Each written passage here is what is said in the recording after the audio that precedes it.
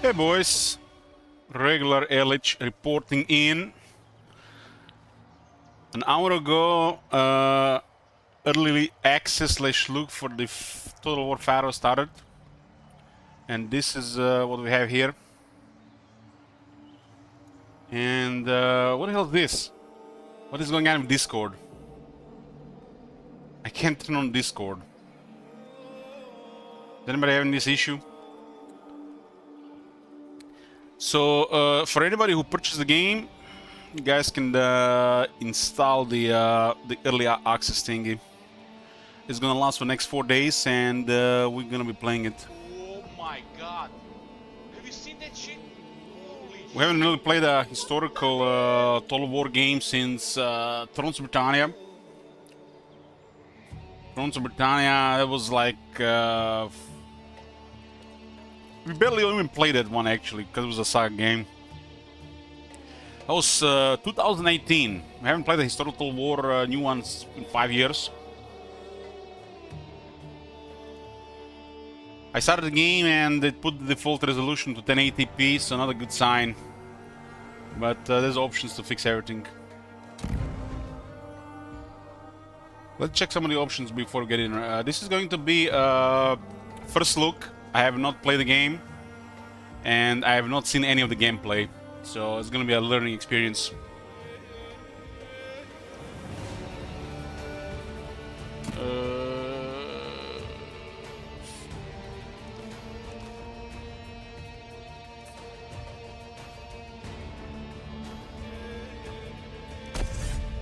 Yeah. What I want to see here, graphics. So I changed the resolution to this one. I put down in Windows, switch other screen. Was not there by default.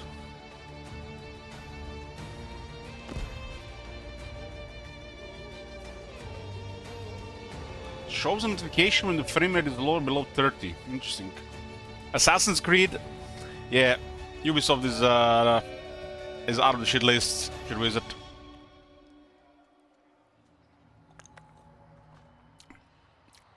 So put everything to ultra from the looks of it. Interactive water is on high, that's highest. Full quality high. You can actually see on the right side, I guess, the details.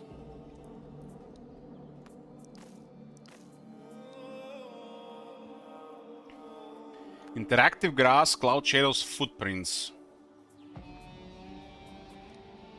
God rays are on medium.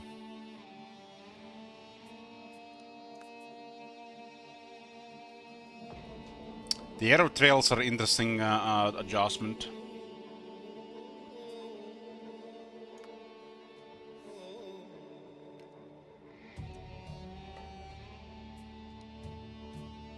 Performance is at the bottom, unit size default is large. And there is ultra and extreme.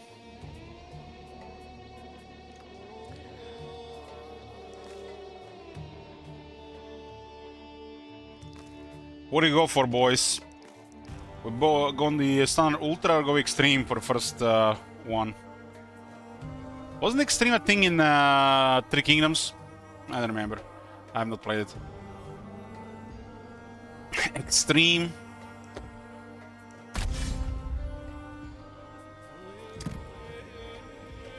Let's check a couple of these things. I put a device to tell us about the new stuff, not new Total War.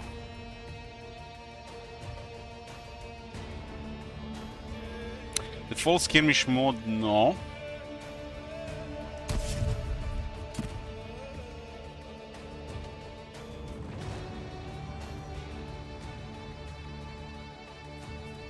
So there are 3 different cameras here.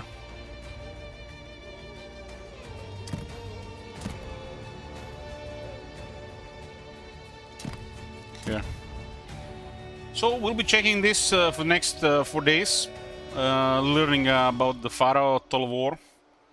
I promised I would be playing the next Total War game, and this was the next Total War game. Thanks Sigmar, because it could have been Three Kingdoms too. Movie player. What is this movie player? There was an intro and a prelude. Is it the intro one they put on the YouTube? This is plays before you get to the main menu. Hey, Monster.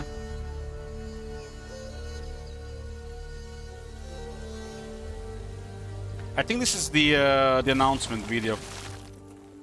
Yeah. Let's see, maybe it's a longer version. It's a pretty high quality video. It's weird though.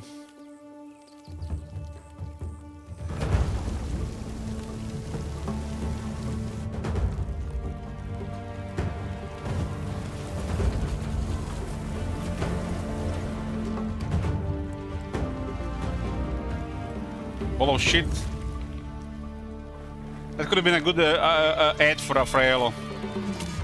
Different flavor though.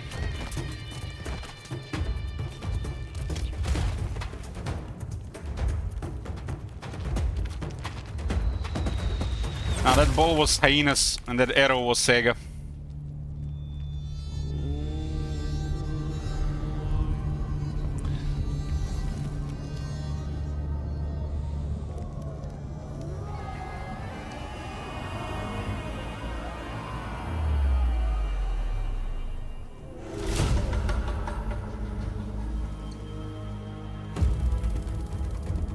Nagash is coming.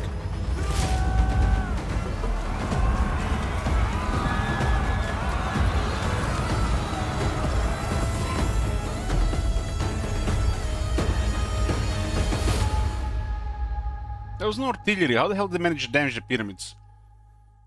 Maybe, I guess this was like pyramids were built like a couple thousand years ago to this.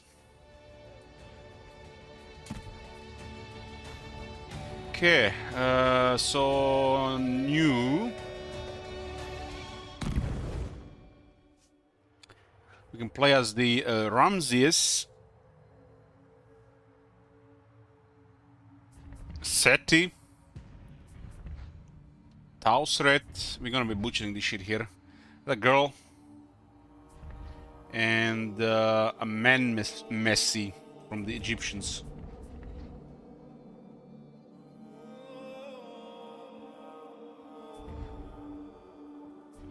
Have some different things here: the Paragon, the Brute, the Strategist, the Gilded.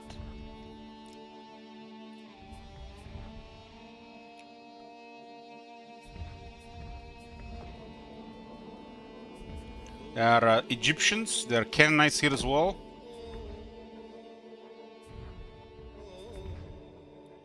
Irsu the Ravager, Bay the Schemer.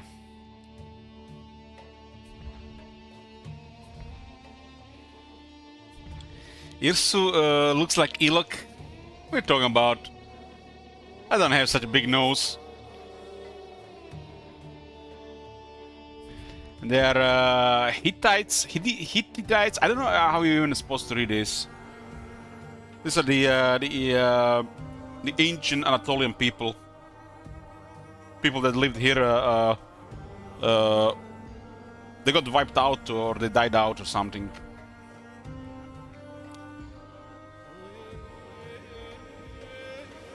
Hittites.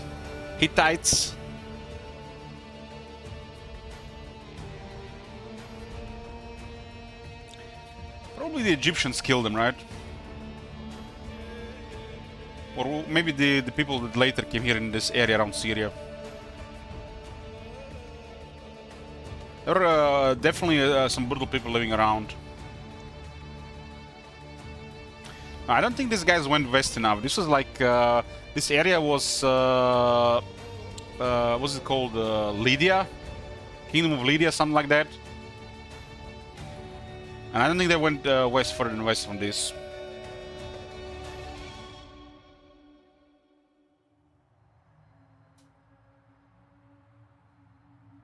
So the Assyrians did it? Yeah, I thought so.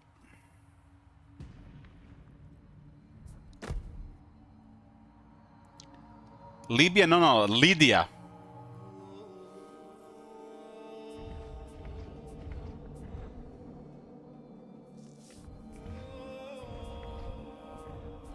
We gotta check the Egyptians first. Oh my god. Have you seen that shit?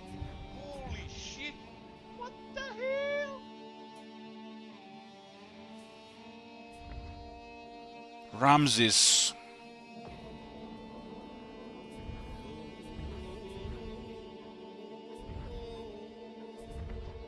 Driven by reckless ambition, Ramses sees himself as the chosen of the gods. Destined to rule as Pharaoh, thus he is well suited to forging ahead full speed, achieving swift victories on his path to one day claiming Egypt's throne.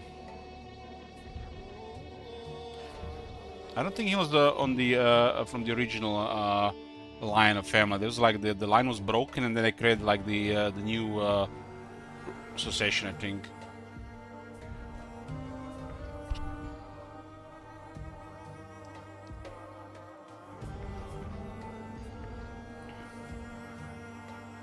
We'll be checking more of them, but let's start with Ramses. Learn some things, right? Thank you, miss. I am the rising dawn.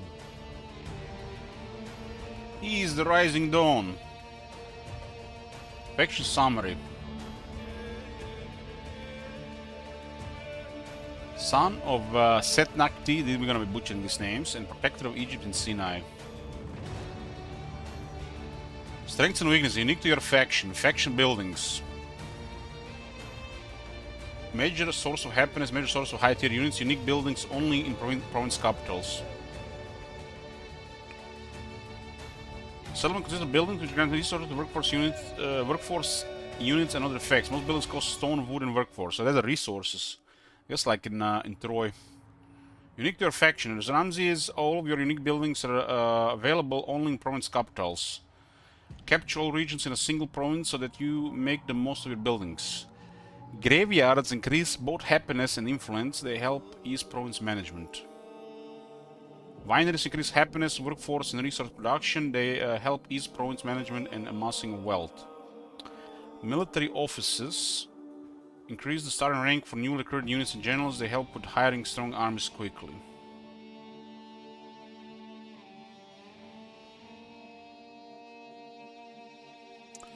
Faction units. Elite and powerful, excel at both melee and range combat, small unit size. I don't know what you think about these horns on these units. It's like, I don't know, that feels off to me. I like this look with the horns.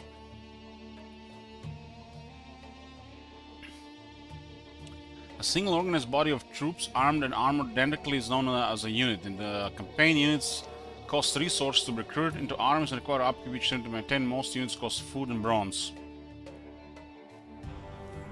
Unique to your faction. As Ramses, your units are great at both offense and defense. Use lines of strong bowmen to cover the melee infantry in both cases. You have the iconic Magi, huh? It sounds familiar. Wasn't that the guy wanted from the Mummy? Was he on the Magi? At your disposal, elite warriors that can wield different weapons in battle. Use them as your main battle line. You have access to Sheridan, remnants of sea peoples from bygone invasions, who can cause fear among the enemy ranks. Use them to flank and harass enemy units with low morale. They got horns, so horns cause fear. Why do I have a feeling Total War Pharaoh is gonna make me rewatch the Mummy? You know what I did on like in the first week of when they released Tomb Kings for Warhammer 2? I watched all the Mummy movies.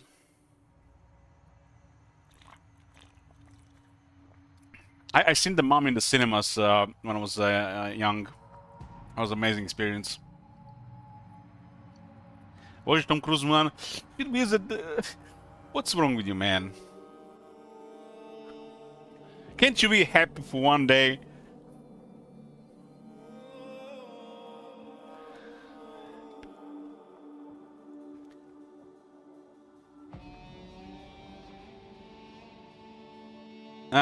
This is not. I bought the game, and everybody has access to the game for 4 days. There's no catch, hidden strings, or NDAs or shit like that. I haven't been doing this since 2018. The CA, for some reason, given people early access to the game before the game gets released. I guess I don't know why, but they did it. Because a lot of people can just refund the game if they don't like it before it even gets released, even if they played for like 20 hours. Elich gonna give it to us raw and unfiltered. You know, when you say it like this, it sounds dirty. For feedback? Could be for feedback, yeah, it could be a good thing.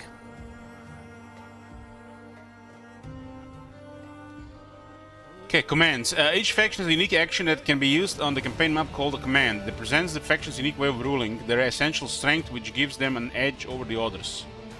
A command can be used once per year for an immediate primary effect, else a passive secondary effect activates on Shemsuhor, whatever it means.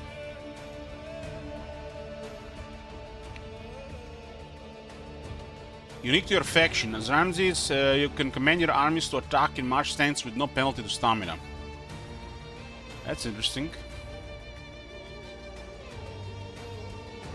March stance and you can attack and there's no penalty to stamina. You can initiate battles in march stance. So there's stances in this one as well. On Shemsuhor, your faction will train Magi for use in any of your armies. Construct recruitment buildings to increase the number and quality of the trained Magi.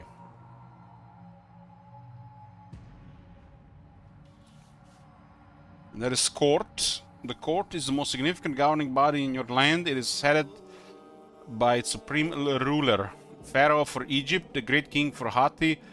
The positions of the Court grant bonuses and abilities to the faction characters that hold them. Yoo-hoo! Each turn you're given court actions which can be used on intrigues, requests, or plots.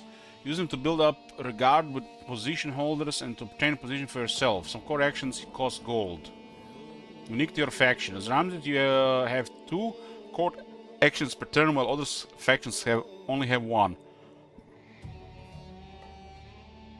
That means you effectively accomplish twice as much in the court, gain regard quickly, use multiple requests, or spin plots with the highest chance of success. I wonder if, so now we're playing as Ramses. Will Ramses be our legendary lord, or will he grow old and die? I'm honestly expecting he's gonna be like a legendary lord, like he's gonna be immortal for the course of the campaign. I think that's a good thing.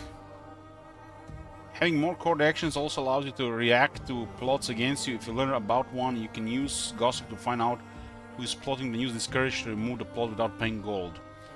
Although in the future, if they want to make family trees of the families that just progress over the years, age and die, they should probably just make it high quality for like a couple of generations and not just generic.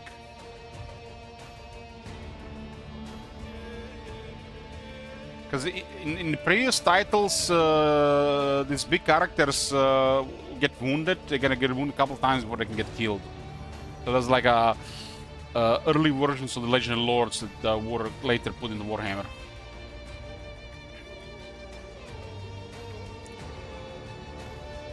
Let's read all this. It's a new game. Guys, we do reading here. Read a lot, learn a lot, and then click. An outpost is a building outside the region's settlement, constructed in predefined locations.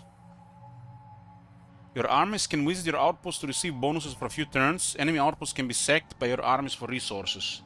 Kinda reminds me of that thing from Thrones of Britannia. Most outposts cost stone and wood, but no workforce. Advice for your faction. As Ramses, you start with 2 outposts, a Shrine of Ra and a way station. Both in Nekel. I guess Nekel is the province. The Shrine of Ra improves recruitment of chariots. Pray there to reduce fatigue in battle of all the respective armies' units for a few turns. Why can't we pray to Sigmar to be granted bonuses? We get some fantastical, you know,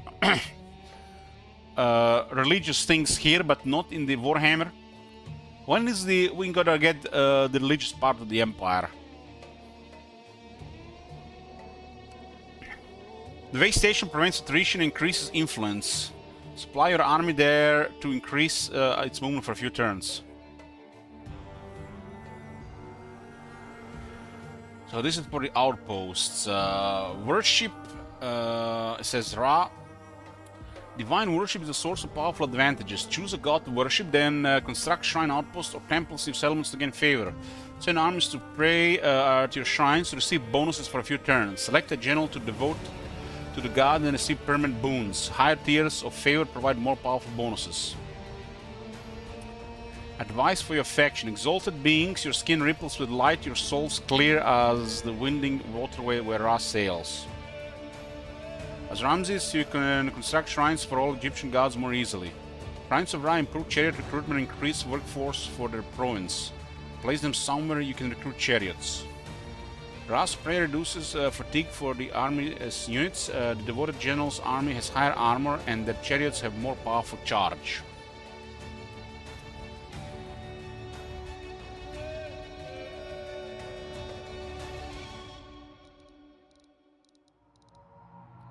Native units. Native units are troops belonging to the people as native to different realms of the campaign map. Each realm contains its own roster, available for recruitment from the respective regions. As you expand, you'll be able to recruit more and more native units. As Ramses, you start in Sinai, which has a shared native unit roster with Regenu, has two main kinds of units. Chasul, though low tier, are well-rounded warriors, cheap to hire and maintain. Use them to protect your strong units from being flanked. Habiru have many units that can deploy close to the enemy line, hide them in forests or tall grass, then use them for surprise attacks. So it looks like we got the hillmen here.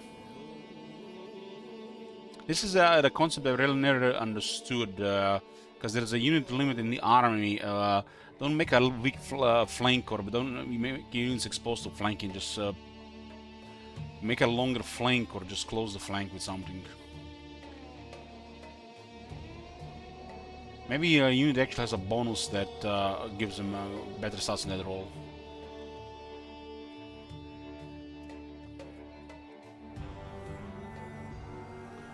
Terrain and weather. Terrain types vary across battlefields. This can actually help or hinder troops during battle. Weather affects both units and terrain. Know that weather is dynamic and take advantage of it by attacking your enemies when the conditions suit your needs. In Egypt and the surrounding desert, sandstorms and sweltering heat occur often. Egyptian units commonly wear light or medium armor, giving them swiftness on the battlefield. In difficult terrain, they can maneuver better than their enemies. Many of them are also resistant to heat, allowing them to ignore penalties from sweltering weather. Titles. Each card is defined by their traits, competencies, and titles. Traits are granted to characters as a result of their action in battle and the campaign map. A general's competencies increase with each rank gained. Specific titles are unlocked by various levels, combinations of competencies.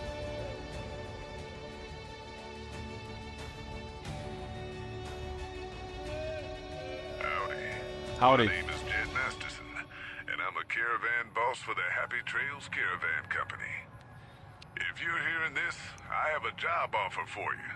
Happy Trails is organizing an expedition north into Utah, off the Long 15, and we need people. It's not the Long 15, caravan guards, probably. Prospectors, couriers.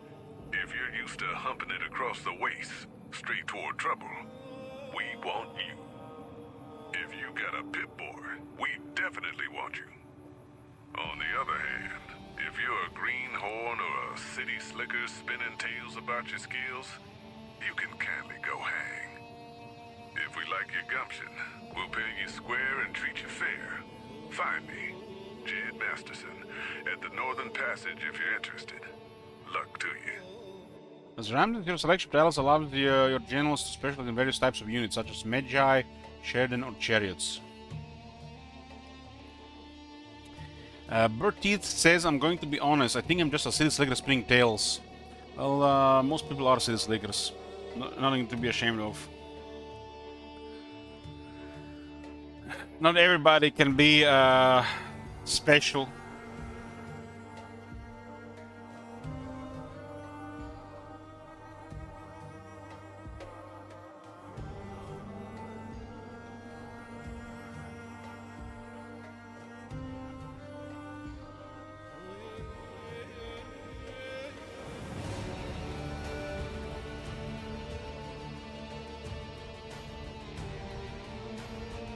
Another howdy. Guys, what the hell? We can't say no to howdy. Howdy. My name is Jed Masterson, and I'm a caravan boss 40K for the poof. Happy Trails Caravan Company. If you're Haven't heard howdy all year and now 2 howdies in 5 minutes. Happy Trails is organizing an expedition north into Utah off the Long 15, and we need people. The next DLC we do from level 1 is going to be Honest Hearts. Couriers, if you're used to humping it across the waste, straight toward trouble, we want you. If you got a pit boy, we definitely want you. On the other hand, if you're a greenhorn or a city slicker spinning tales about your skills, you can kindly go hang. Oh my god. If we like your gumption, Have you seen that we'll shit? pay you square and treat you fair. Find me, Jed Masterson, at the Northern Passage if you're interested. Luck to you. Luck to ya. High King speech. God damn, I need to turn off all this shit. Pharaoh Dowie! A great wrong has befallen our king! Okay, turn off howdy, turn off High King speech. Praise my dollars. We can leave the The cake. We. Dumas Kron is filled with their vile atrocities. And the debt stands with them. So, my king, 1 second, boys. take up your axes. I'm missing High Show King. these Urks and Groby the might of Karazakarak. For they come. They come.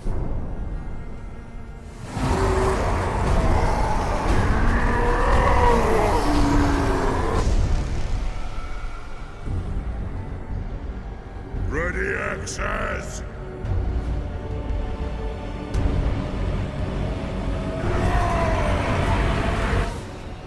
Kazakan! Kazakan! Ah!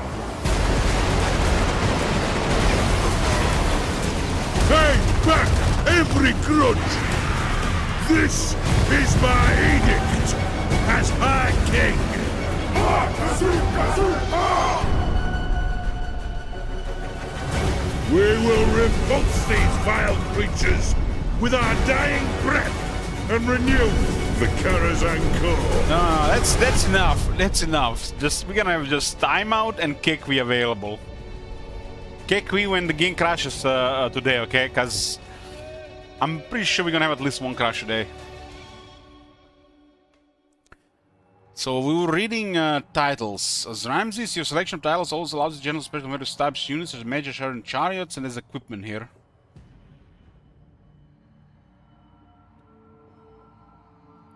Hey, Judge.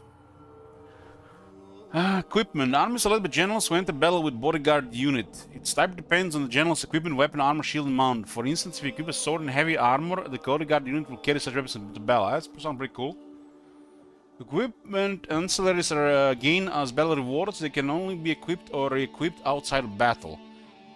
What's unique to our faction? As Ramses, your starting equipment is a bow and a light armor. Keep your bodyguard unit away from melee and have them shoot down enemies at range. Damn, we got ranged meta here, boys. Hands up. No feels weird, man.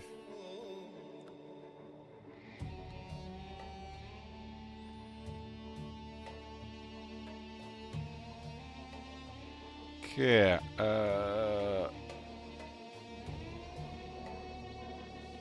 Here we go again. Well, when we're done with Pharaoh, we're playing greenskins. You're playing greenskins. Plenty of smacking there.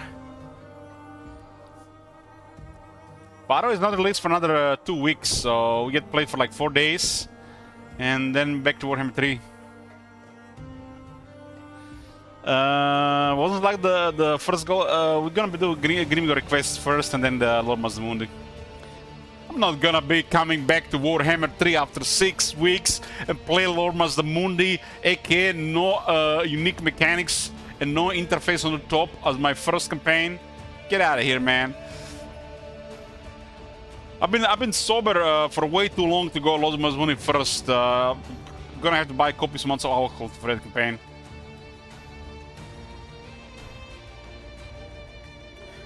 There is a legitimacy now here. Strengthens your claim to the throne of your chosen royal tradition is gained by owning sacred lands, building monuments, and winning battles. As soon as your legitimacy value is close to that of the supreme ruler, you can contest the crown, which will put you at war with them. Your goal is to amass more legitimacy than them before the war ends after a certain number of turns. Becoming supreme ruler grants special ancillaries and royal powers, such as forced annexation or growth migration. Advice for factions. Ramses, you start in Sinai and own 2 sacred lands. To gain more legitimacy, expand west, conquer a sacred Egyptian land, and build monument outposts. It's why not to confront Meneptah, better to wait for old age to catch up with him. And the last concept is the Ancient Legacy. An Ancient Legacy allows you to strive for glory by following the footsteps of the greatest rulers of the past. Once you have selected all tradition, you will be able to choose one Ancient Legacy to use in your campaign. Each one is vastly different to the others and carries the name of the ruler who has inspired it. As Ramses, choose the Ancient Legacy of Thutmose the Conqueror. Use it to soften up your target of conquest and take it over with ease.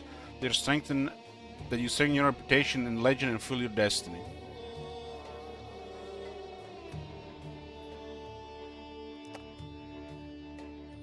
Okay, so this is how the map looks like.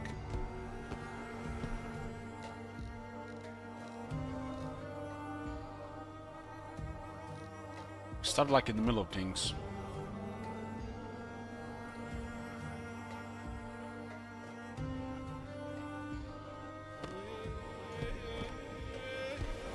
Yeah, the interface and this area does look like Troy.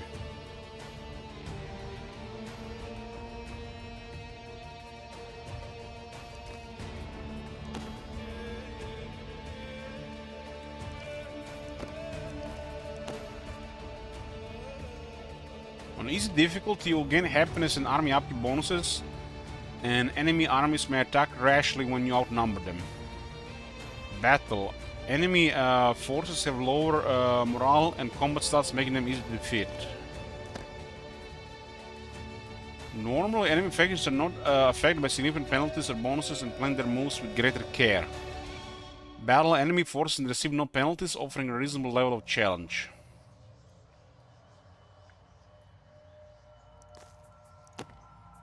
On hard, it says enemy factions pay less for army upkeep and unit recruitment along with various additional bonuses.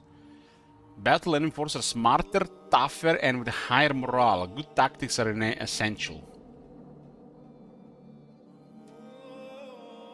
On veteran, with significantly lower army upkeep costs, AI factions will field more armies and make swifter campaign progress while enjoying many other bonuses.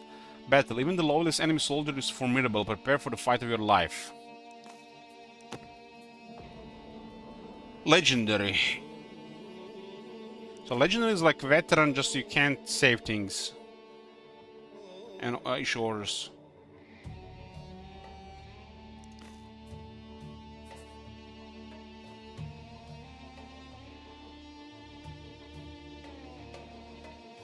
Yeah.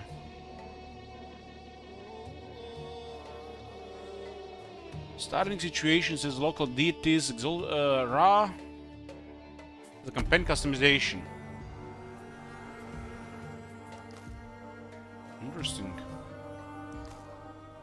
Damn, it's like they're getting closer and closer to civilization level settings. We can select player starting budget, restore deposit values, random faction starting positions. What the hell? This we need in Warhammer 3. This is what we need in Warhammer 3.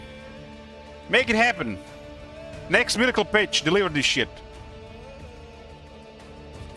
This setting modifies your starting position as well as that of the AI faction. The result may significantly change your gameplay experience.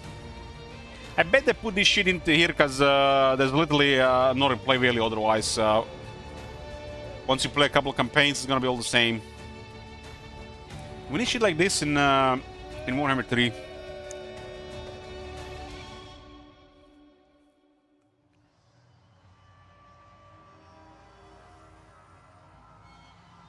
And there is also faction personalities.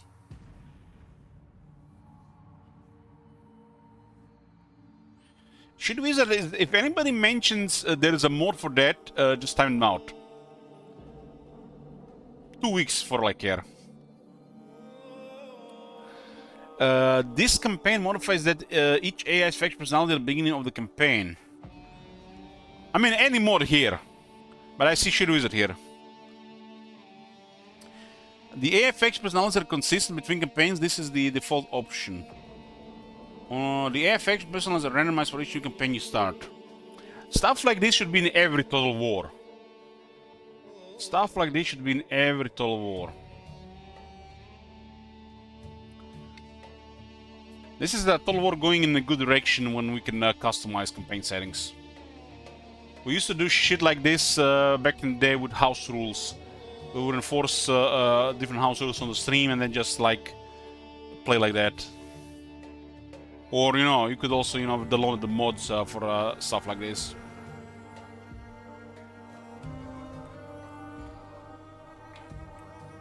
Civil War marks participants. The setting modifies and marks the number of factions that can participate in civil wars to the throne.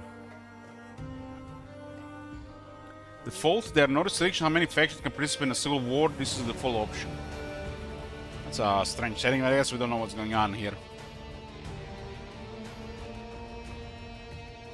I don't know some of these things in the game, so I kind of feel like pointless to even go through some of these options.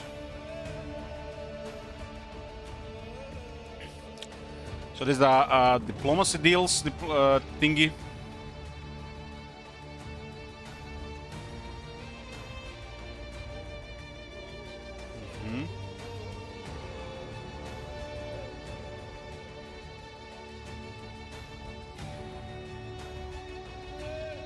Wow. Look at this one.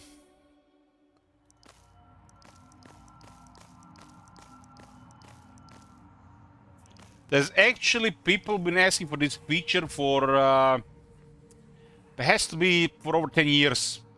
A lot of people come to these games and they're like overwhelmed by just the sheer amount of units they have to command the battlefield. And they always asked about, you know, option to lower the amount of units they control. But why they just lower it? Why not increase it to a higher option? This is a great stuff here. There are people who wants to play with 5 or 10 units.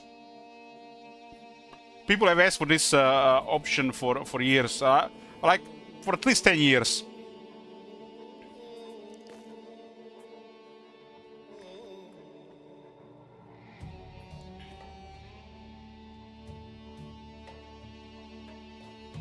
This is a pretty cool actually settings things like this.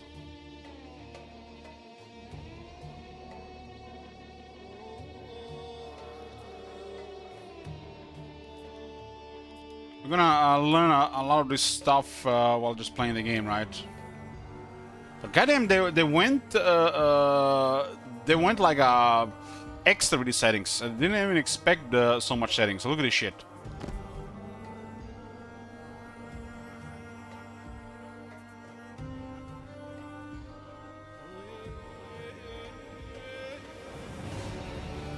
Wow, you can disable auto resolve.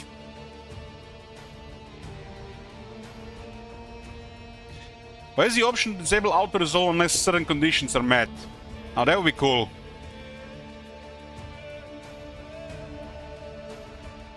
Imagine fighting a battle. You insane? I was.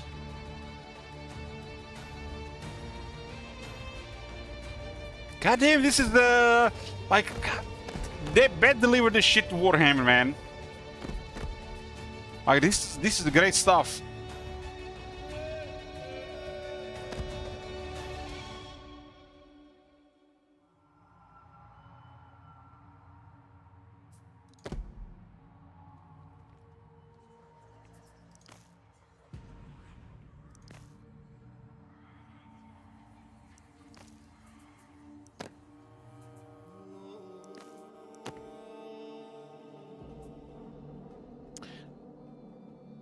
I don't know why the battle direction still exists in a single player game. It's like a multiplayer thing.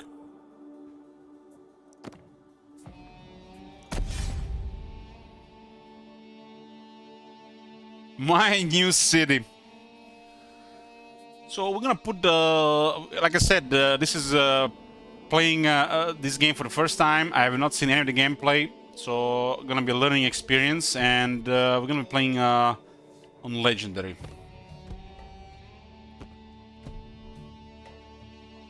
Depends who initiated the battle, to Manager.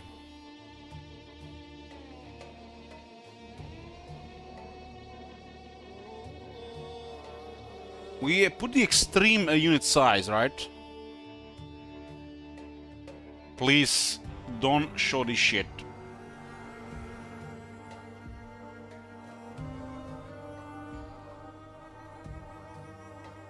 Bonus to the shield, that's interesting. Because of the axis, huh?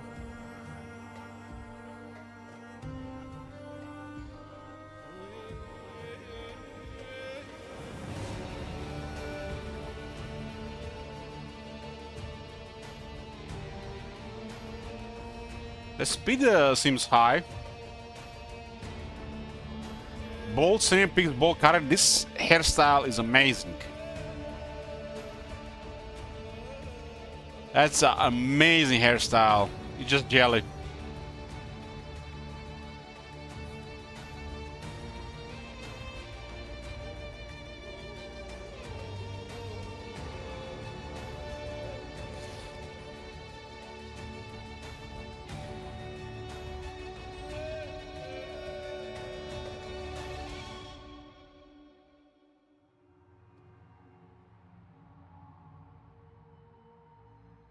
So the usual stats here. I'm not sure what to think about the unit cards.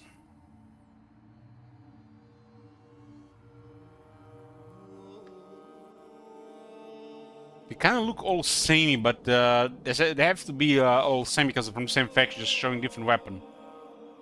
But this is like if I had to rate it from 1 to 5, I would have rated this 2. And the worst thing about it would be this background. Makes it look ugly.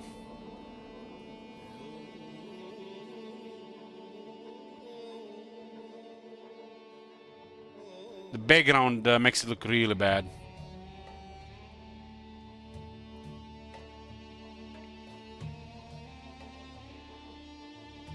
But these are the buildings that are mentioned. Necropolis of the Honored Dead. Wine Market, Major Headquarters, Military Academy.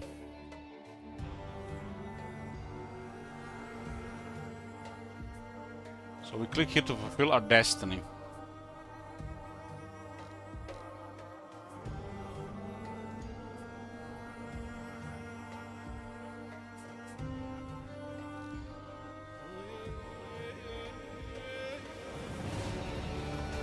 I would expect like each minor faction would have factions within it, right? Just different leaders.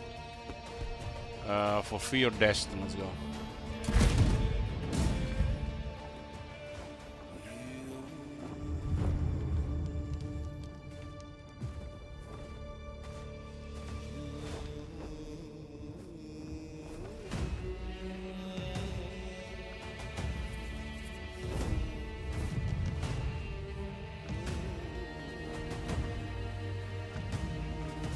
Fruit? Where's the meat?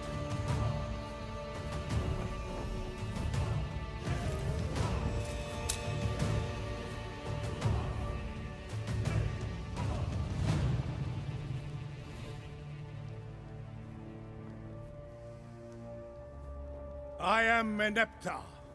Meneptah? No, I am the great Pharaoh Meneptah.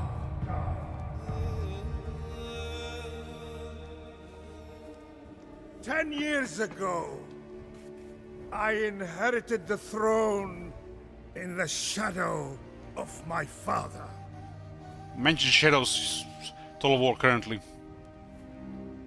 It's a curse word. The strong bull, the protector of Egypt, the chosen of Ra and beloved of Amun, the mighty Pharaoh, Ramses the Second.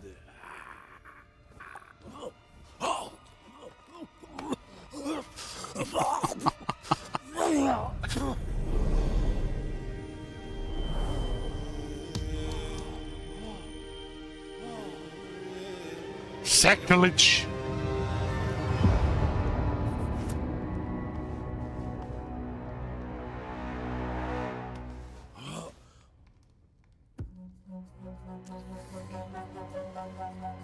Egypt has flourished throughout my reign, but now I sense the eyes of Set upon me, and dark times are coming.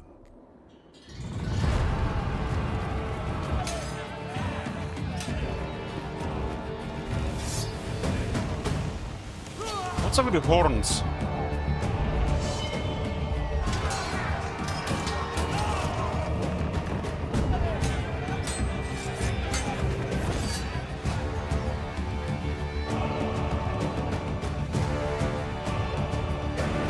I can understand the leader has like an ornamental helm with horns, but a lot of them.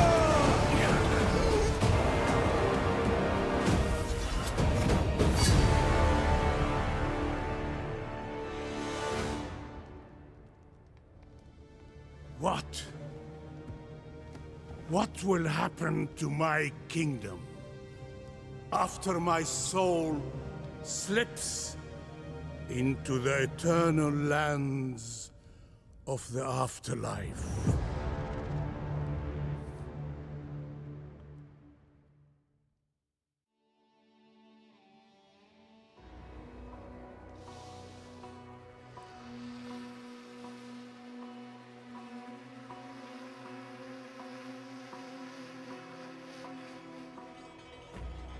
Egypt and its old man, Dorot.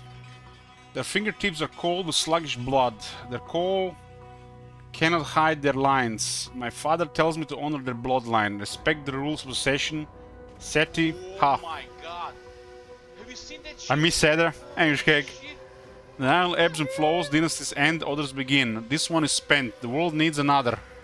The 19th dynasty began with Ramses, and so shall the 20th. I will do it with my lock of youth untouched. And as I take up the twofold crown, so shall my lock finally fall.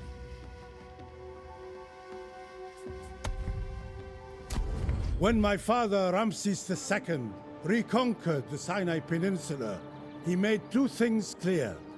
First, our empire is built upon the stone and bronze found there.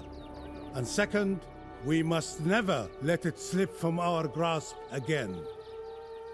Ramses, son of Setnacht, is yet to cut his lock of youth, yet his martial skill and leadership surpass that of men twice his age. He guards the Sinai Peninsula at my behest, leading his loyal Magi against all who would threaten our people. One such threat descends from the north, where the rebellious Canaanites are a constant thorn in my side. However, Ramses has stamped out their defiance at every turn. He accrues victories with ease, and his pride grows with every triumph. These were two kings Such arrogance is not before the unfounded. mortuary cult. The boy has wreathed himself in glory, anointing his khopesh in the blood of Egypt's enemies. Yet, I worry for the royalty that runs in his veins. When he inevitably seeks the throne of Egypt, will the gods help him He grasp Ramses. it? But we haven't He even. claims to bear divine favor. Where the hell? We're and not I even cannot conquered deny this an shit. air of There's only P. destiny Ramses there. surrounds him. Perhaps the gods call on young Ramses to match the greatness of his namesake, and one day roll over all of Egypt. Ramses, I'm sure, believes so.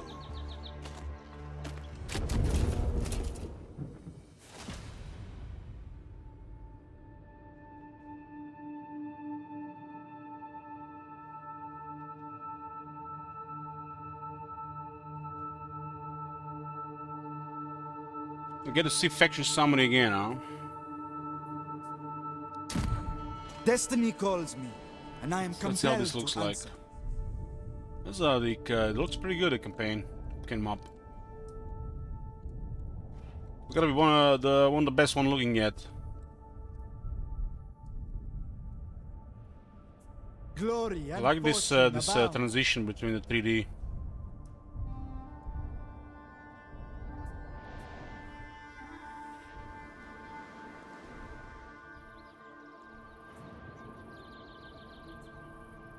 So empty outpost sizes, we can build those things.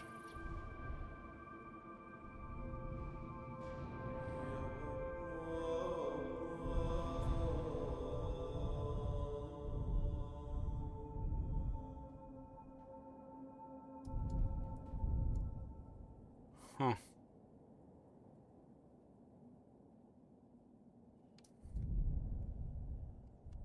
Looks like we got vision over this northern Egypt area.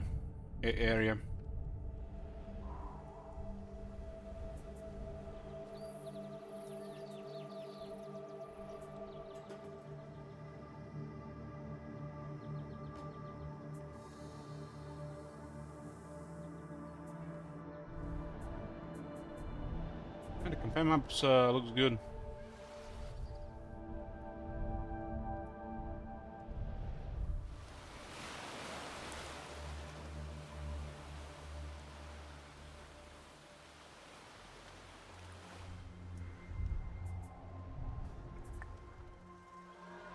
The gods must be in fine spirits. 1, 2, 3, 4, 5, 6, 7, 8. Doesn't even fit 20 units on this bar. Oh, what are these resources? Food. I haven't played Troy, but this looks like the resource system from Troy.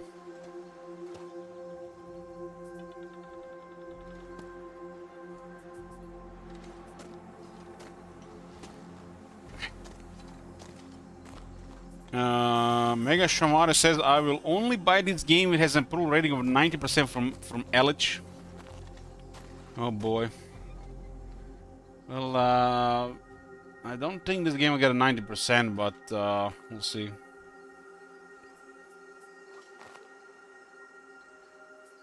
Server 10,000 food, 500 stone, 850 wood, 2,500 bronze, 800 gold.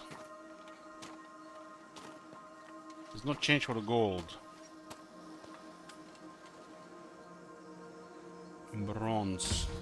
Destined for greatness. This is our general. And general has only food upkeep from the looks of it.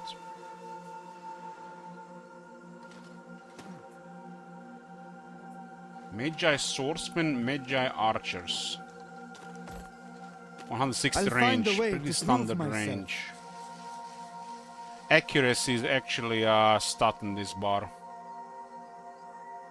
22 armor. This is like looks like literally like Warhammer stats. Except the speed and the regular. I mean, the speed seems just a little bit high.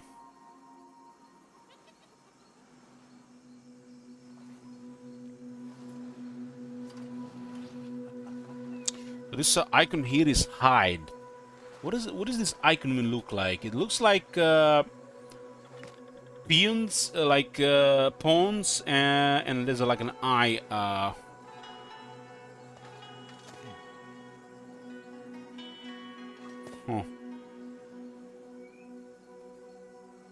A face in tall grass.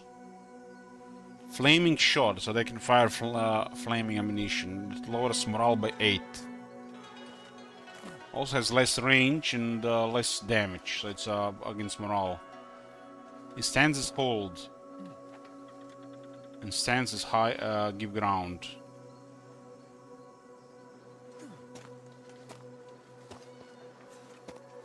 Unit will adopt a brace formation, holding their ground as much as they can.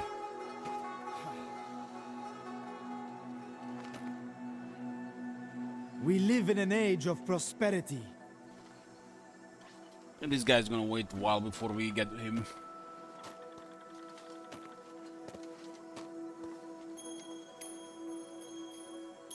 The accuracy stat existed in Shogun 2, but after Shogun 2 they removed it for some reason.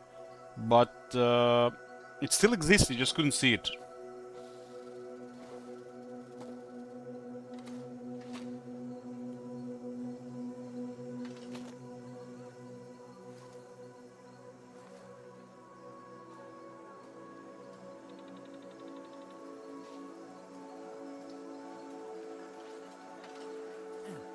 It kind of strange it shows the stunts here. We'll see what it has to do with in the game.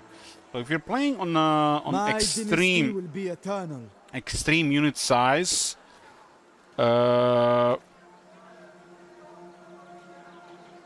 guess this is like this unit on Ultra will be 120, so this 150 now on extreme. Because they said these guys will have a lower unit number because the better stats.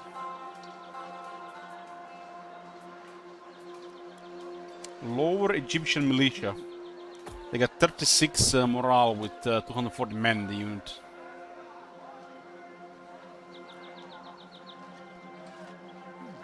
It says weight class, light. Light units allow units mobility, their stamina lasts long and terrain penalties to the receiver greatly reduced. Despite all this, light units are vulnerable in prolonged combat. Have you seen that shit? Holy shit. Thanks, English Cake. What the hell?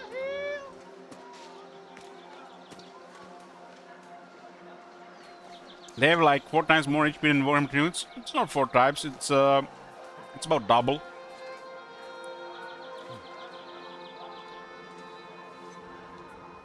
Oh my god. Have you seen that shit?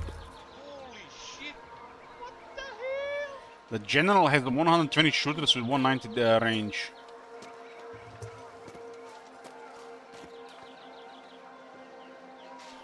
So looks like a quality archer on the general. It's marked as a tier 4 unit. They can shoot while moving. Damn, wood elves.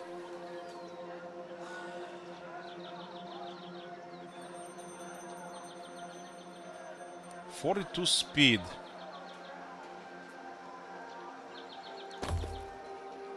This is deliver army units near him receive morale boost, but the commander is also high value target for a foe.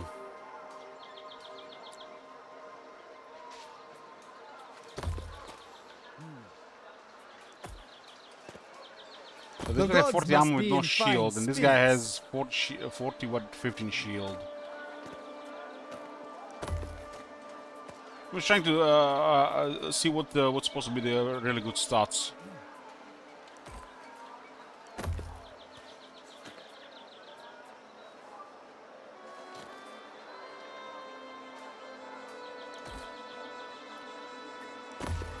So this is a very good archer, but not very good attack and defense. Well, I can still find melee.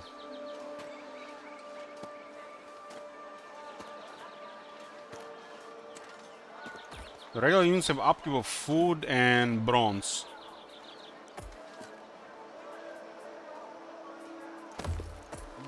I'll find a way to prove myself. It's like the old style encyclopedia. You can actually see some flavor text for it.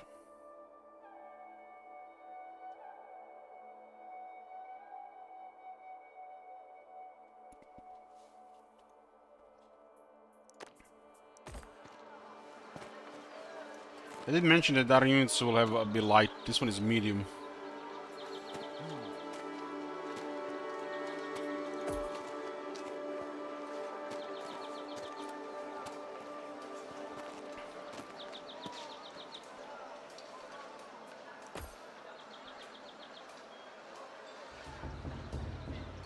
We live in an age of prosperity. Look at these guys, Sheridan Raiders. They look like they're gonna be throwing javelins.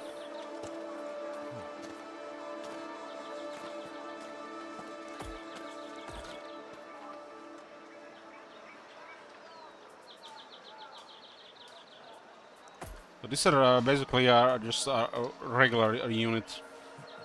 Big number, but very poor stats. They're using clubs, and look at this. 100% AP. That's different. They completely ignore armor.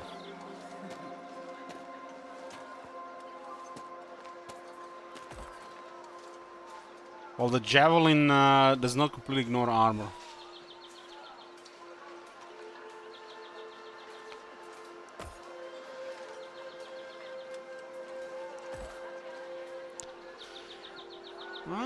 There was a thing that added in Warhammer later.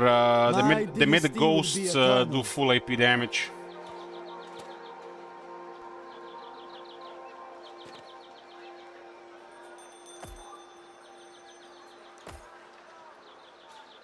This unit frightens all enemy units, reducing their morale when nearby, and also immune to fear. Fear penalties do not stack. I wonder what's the penalty. It was like 10 initially in Warhammer series, and then it got lowered to 8. Yeah, this unit is pretty cheap, but there's 36 morale. That's low.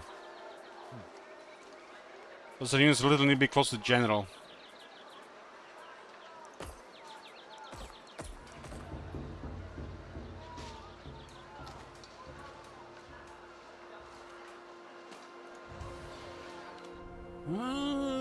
So how do we know which one is our cities?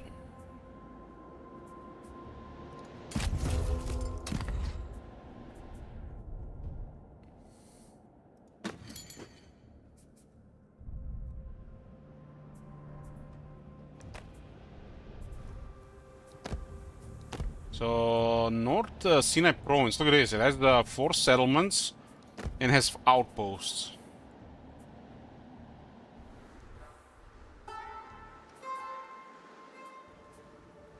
Oh my god. Have you seen that shit? Hey, Holy man, shit. monster. What the hell? I like and this fortune system abound. with the settlements and their outposts. There's things that you build in a settlement and there's things you build in the outposts as well. The city starts on tier 3.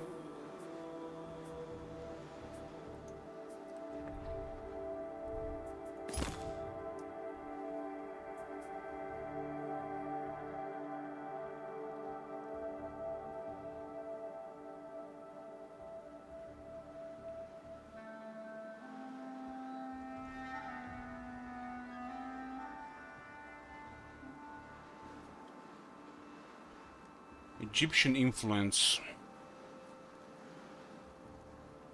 I guess it's kind of like culture. What does their workforce do?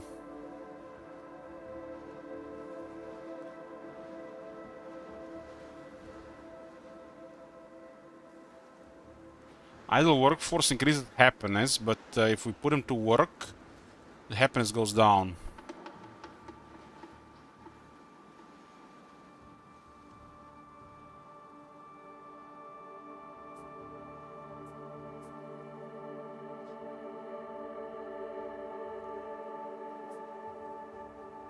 So it looks like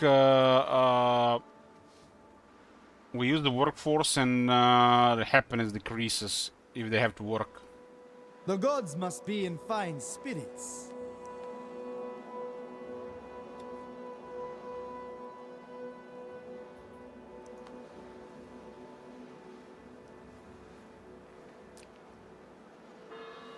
Workforce growth, morale on recruitment, construction time. Morale on recruitment, like don't tell me they brought this shit back up when the units get bonuses when they get recruited.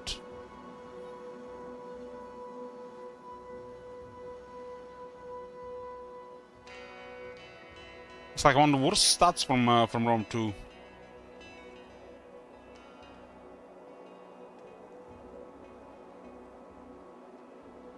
Idle workforce represents laborers who construct and maintain I'll buildings. find a way to prove myself. You spend idle workforce and resources when you construct and upgrade settlement buildings. Idle workforce generated by workforce growth.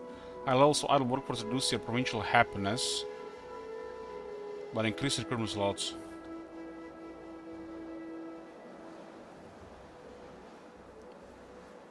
High levels of idle workforce reduce your provincial happiness, but increase recruitment slots.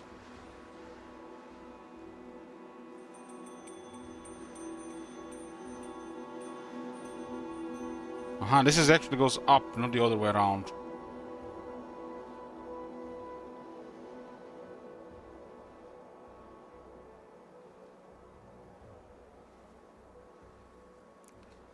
I see.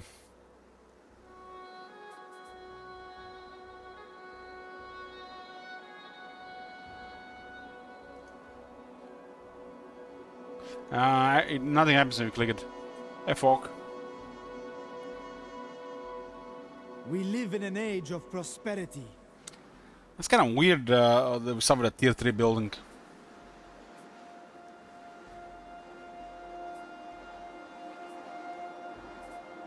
Maybe this is like scripted. Maybe this is like what do you call it? Because of the different version of the games thingy. This is not gonna be like in the main game.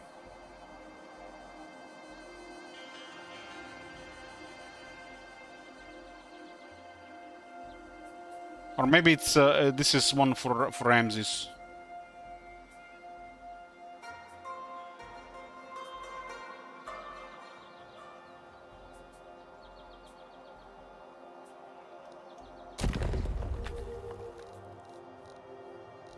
Okay, let's see what is even available here.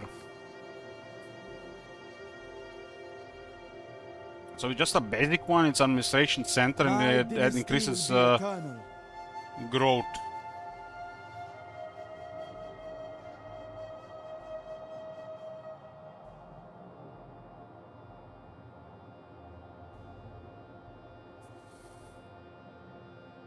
Influence happiness and more workforce growth. Workforce growth. First growth creates idle workforce. You spend idle workforce and resources when you construct and upgrade settlement buildings. First growth is generated from various sources, but mainly buildings and commandments. The workforce could be just surplus population. They just renamed it. That's how this looks to me.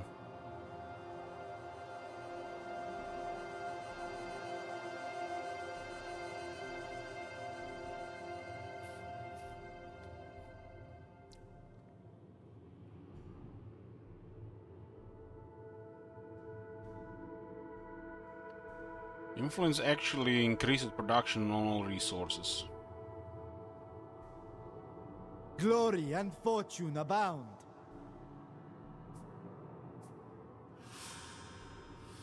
I guess it's like has to be resources because this is all split now. It's not just like one resource. They don't just have one resource. You have more. It's like in the other ones, you just have gold, right?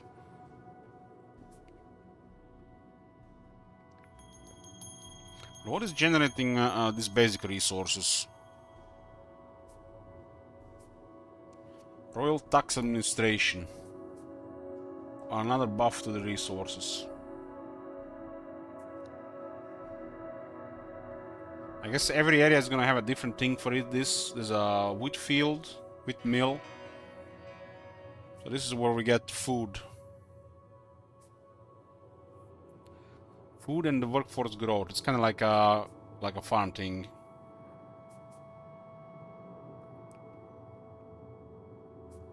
There's a fig farm, not a pig farm. Figs.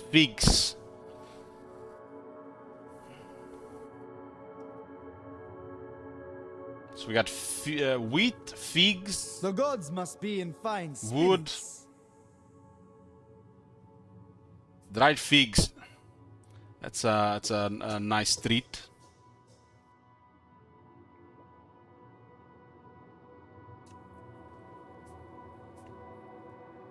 Figs increase happiness. There are these cookies in one of the you can buy here. It's like a really high quality made, and they're with figs. Can really taste the butter and the sweetness of those cookies.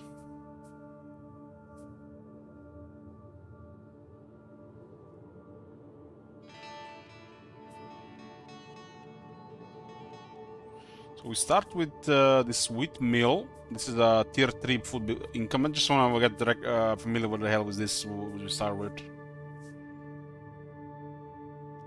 And we start with a wood cutting yard that produces 30 wood per turn. On tier 1 is 30 wood, on tier 3 is 40 wood.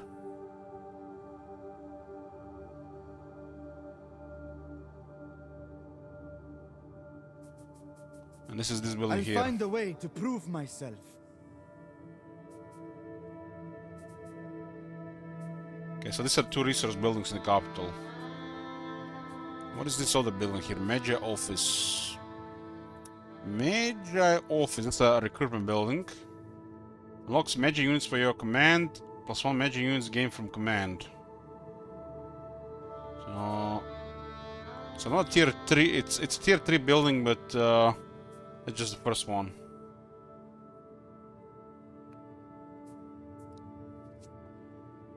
There's a lot of buildings, but you can only build 8. Well, 7. It's a lot of buildings.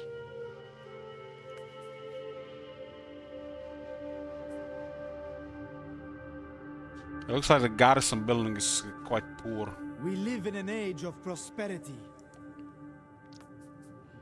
And this is a Sheridan Barracks. This is what is this building here? This is another recruitment building.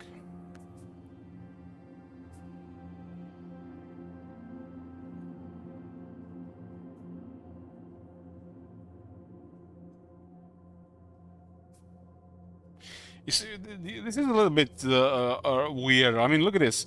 You mouse over this, it says unlocks recruitment of what? An icon? Why doesn't it show the name of the unit or at least the unit card? What the hell, man?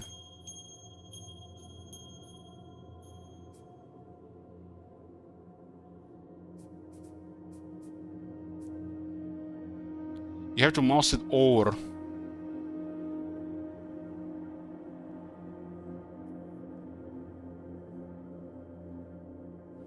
I guess they want you to mouse it over. Why are there no unit cards or the names of the units? So I just have to mouse over.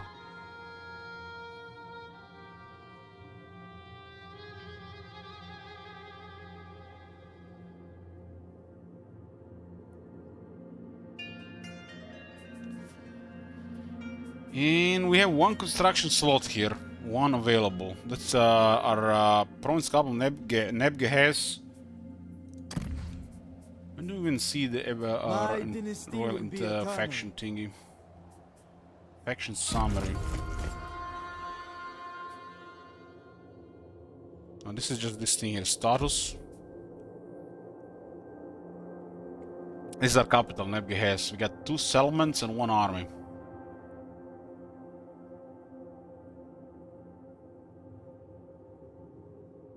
Okay, some kind of buff here. Inner circle support. Food income plus 350 and wood income 50 faction wide. This seems like some kind of early game buff. And same for administrative support here.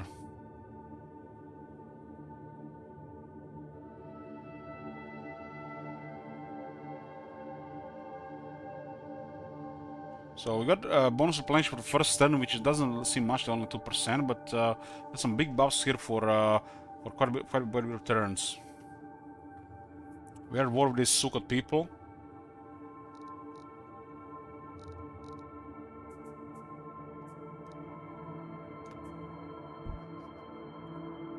I like this thing on the right side here on this menu.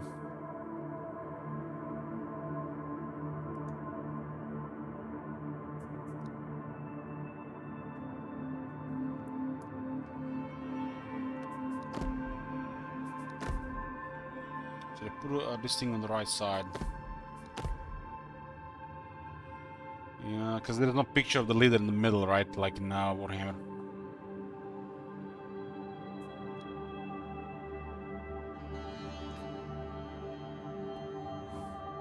So we got some weird bonuses here. Not gonna last. Those are first city and this is the second city. Spirits. I guess this green border tells us this is our province.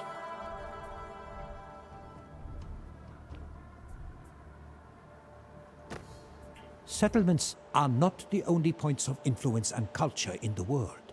Outposts on your territory could boost your economy, help resupply armies, or provide shelter when crossing inhospitable lands. Thank you, nature. So these are these outposts. This province has settlements and the outposts. And you can build different things on it.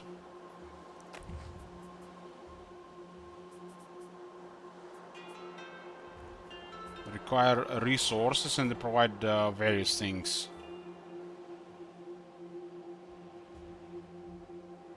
Why is the advisor negative? Because it's ancient Egypt here. Not everybody can afford clothes.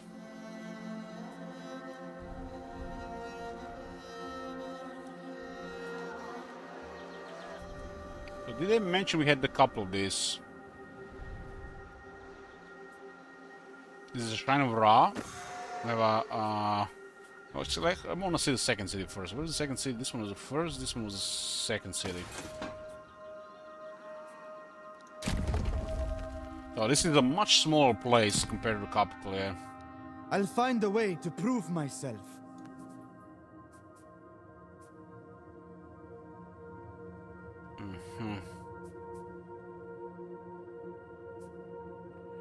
What's this thing that was mentioned there? Blessed by the gods. Unique buildings only in province capitals.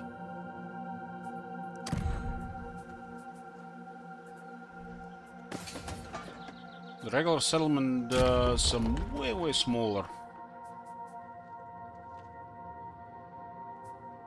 Why would they show a tier 5 building in a city that can only go tier 3? So this is a similar thing here. Garrisons at 6 units.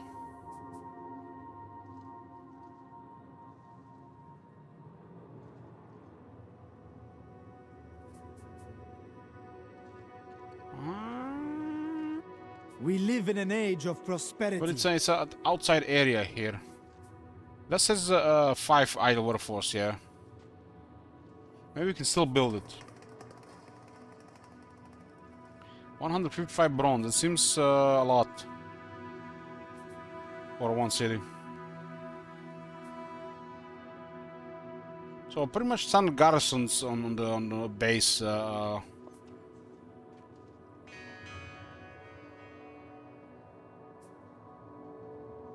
Senate House. Happiness and workforce growth. These buildings seem pretty basic.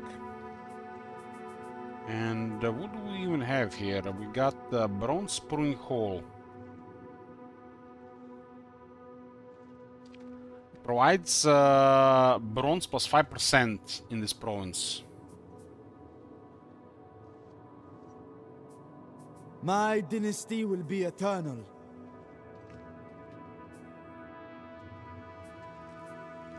And makes the bronze recruitment cost cheaper.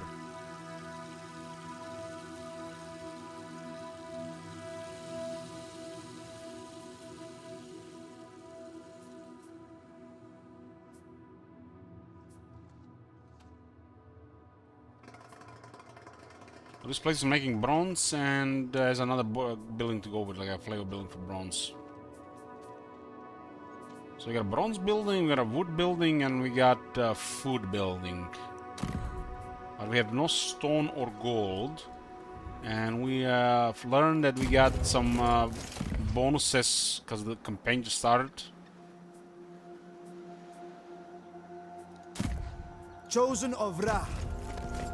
The people support, inner circle support, and administrative support. 12 turns, 20 turns, 30 turns. Abound. Just drink some water here, one sec.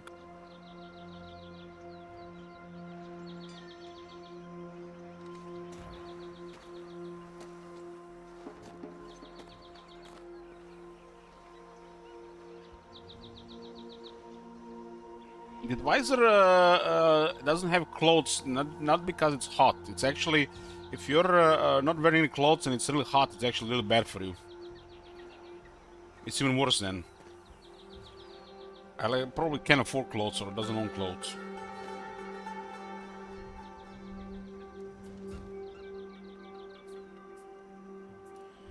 Okay, this is the city. We're getting familiar with what we have here. It's like it's new things here.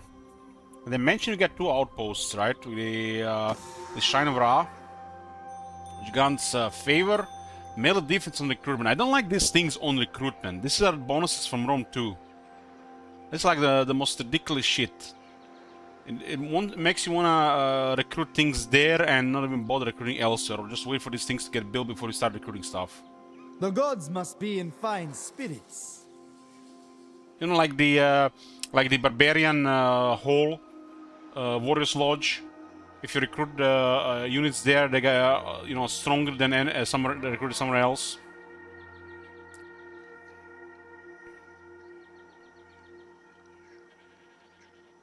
+1 defense doesn't even seem like a lot. Like +1 seems very low. So it's just like a trivial bonus.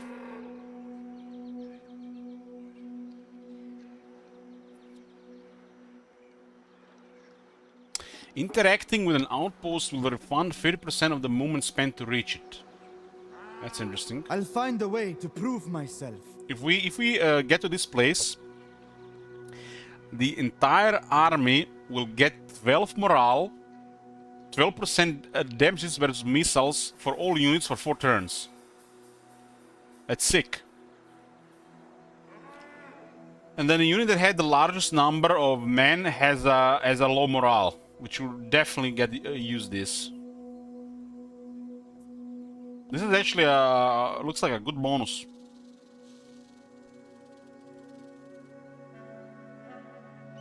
Well, this is the North Sinai province, and these are the settlements in North Sinai, and these are outposts. Like our capital can build 3 different outposts. We have 2 outposts in Nekel. This is what we start with. And one of it is a Shrine of Ra, and another one is an Egyptian way station. Way station says the Trishim community own armies in this region. Hey, I love this thing with outposts and the settlements in the same province. It's a pretty good thing to customize things more. We live in an age of prosperity. Army gains movement range for a few turns by interacting with this. Interacting with an outpost will refund 100% of the movement spent to reach, so this is any outpost thing.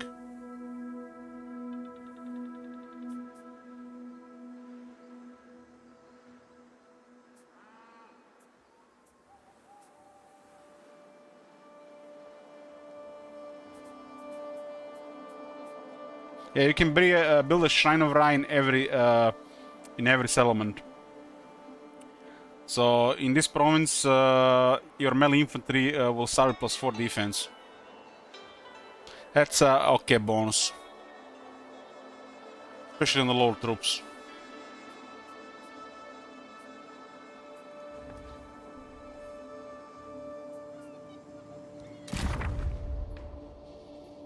Victory objectives measure your accomplishment in the face of your people and the world. They are divided into conquests, landmarks, ambitions, and feats of rule. Minor victory needs 60, major victory needs 100, ultimate victory needs 104. This reminds me from Transbritannia thingy. Might have been a similar system in Troy. I didn't play Troy.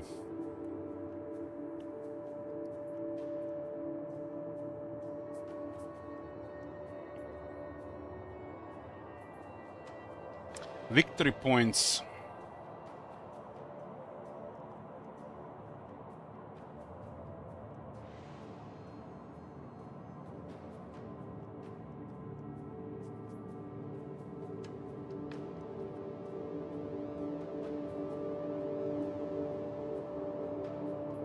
We have currently a conquest open only. We have to discover the rest. Royal decrees. Advance your faction abilities by issuing royal decrees.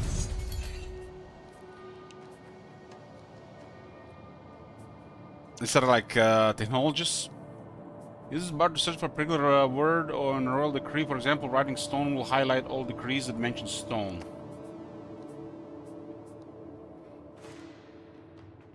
What was mentioned regarding royal decrees for our faction? Greatness awaits.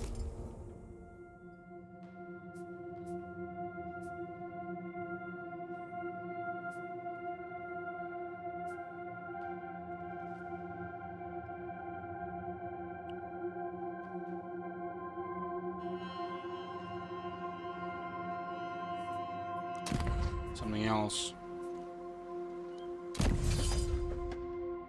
This looks like technologies. Look at this. Look how basic this is. 1 influence, 3 happiness, 50 XP per turn. God damn. I love how basic this is when you begin with.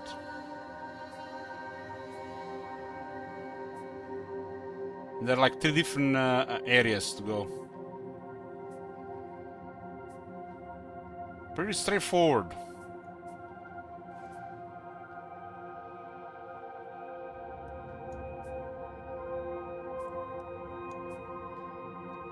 Do you have a penalty on happiness because of difficulty?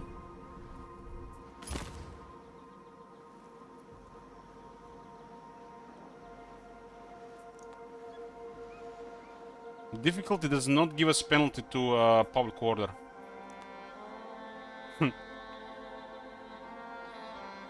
You know, you know what came to my mind? The first thing that came to my mind when I mentioned this, Dark Elves.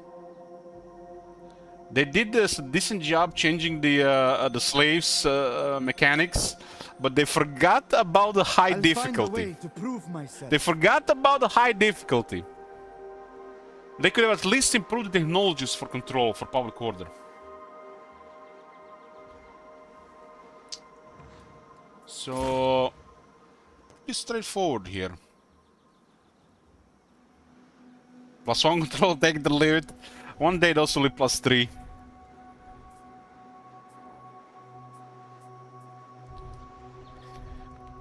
Checking over this, I'm getting like slight vibes from the simplicity and the convenience of stuffs from like Endless Space. If you guys play Endless Space, it's like a good-looking presentation of the game. You know, when you start. You know what I mean? This game feels like that.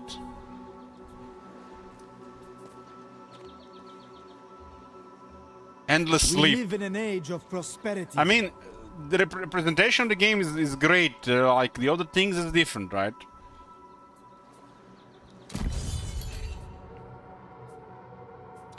Influence worldwide is kind of like gonna buffer culture, happiness, faction, capital, province. So you have to control a capital to get these 3 happiness. Endless Space is just like the quality of the soundtracks, the UI, like the visuals. This is like where did they put the most work.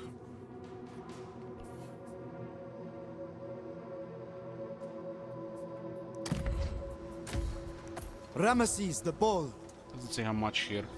So what is diplomacy? Let's look at diplomacy. We're not gonna roll the crease first, so we'll check diplomacy first. This is diplomacy. What's that guy called that plays the Punisher? God damn, the guy that played that hated character in Walking Dead.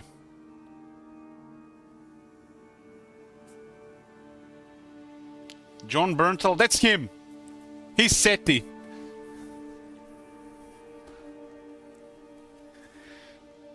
Hey, welcome.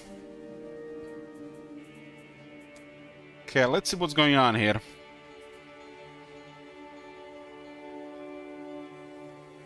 We're at war with Saket here.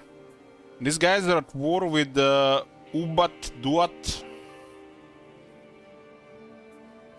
Can we sort this? We can sort. Set a faction from the known factions list and click negotiate. Okay, that's like the part of the thing you see. To rule is to be strong. Mermta. This guy is big. Past war with Paramoon. The interface pretty clean.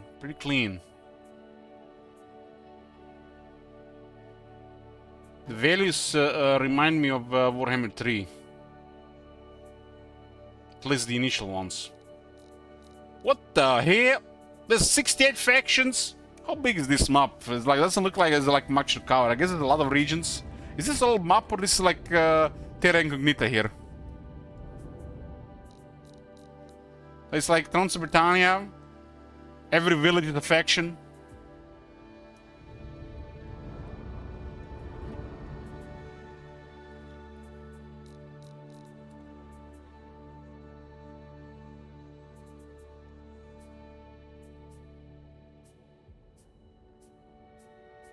We can sort this out. There are confederations. So we can actually see what resources they would like. They want bronze and gold. They don't care about food or wood, and they don't want the stone.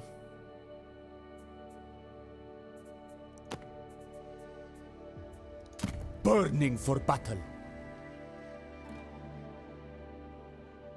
These guys are below what we want to get, right?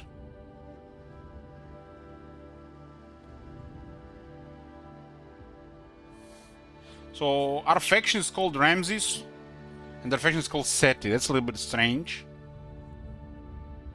I guess we are all Egyptians here.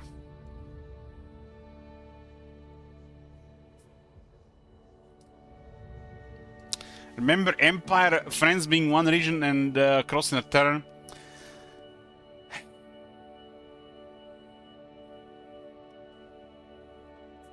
I think the campaign map looks is pretty good, especially the transition between the modes.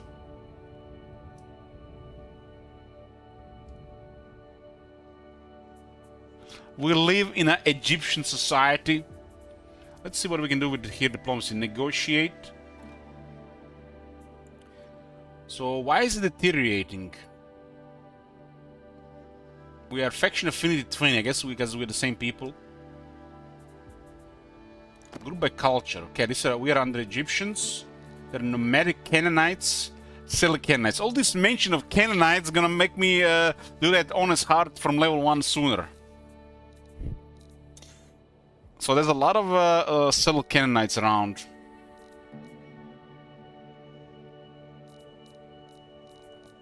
And the largest faction is this Merpta guy that nearly got choked on a grape.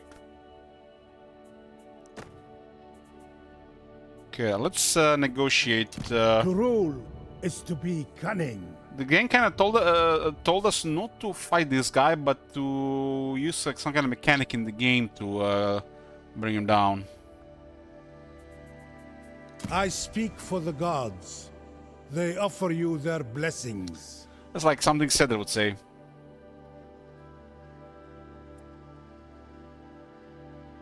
You have unlocked the ability to vassalize another faction. Click this button to add it to the offer for the current faction. Be aware that most factions will not willingly agree to be your vassal unless you're much stronger than they are.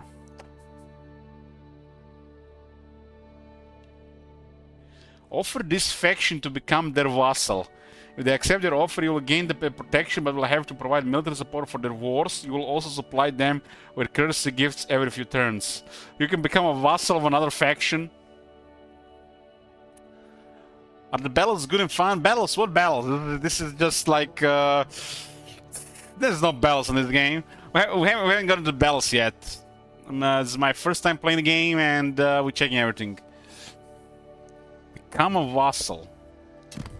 So why is this minus 2.5? Baseline evaluation. Oh shit, here we go again. Here we go again with some arbitrary baseline evaluation.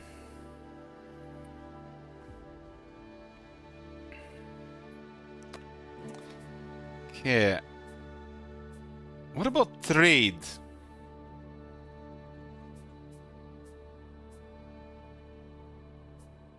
There's a barter here. There's a trade regions. We got Kess here.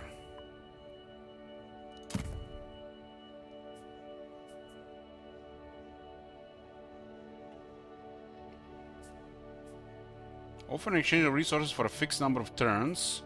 Single barter.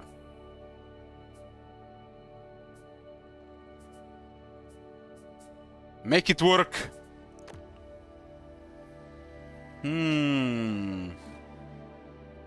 Maybe there is no trade like the usual trade thingy.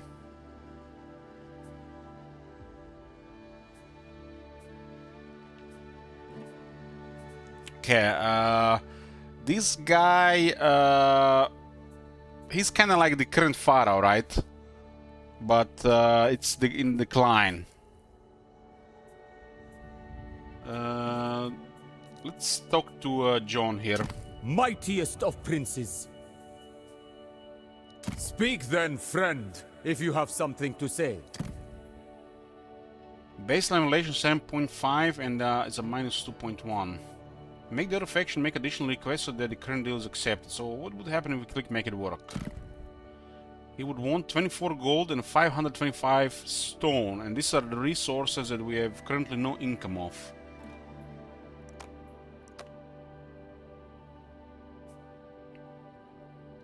There's an option here to embed an informant. Embedding an informant reveal this faction on the map for a limited time. For 200 gold, we'll see what they're doing for 10 turns.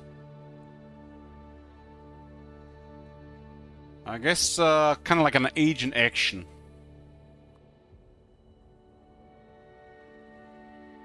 But it's an interesting here, non-aggression pact, make it work. And he wants 525 stone, but it says here he's not interested in stone. And 520 stones will make it work.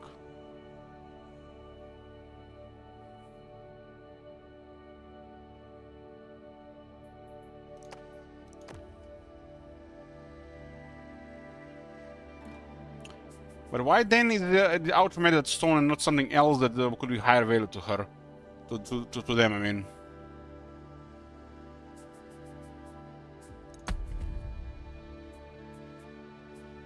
Does this one has a button?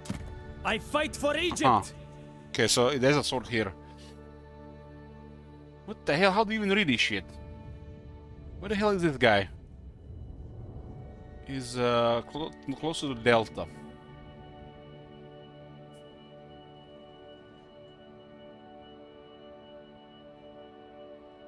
So these are kind of like traits here. What was the trait in the other two guys? Kemet is under my protection. To rule is... What the... I will defend my I thought own. it was like hair chest here. Chest hair. To rule is to be wise. Well traveled. The Great Nile reaches far and wide, and those who have traveled it enjoy broader horizons. Aggressive. Belligerent and warmongering, their armies reach far and with little regard for defense. Unreliable. Agreements hold little sway. This one is not to be trusted. Focus on the hierarchy. Whether standing at the top, at the bottom, or in between, they honor the established order. And a traditionalist. Bound by a feeling of shared tribal spirit, this one sticks to their own kind and mistrusts everyone else. The wrath of Egypt. So, Seti is also aggressive. Ardent Warrior says, war is in this one's blood, their blood-soaked spear shall never gleam in the sun. War in the blood. This one considers war and its prosecution to be every bit as important as domestic matters.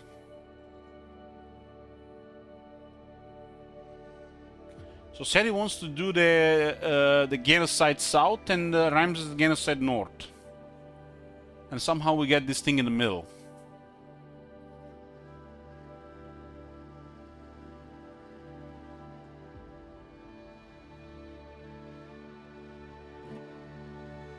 Territorial. People such as this one value the lands they control, especially the wealthy ones rich in resource and trade.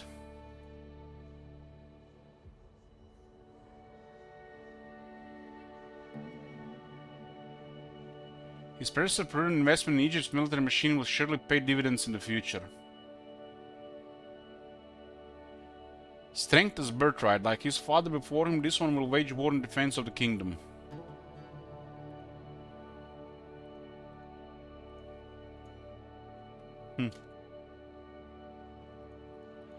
Well, some of these traits will no doubt work, and some will work sometimes, and some will not work.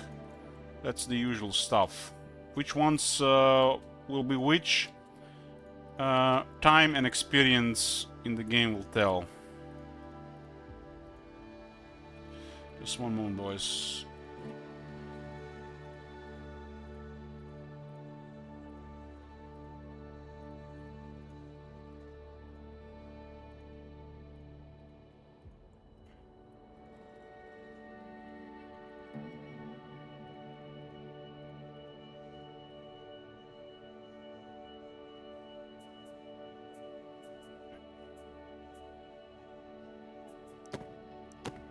We can sort by how much they wanna accept it. There's a quality of life here. I will carve out a legacy.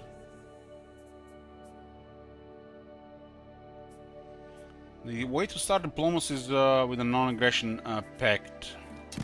I speak, others listen. I fight for Egypt.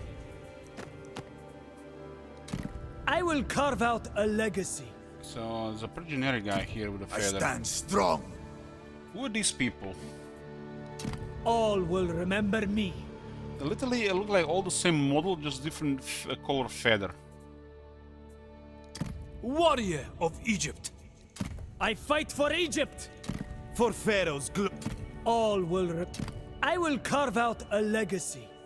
I don't remember the Egyptians having these feathers in this their weird heads and the things. Maybe that's not a head, it's like his hair, right? Proud son of Egypt. I fight for my brothers. Who this? They believe that offense is ever the best defense, especially against key wealthy settlements.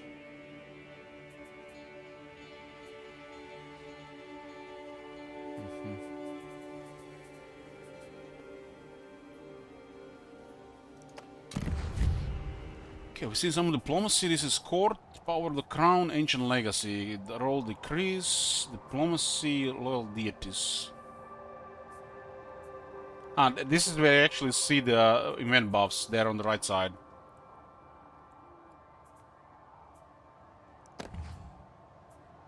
The reminders on the right. These are kind of like scrolls.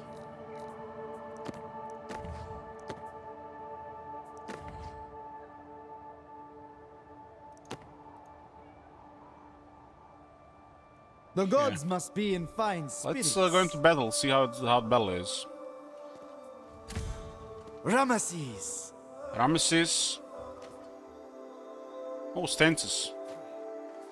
Oh, forgot about the character menu. That's like, let's see if they're legend lords.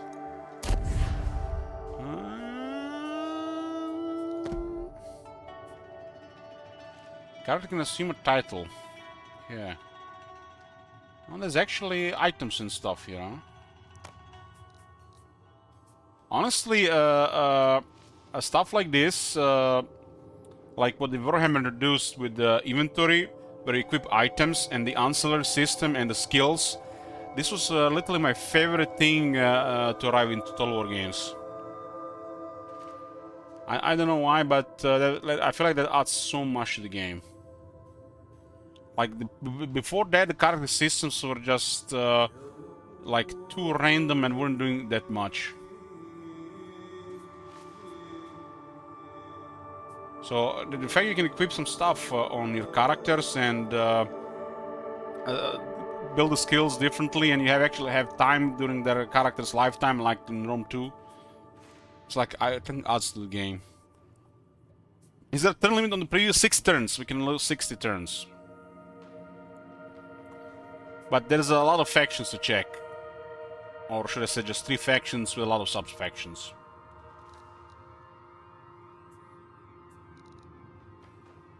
Okay, this is the general unit. So I guess he's equipped with a bow, and then his bodyguards are bowmen.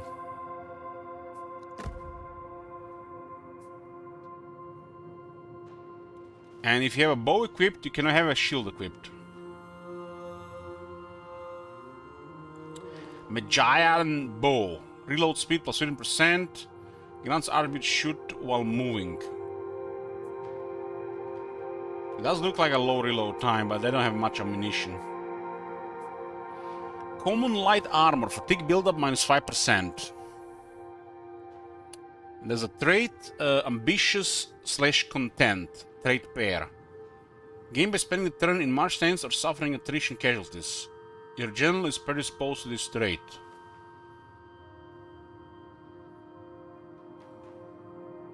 So what does the ambitious do?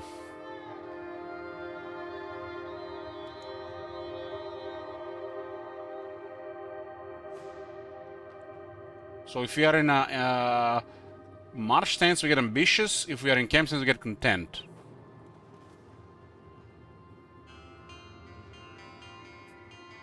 And we can actually see the list of unacquired traits. I like this. There's actually, you can mouse it over. I didn't see. The sides are actually thingies here. Rank 1 ambitious. So if you're in a march stance, he gets 35 experience per turn. There's a rank 2 ambitious and there's a rank 3 ambitious. It's experience per turn on the ambitious. Content is replenishment. That sounds almost too good.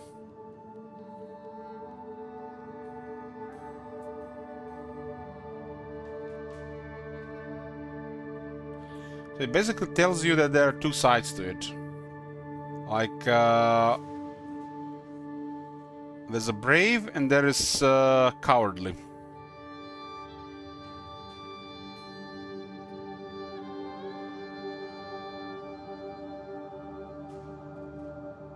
Huh.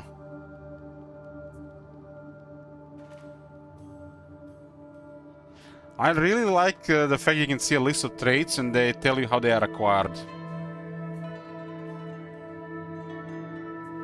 It kind of reminds me of Paris from Troy, cheat wizard, with the bow and the coward. You know how he didn't want to fight the king of Sparta, and then later he shot Achilles.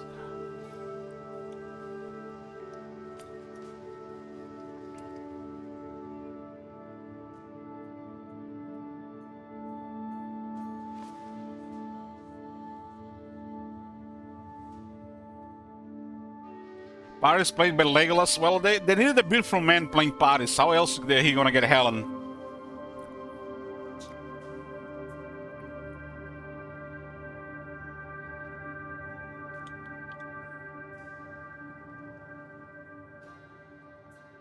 This is I really like this. You can actually see these things. I like seeing stuff like this.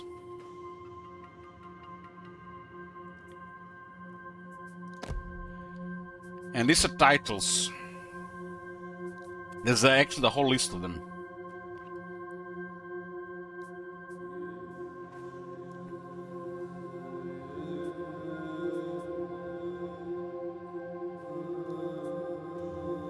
These are competencies, presence, fortitude, ardor.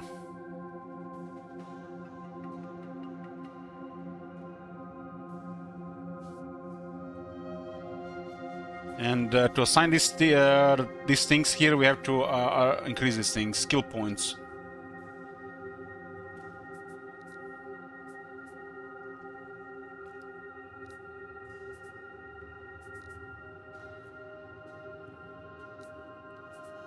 The first one requires 3 ardor. There's no better time than the present. The willingness to act is more important than any debate or any consideration of security or vanity. You will have time enough to sleep when you're dead. Each point increases the campaign movement from the looks of it. And on the fifth one, there is a bonus to charge to all units.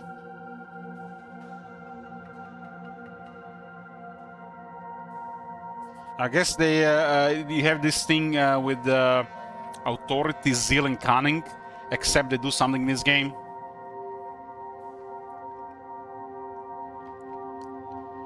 The effect of your overwhelming presence over others, fear, respect, and uncompromising power of will can manipulate the minds and hearts of those around you who see you second only to the gods. This lowers upkeep on the army. And level 5 grants influence in the region.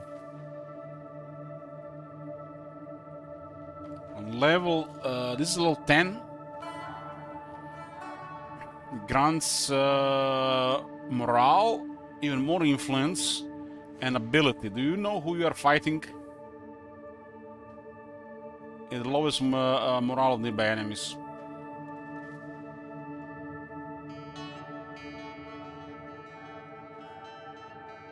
There seems to be like quite a big up production. It actually goes a little bit slower on this one. Do you have any idea who he is? On level 15, it will prevent rebellions in province.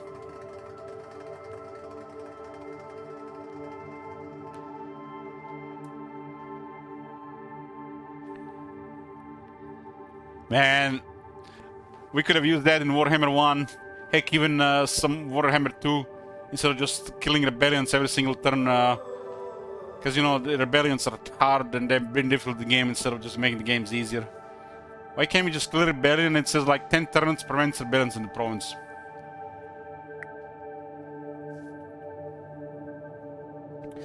So this character has 2 presence, 0 fortitude and 3 ardor. Fortitude is the ability to take care of others so that they may take care of you. Living to fight another day is more important than burning out in a blaze of glory. This increases replenishment.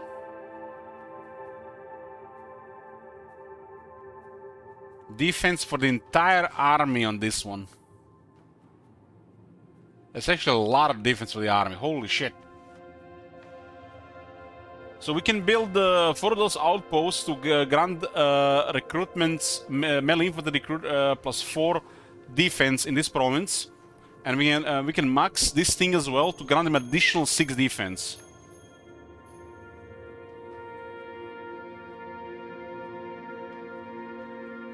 And they're also gonna have very good fatigue. So this is the only way to get 10 defense without any experience.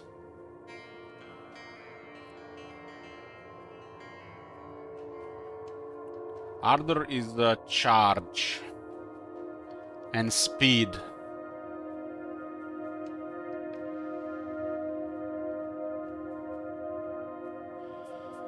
With 3 Ardor, we can equip first among Shardana and a recruitment rank plus 2 for this army and Vanguard deployment to Shardan units.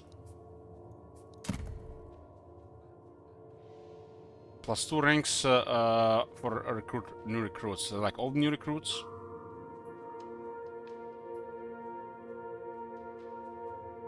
And these icons are down here are so small. So we can have crown, Pharaoh's crown, armor, shield. There's a weapon. There's a mount, and we can have 2 followers and 2 more items here.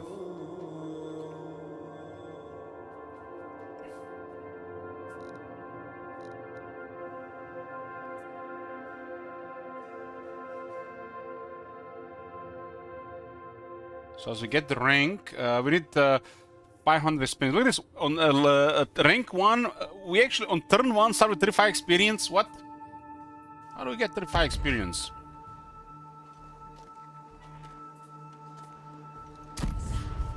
We don't start with 0 experience, we start with 35.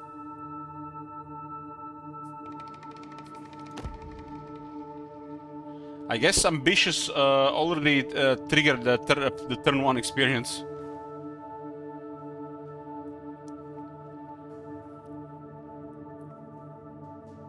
This is the 35.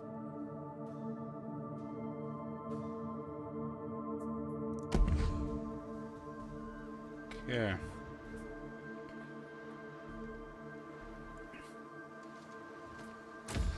Boundless ambition. So character details. Okay, I think we can finally go into battle. Oh, no, I forgot about the stances. Stance march. Increase this army campaign marching range. 50%. It's like pretty standard here. There's an ambush one. Percentages, not points. We got points in Warhammer 3, now back to percentages. There's a raiding stance. Grants experience. I'll find a way to prove myself. And there's the encamp, or increases defense, morale, and replenishment. The standard, this is pretty much standard stuff.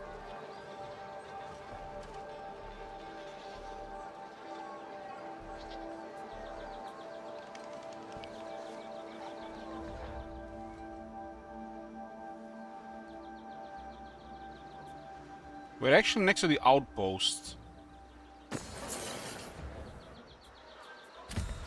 The future of Egypt.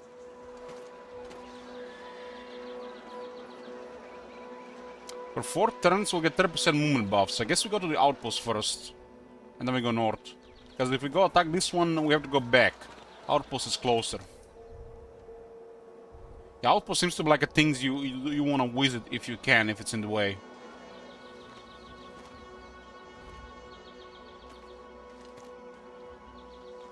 It actually tells the year here. Destined for greatness. So the outposts have this thing that say interacting with an outpost will refund 30% of the movement spent to reach it. Is actually also we're just adjacent to it. This one grants supply army plus 30% movement for 4 turns.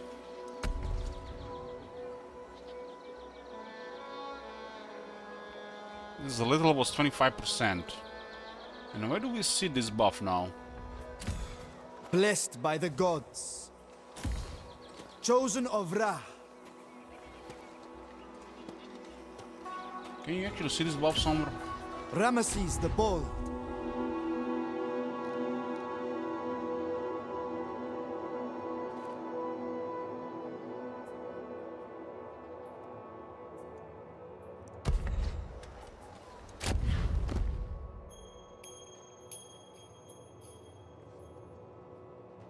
We can see it here, plus 30%.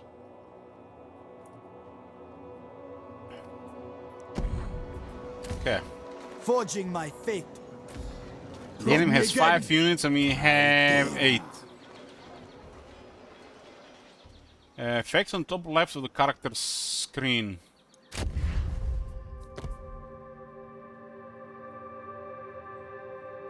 I mean, yeah, we saw it here.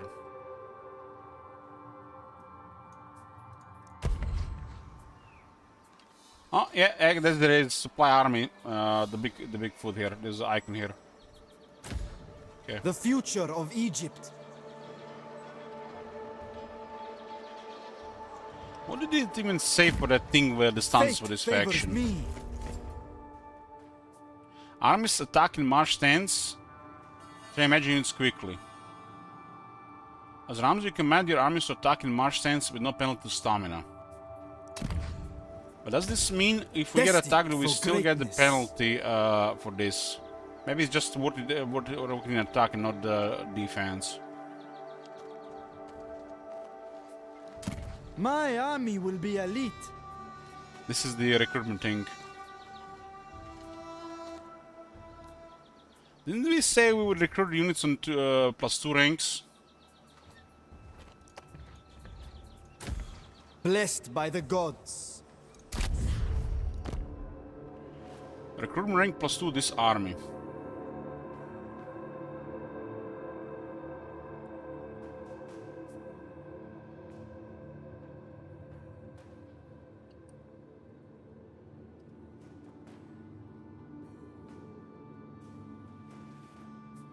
Actually, I wanted to activate. Okay, so it's you have to wait for it. Okay. I am unstoppable. Battle deployment. What is this music?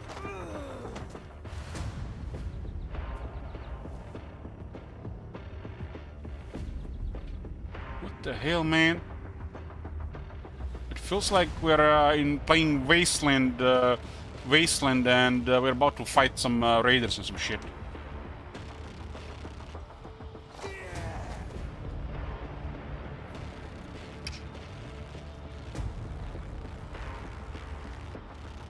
Balance of power. Army on the left, army on the right, 50-50. Fight battle, auto-resolve. Predicted own casualties medium, predicted enemy casualties high. It actually highlights who's gonna die.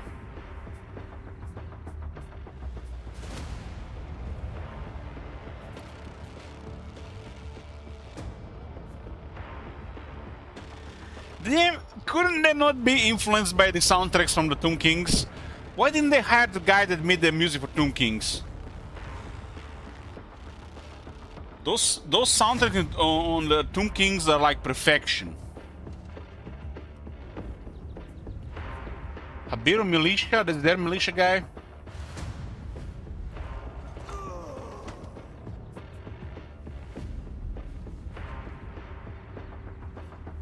Okay, 2 archers, 2 militia guys. These guys, axes are 50-50, huh?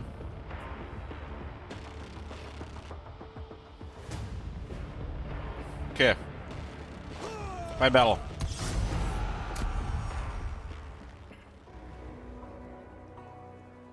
Take my time when I'm getting a new game, especially there's a chance I might be playing it more in a few days. We're gonna be playing this for a few days, and when it gets released. After that, no promises. Unless someone requests a campaign in this game.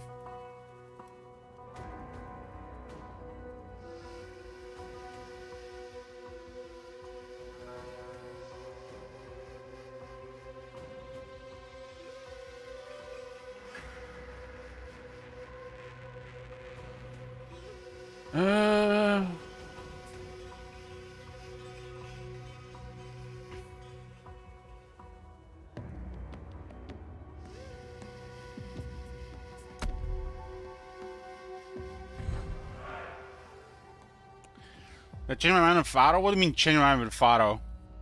I said I would be playing the next lore game. I promised to the chat.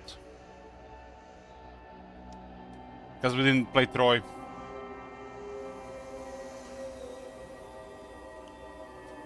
Current weather is dry, forecast is sweltering if we wait, huh?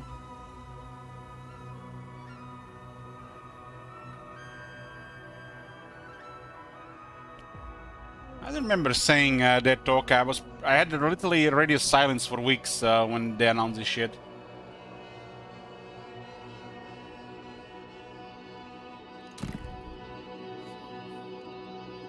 Greatness in battle may only be. I didn't achieved see anything through about this rigorous game until training. yesterday.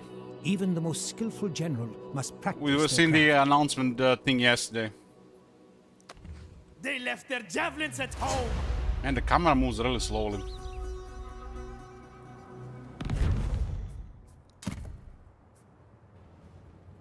Oh my god. Have you seen that shit? Holy shit. What the hell?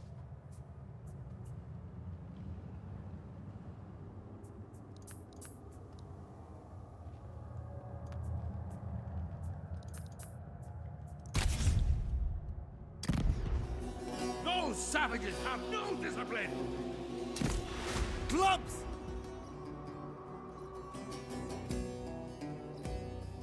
The music in the battle is a little bit better. Sons of Egypt! And these guys are all naked here. They got loincloth and a hat Savages have no discipline! and sandals. I am invincible! This is the general's unit.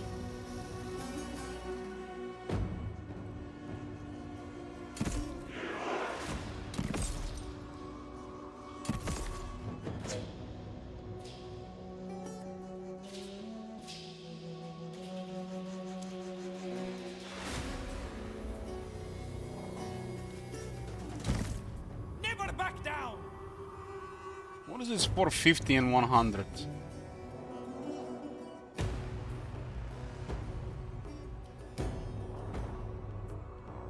Might be ammunition.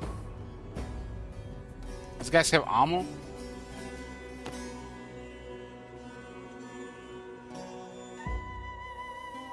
Oh, they got javelins. Their training Roman style. complements our own.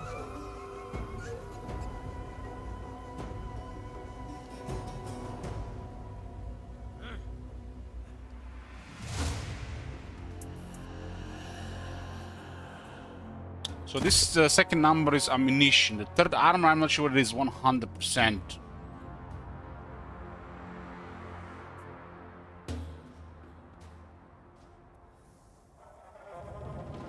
Status effects.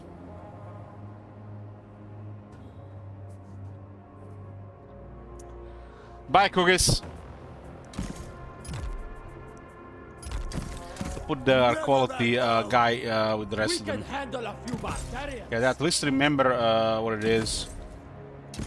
Controls are same as in Warhammer so far. I can achieve anything. I don't like the banners really.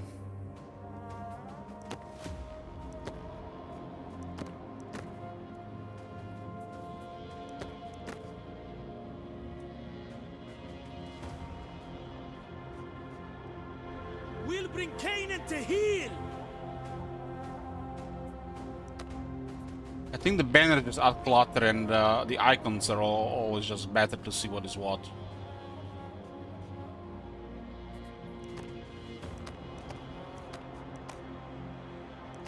Yeah, I don't like the banners, the icons that just look better.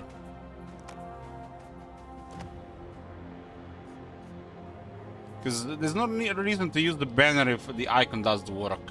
I mean, you can see the banner, right? You see some of your faction, and then you see the unit icon on the banner. I think unit icon just better to see what's going on in the battlefield, because it's a battlefield awareness. That's how I always preferred it.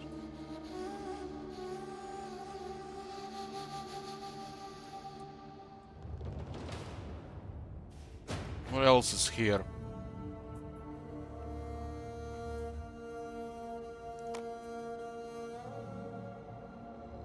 Let's put fire arcs for now. Character auras.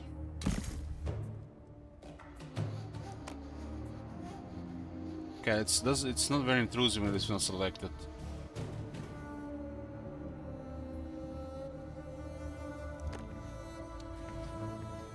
Death will be a mercy for those savages.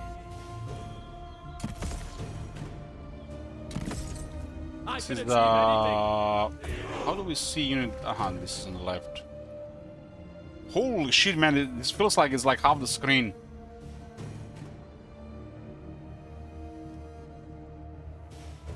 This is massive. What the hell?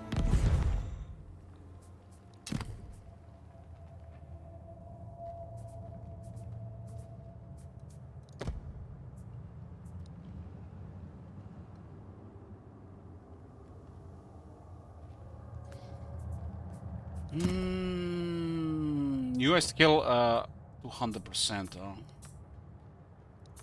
It's because of the resolution, right?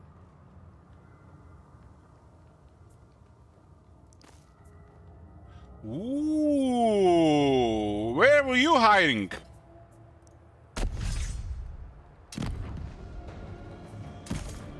I like this one more. Now it makes sense, that shitty background. Javelins! I heard the Canaanites fight like rabid dogs.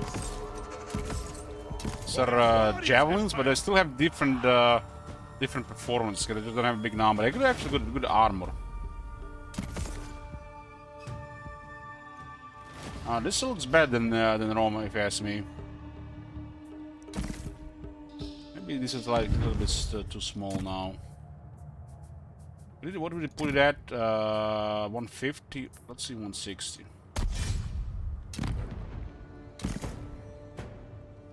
What do you guys think? 160.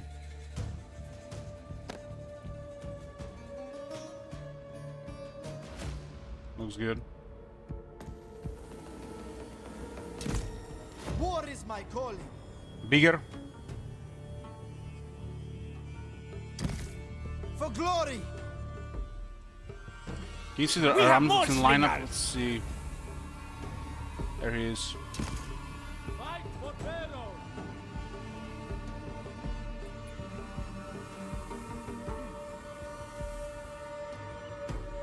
161.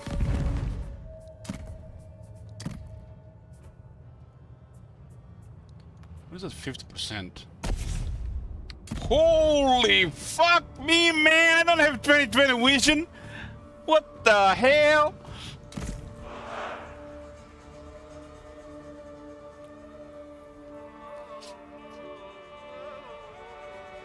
This is literally just looking at the battlefield.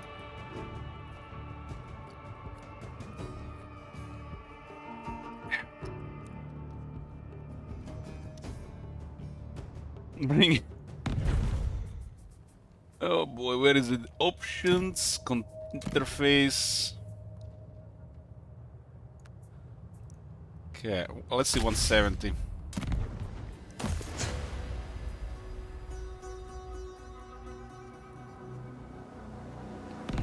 160 has to be 160.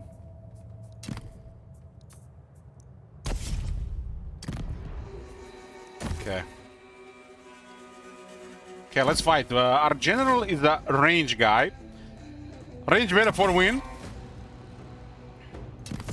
Doesn't look like there's a lot of range. I guess this is actually a pretty big zoom out. They will not pose any challenge! It is done! On my lead! Always ready. I can achieve anything. For our glorious empire!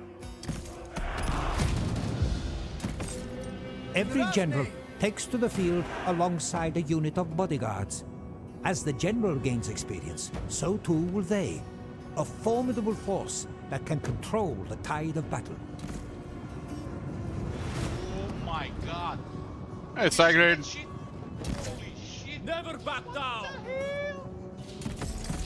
Marching on! These guys are definitely a little bit faster than it looks Eager like. for battle! Put Canaan to the sword! Let's shoot that guy here. We outnumbered them, so we don't have to trade their archers. Onward! On for Egypt! Ready to launch! And it was like instant shot there. Lumps! Swordsmen! Arrows away! Through your These guys are kind of fast. Marksman! Hero of destiny! Have your troops take cover from the enemy missiles, or else... For Egypt!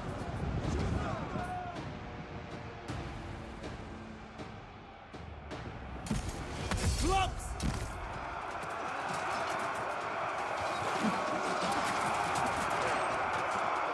Some thick javelins. Gods will witness you fall!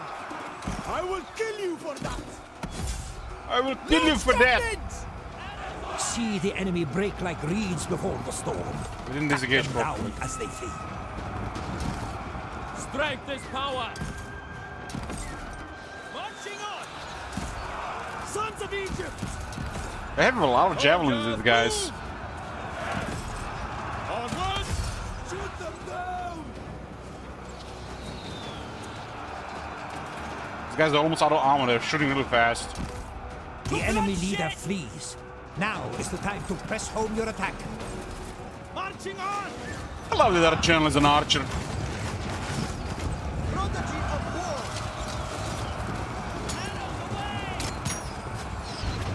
Your weakness will be your doom! Fighting me will only end one way! Baal save us!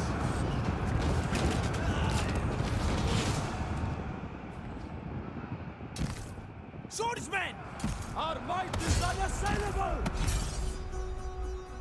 Triumph! There is no sweeter taste! Doesn't look like suited for extreme even scale.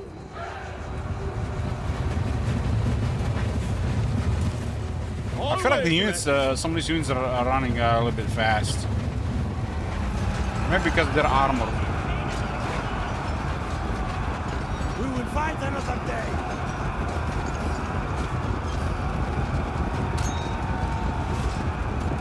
This unit has 0% that shirt, whatever that means.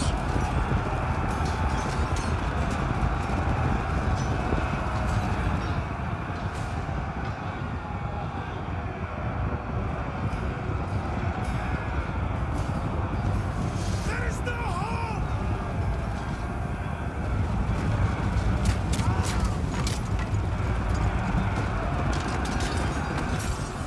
Destroy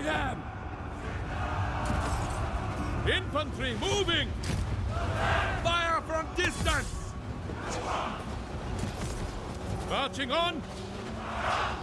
You throw the javelin trying to break the wheels of a chariot, slowing it down greatly.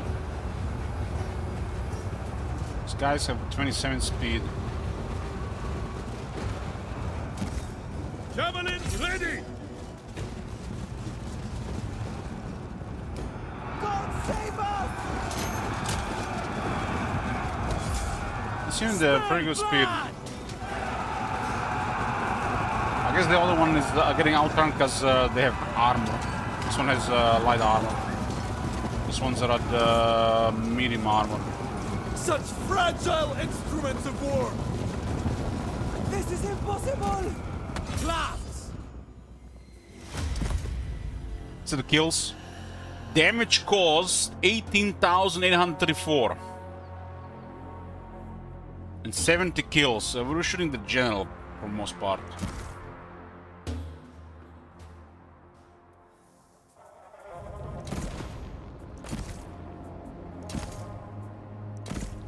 Javelin ready!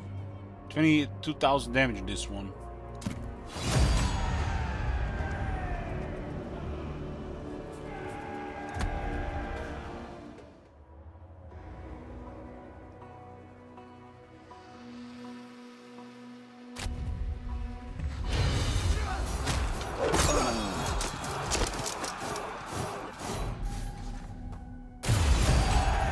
I was fated to win. One of their archers survived here, so we actually get resources at battle. 500 experience, 424 wood, food, and 40 bronze. There's another option here as well. Egypt is powerful and merciful. Our foe will pay us tribute for the mercy we show here. It is the way of Maat. What do we have? This treasury 218. Was that food? Anubis awaits them. Their hearts are heavy with failure. Nothing good awaits them in the duat. We kill them now. It grants our entire army 8% morale for 2 turns. At least there's no bullshit like 1 turn 100 experience. And there is they will serve Egypt. They may be unwilling now, but their children will be true Egyptians.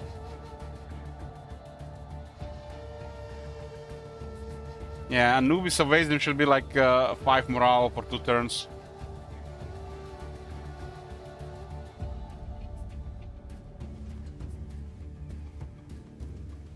I haven't taken much casualties. They seem to take some damage, but those are just lower Egyptian militia.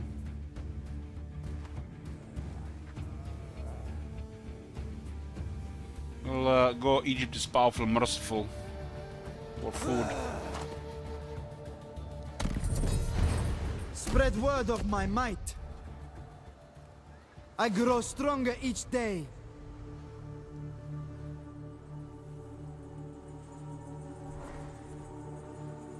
What is Jerusalem here? Guess was not Jerusalem yet.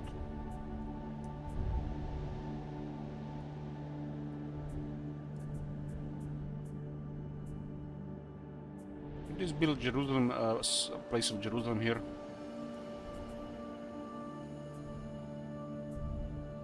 I think it's here. Urushalim. Urushalim.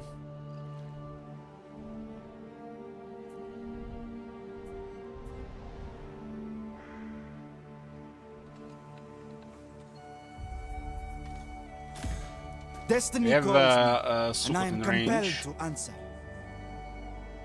So what happened? We got rank 2, let's see. We got 1 skill point for the rank. 1 skill point. How's the replenishment looking? We got 4 troops per turn. Damn. Now that's actually this guy's damaged. My bad. We get 10%. We get 10% replenishment right now. But we get 2% bonus from some faction effect. So it's 8%. It's like the same as before, 8% base, double in the city.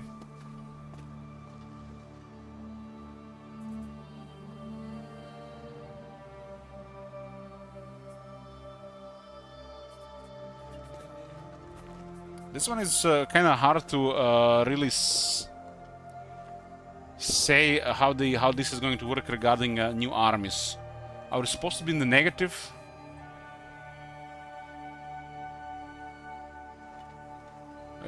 It looks like armies will require mostly food.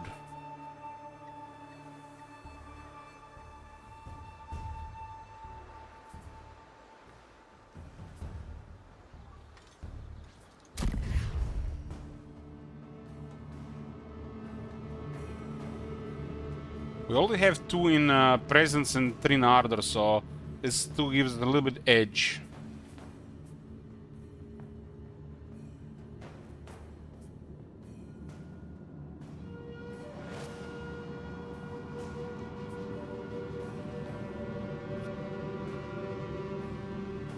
The entire army gets 8 anti-large and 8% resistance against missiles for Magi units. Well, the large unit is gonna be that spooky.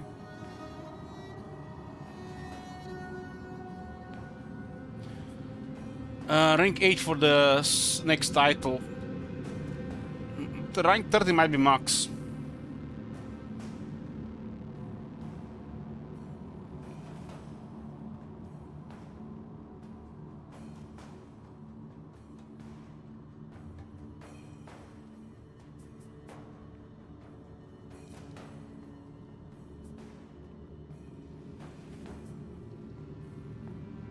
The entire army gets 20% speed for the units, for the chariots.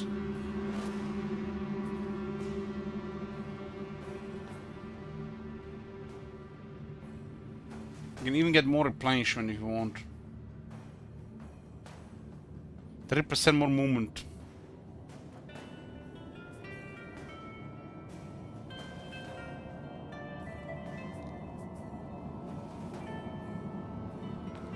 The Immortal turns wounded -3.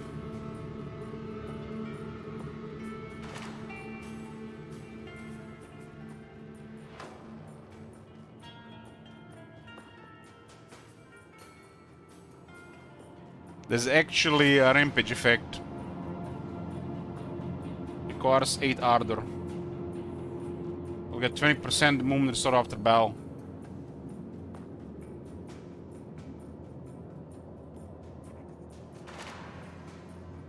Another upkeep reduction here.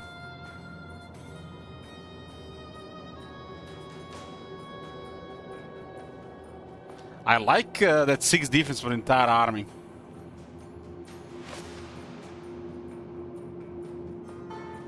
But we start with no base fortitude.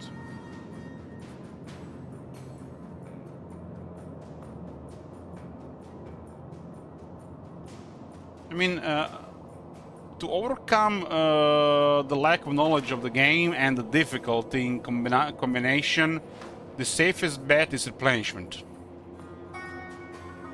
Because sooner or later we're going to get punished by lack of critical information or just get in position where we really need replenishment. We got a healer thing, he managed to turn himself from being wounded.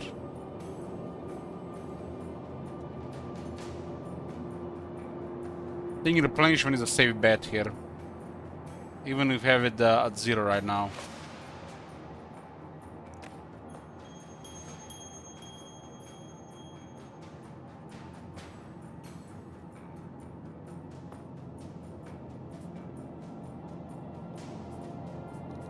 Because who knows how else we're gonna get replenishment.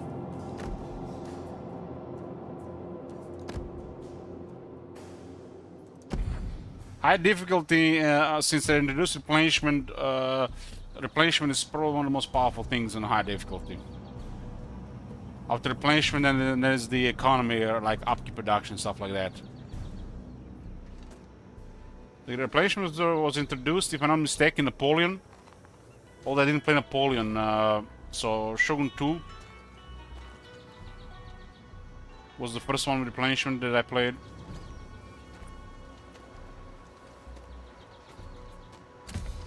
Ramesses the Bold. And don't know what else these guys have.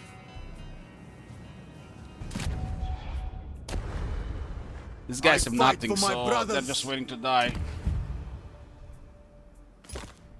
Guess we'll take their things here. 2 regions and a couple of provinces. This is like look like a big province, North Sinai. I also got a weapon. Chosen of Ra. What weapon? Where do you even see your items?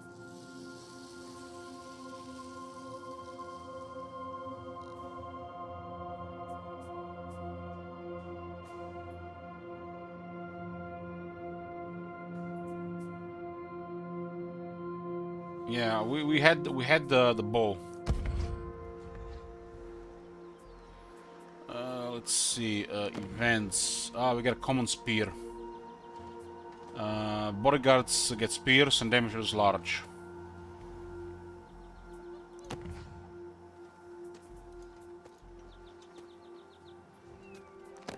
Click on the bow. The future of Egypt. However strong a general, there is always a way to bolster their prowess with fine equipment and suitable support from followers.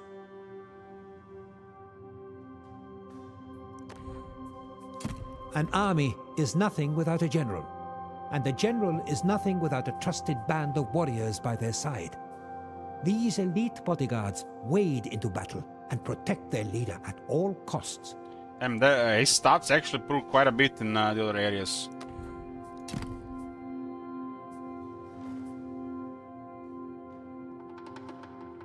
But I don't know, the bow seems... I mean, the bow is only a weapon here. This is some impressive range stats here, and spear would be useful if we need like another fighting unit. If we put a spear, they become a spear regiment, no longer archers. Blessed by the gods. Okay, let's go for Sukkot here. Hit them hard.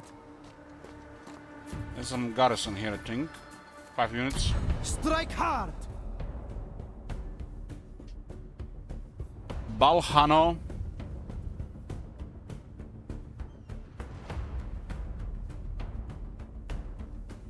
Okay, before this battle, we'll do a short break first. Put a AFK here. I'll see you guys in about 5 to 8 minutes. Be big boys.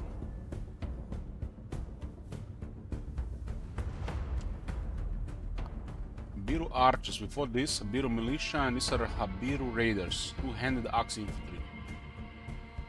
180 guys, 25,000 health. So the axes have 50-50 here. I got a bonus with the shields. So any unit that has shields, they do more damage and higher chance to hit them.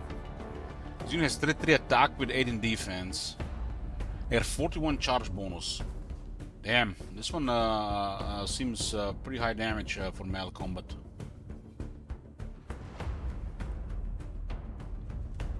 .45 speed. They're faster than the archers. Huh.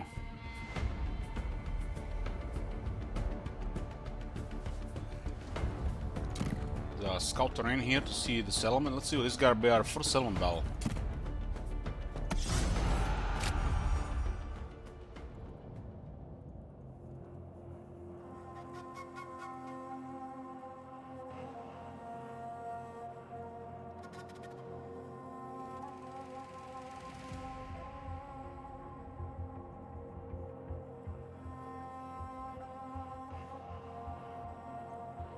Forgetting there is a button always to continue. We have to click.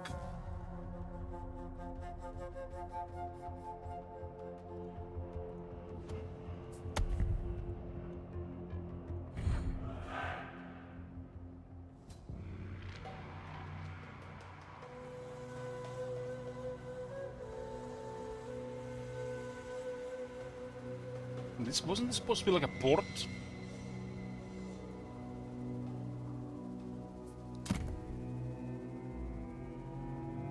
Your forces are ready to storm the settlement. Study the enemy position well.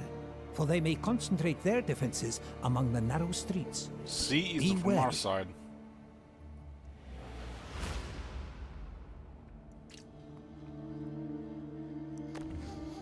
This is where the shooter unit comes in handy. Main tower. Tower provides bonus to the side that holds it. Device anchor clothes. Settlement distraction. It reminds me of Attila stuff. The resource building that provides 10 morale. It's a big morale bonus.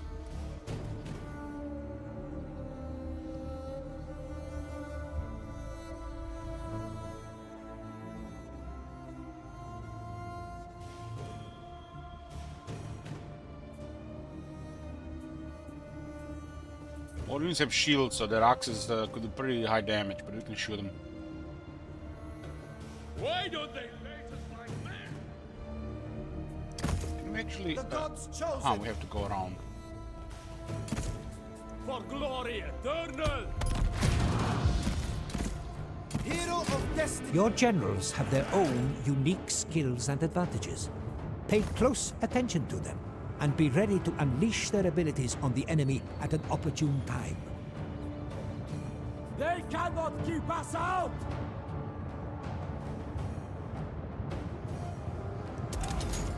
Stay strong there. I won't be stopped. They're actually coming out. War is my calling.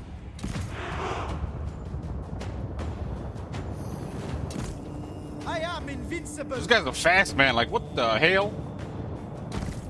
Arrows ready! How many want to die today? They're like war dances, man. Prodigy of war. Into position. For Egypt! So their oxmen.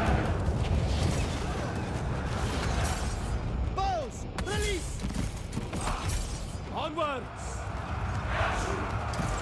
Fight your way in! Onwards! Aim for the heart! Behold my greatness. Infantry moving! We haven't seen any agents yet. No, we're still on turn 1. But there's some kind of scout ability which tells me there might not be agents in this game. Ready to launch! Clubs!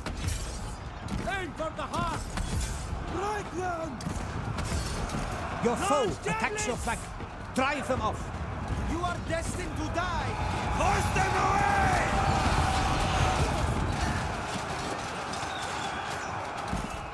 Javelins!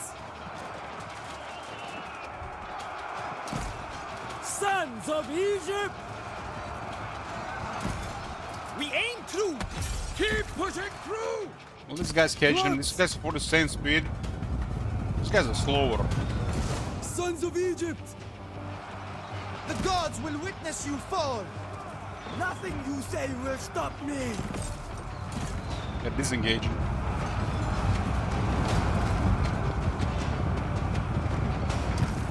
Sons of Egypt! Arrows away! I find it weird that the units are moving that fast.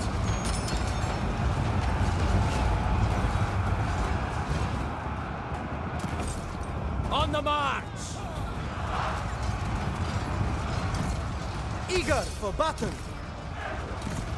To bloodshed! They will never take us!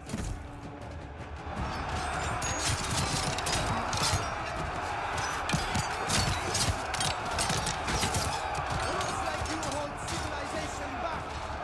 Your only legacy will be defeat! Shoot them down! We didn't get a good shooting of these guys.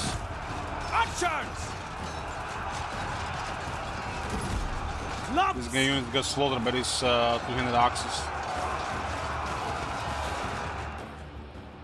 For glory eternal!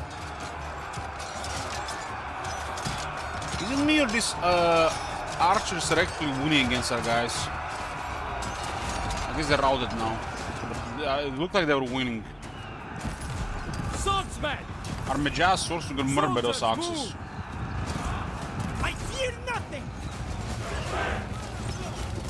Victory was never in doubt! I just noticed there is no blood. I guess they haven't released the blood DLC yet.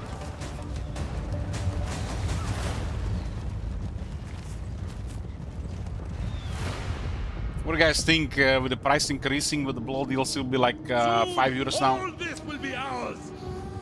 See the might of Egypt!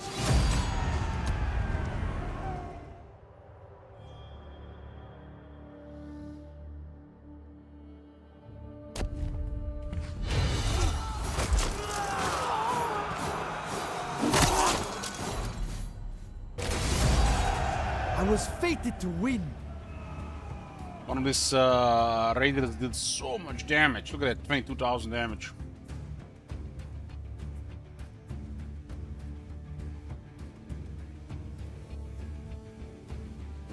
So our bows are doing most of the damage. This guy did also very good damage. They were shooting as well. So the range combat seems to be doing most of the stuff for us. So these are options for occupying a settlement.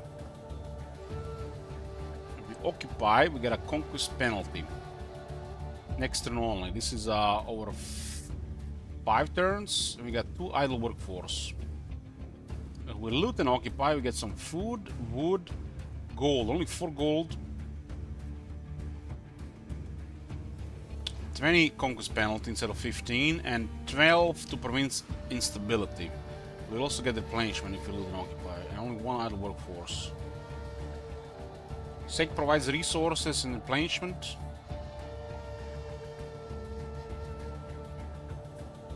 Doesn't say if we still occupy it, if we sack it. There's also a raise option.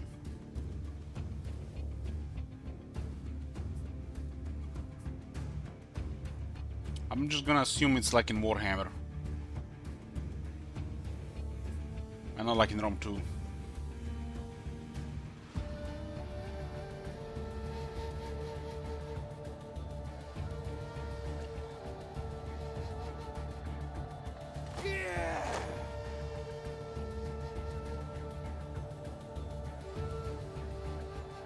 Rays give a lot of resources. Looks like gold is gonna be precious.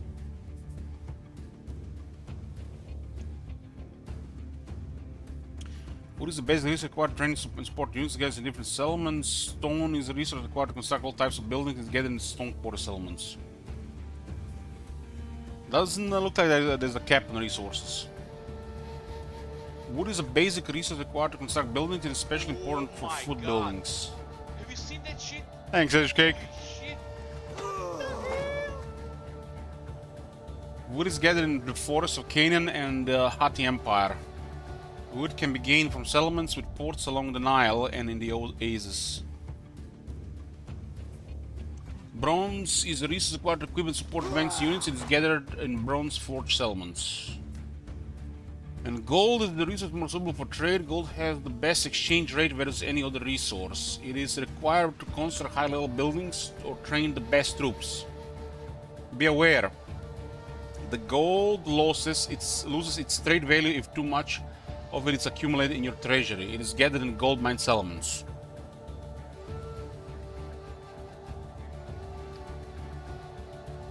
Huh.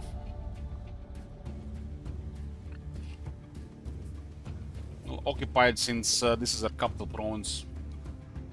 I assume it's like in Warhammer. Oh Hey, go on. my god. Have you seen that shit? Holy shit. What the hell? That's not a cold one, it's a monster. I guess it still counts a cold one.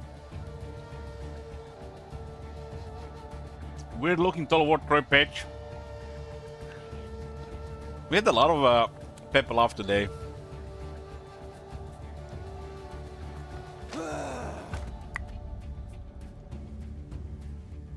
It's Monster Ultra. This is part of a new empire. Through your actions, you gain experience, and thus the means to develop your strength and correct your weaknesses. Choose how you will improve. This is about the ranks.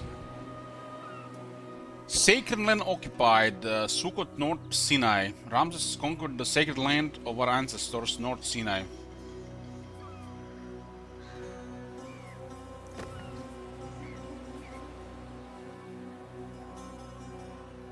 How does combat feel so far?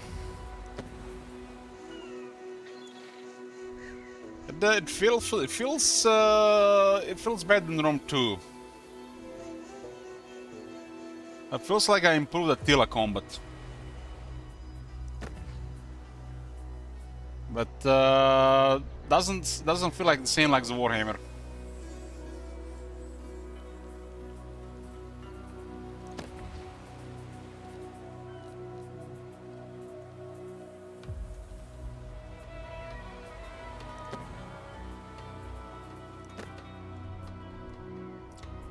I guess it might be the same as Troy, because I'm telling you, I haven't played Troy. This thing with the units light and what's it called? The speed of the units and the damage is all over the place. I think the casualties are happening too fast.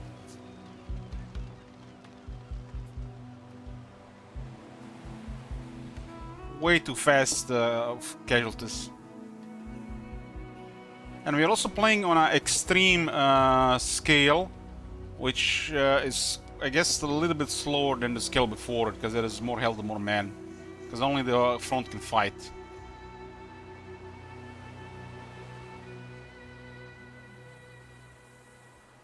To me, so far, it seems like better than Rome 2 or Attila, but worse than in Warhammer. Unit seems to be moving too fast and the damage is too high.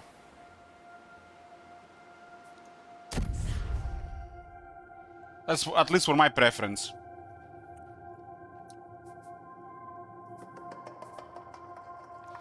We got rank 3 on our general. Well, we're gonna be going replenishment as a safe bet. We'll see how it's important in the grand scheme of things over time. So leveling fortitude for a replenishment, which will eventually give us defense for the entire army. The 444 is loved by the people. You got Dark Majesty and 6 additional happiness in the province. Nothing special, really. This unit for 39 leadership was holding pretty well.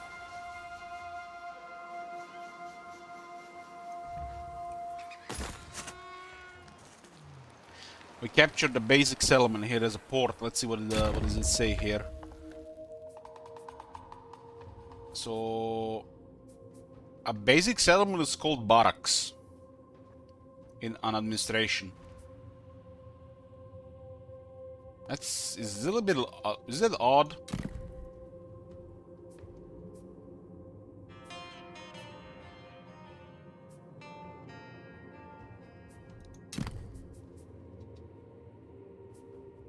So we got barracks here, and what is this? A ruined fishing port. So we occupied a ruined fishing port.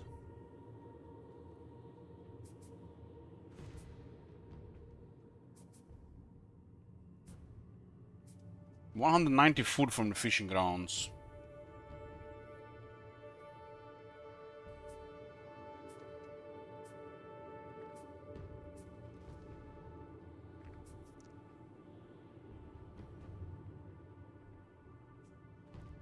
This one is interesting.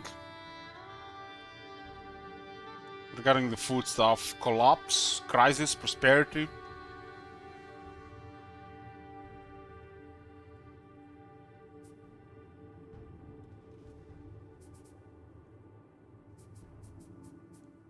Beer. Didn't the Egyptians invent beer? Restrictions to outposts, let's see.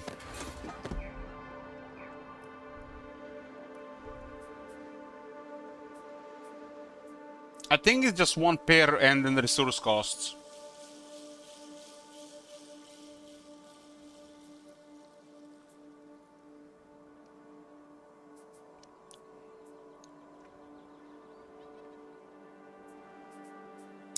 Let's says Google. Who invented beer? The Sumerians. The Sumerians did it.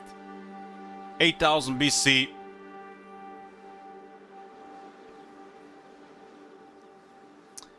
So we're close. It's just by 7,000 years.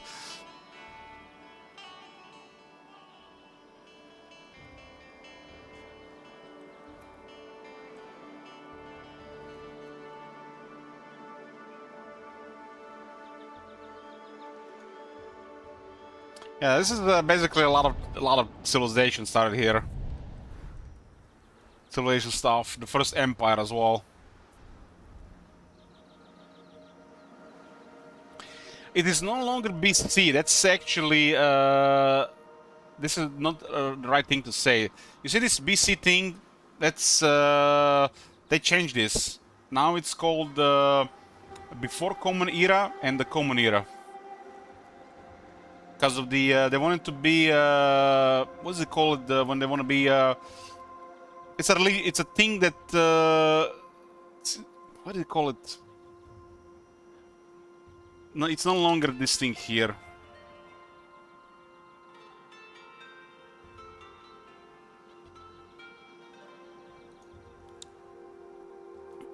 It's religious neutrality. They had to change it for religious neutrality. So we are currently in 1205 before Common Era. BC is no longer a thing, and they use in this game.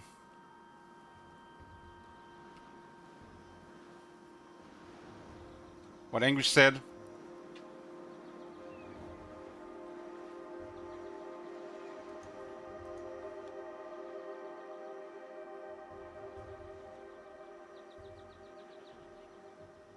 I mean, it's only fair, right?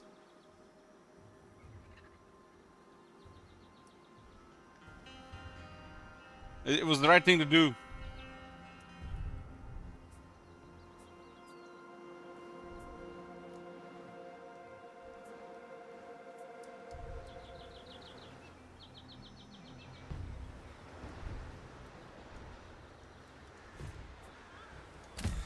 Egypt's Why? glory. Because not everybody's a Christian in the world.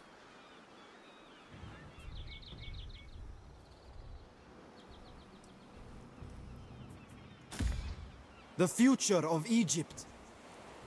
Replenishment looking pretty good in the city.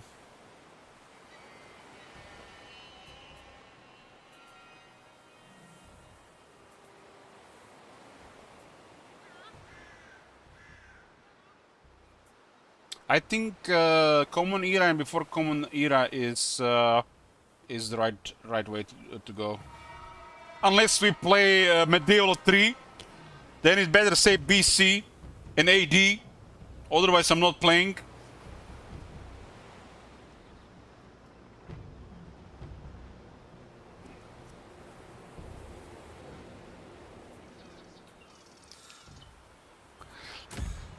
Boundless ambition. Let's circle some units. I will gather the greatest to my cause. Think it's gonna be Medieval 3. Medieval 3 is in the works, and anybody that says otherwise is a hater. And don't spam copy my channel, I'm gonna time you out.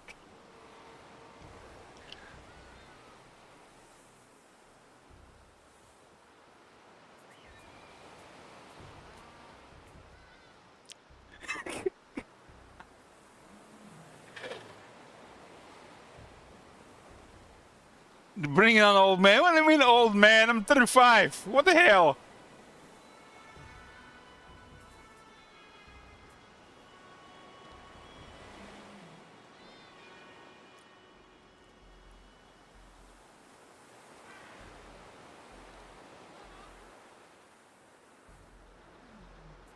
So there is the native units and there are faction units. Yeah, let's see. Native units are the Habiro guys. Habiro militia looks like very similar to the lower Egyptian militia. I guess they're all militia. They don't have as much men though. I guess their men might be higher quality because of it. They also have better morale.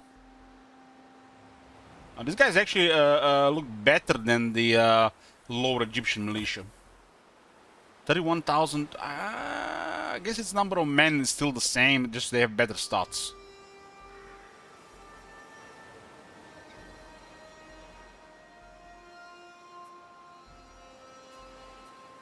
They have different weapons.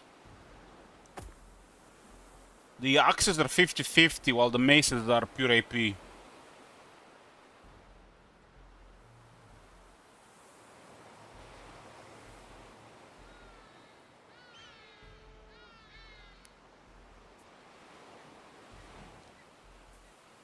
have Sheridan Raiders, Magi Archers, Magi Chargers, Magi Swordsmen. The Magi troops seem solid. We wait a turn, we can recruit them rank 3, but then we miss the opportunity to recruit units. How many can we recruit? 1, 2, 3. We can recruit 2 per turn. Only skilled Warhammer 3 warriors style. should fight beside me. What are these guys? Magi Chargers. I wonder what phones they're using. This is light shock infantry. They have projectiles as well. 38 charge bonus. Those guys, they were fighting in a similar way. Did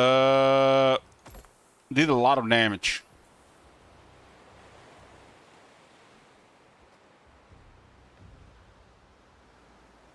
But it's a light shock infantry. Pure AP, look at this. These guys could destroy armor. I don't know, this feels strange. It's turn 1, and we have tier 3 buildings. This can't be right. Maybe they made this faction for new players. I mean, this is the way to go. You're a new to Total War, new to the game, create a faction like this. Give them tier 3 city, give them tier 3 recruitment buildings. That's the way to go. But compared to what I've experienced before in Total War games, it's weird. But maybe they made it for the new players.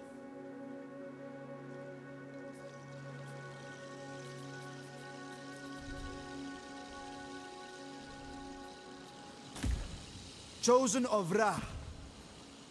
Meanwhile, in Warhammer 3, Empire is a recommended faction for new players. Festus loves bullying those people.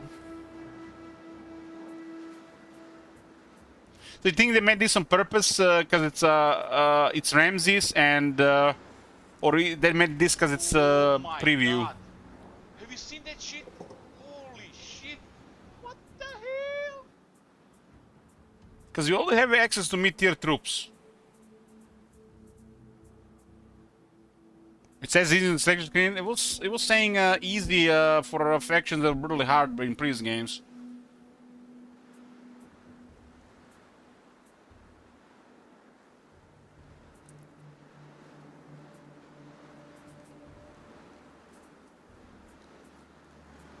These troops only need food, while these guys are tier 4. I guess because they're armor.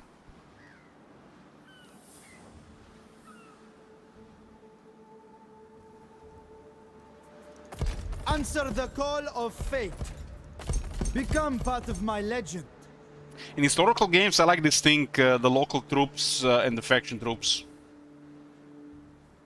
Always like this thing, really. Doesn't make no sense. Like the Holy Roman Empire enters the Holy Lands, and they're recruiting troops from literally from Europe. That makes no sense, right? Wouldn't these troops be extremely limited in the area where they are at the moment? So they have to rely on mercenaries or the local troops, right?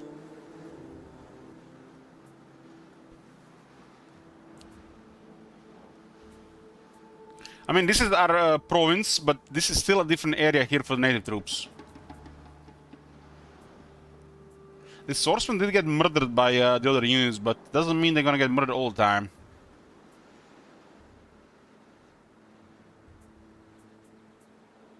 This is so strange that these units are so fast. As a special recruitment. This category contains elite units made available by becoming Pharaoh, Great King, or by occupying certain core positions. Vassal units and auxiliary units.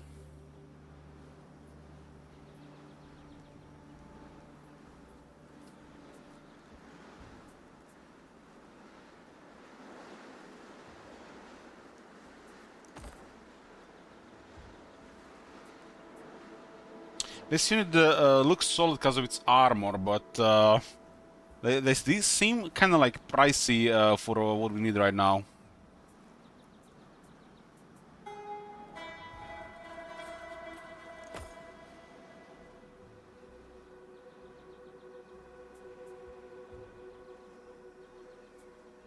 We need bows.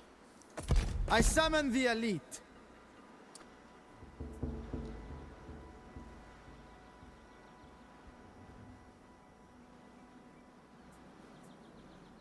These guys are cheap and they have solid stats.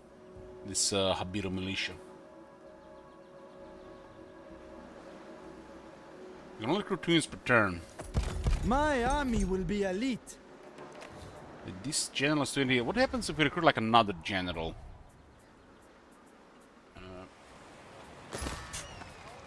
Recruit general 3, and then we pick a guy.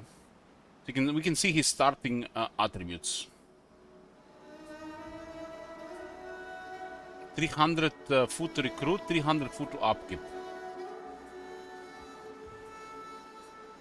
He's a pious zealot with 3+3 ardor. This guy is an adventurer. So basically, this starting trait gives him the base attributes. Fair enough.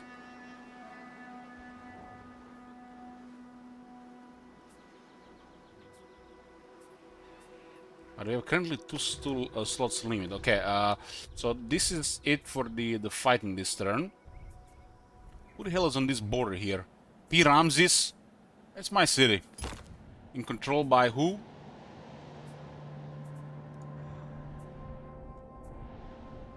I use these borders a bit.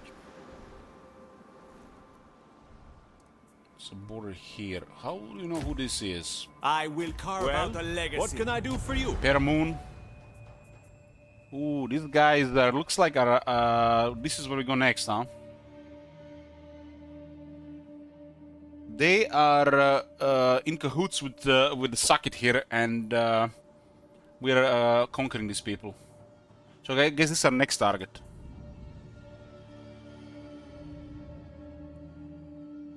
So this guy's gonna be next. What's this province called?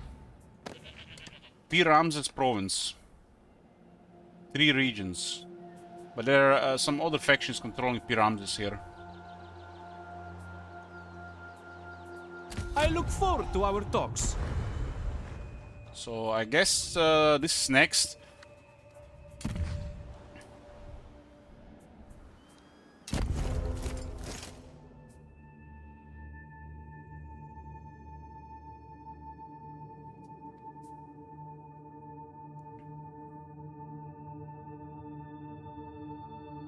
It does tell us to expand west as the advice for this faction.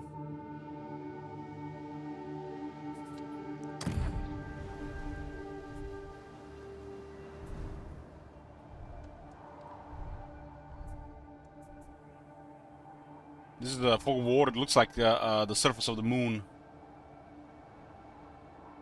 I don't know how big was download. I think it was like 24 gigabytes. I mean, it's too early to say, but I'm interested so far. 3.5 hours have passed, and I'm looking forward to another 3.5 hours. So it's not horrible. We have to see how it plays as we go in. We're literally just still learning here.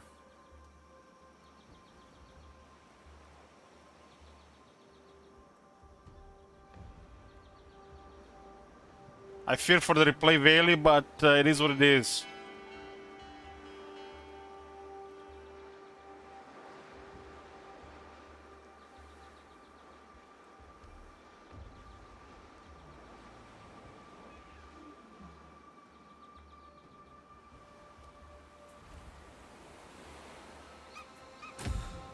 Ramesses the Bold. Recruit 2 more archers here.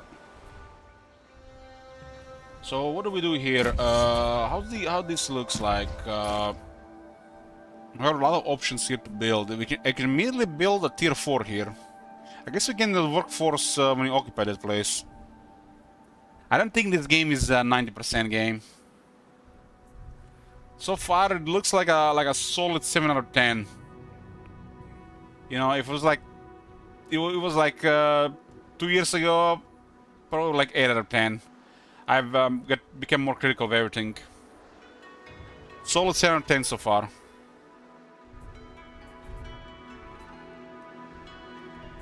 It's a really bad time for CA to release anything, so this game is probably gonna suffer for it.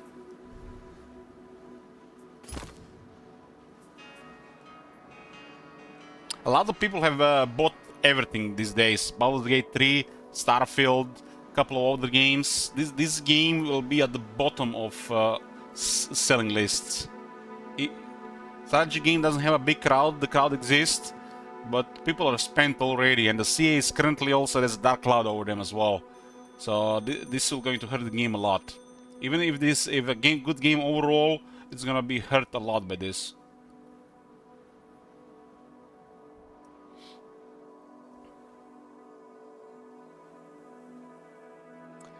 So right now there's a dark cloud over the Creative Assembly. If you guys are not familiar with what's going on, and it's not looking good for them for the rest of the year. They pissed off people, and a lot of people already think this is Troy 2, myself included. But I haven't played Troy, so I don't care.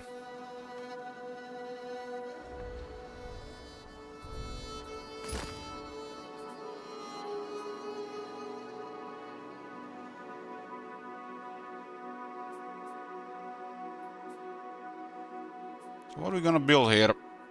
Resources make sense. This nickel guy is a bronze smelling settlement, so I guess this is gonna get bronze.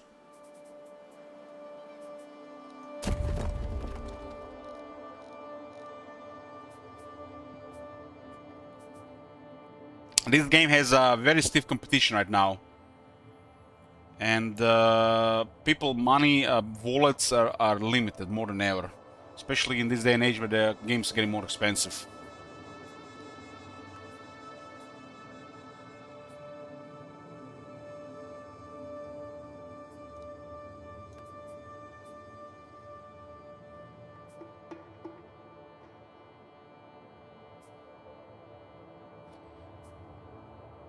We got some workforce and the rest will grow. +1 in 4 turns. It is not the same crowd, but still, there is strategy in Baldur's Gate. And it will attract a lot of strategy players.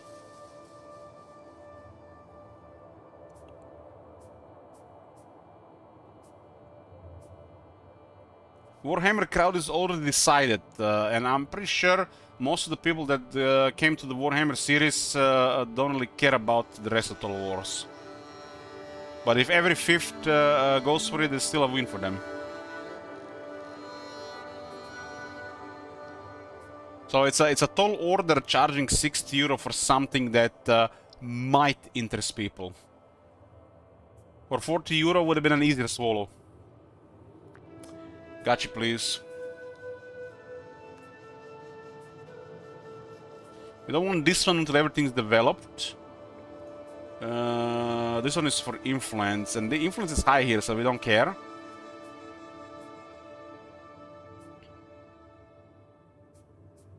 And this already looks like a better building as well. Unless we need this legitimacy thing.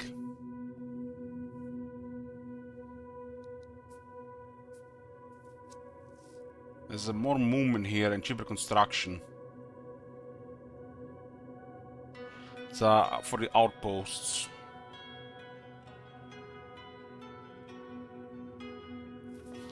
the game of the year if the Baldur's Gate 3 doesn't get it. I don't know what to say.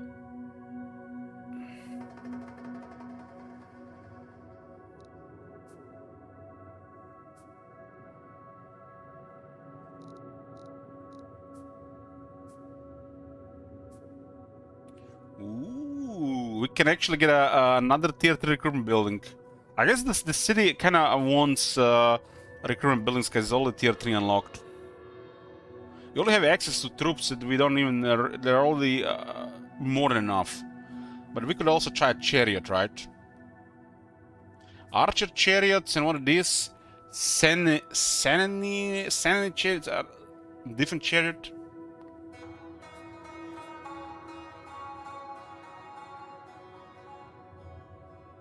$2016.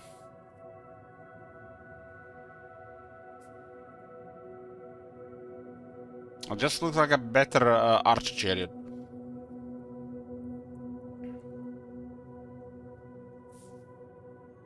Chariots are supposed to be quite terrifying if the terrain is right.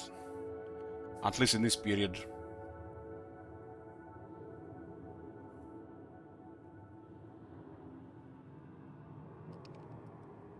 They're really fast and how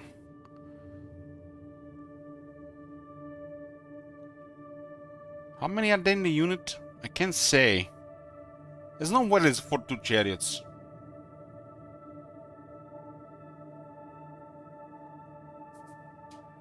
Maybe they're counting the men.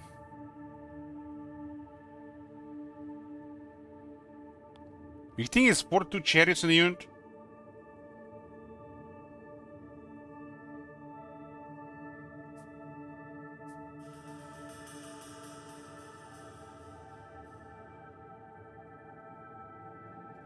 Doesn't say mass in this game.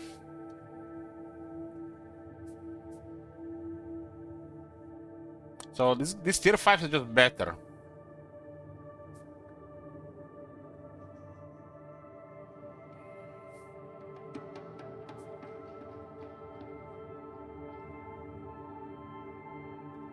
Excellent battle speed. Good range is an understatement.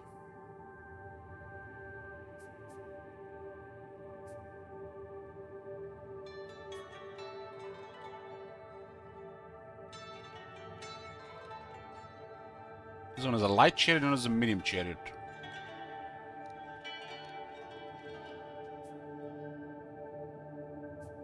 Still not sure what this favor does. This one also lowers upkeep in the This seems like a very special building. This is a thing. Our faction has something special in the capital.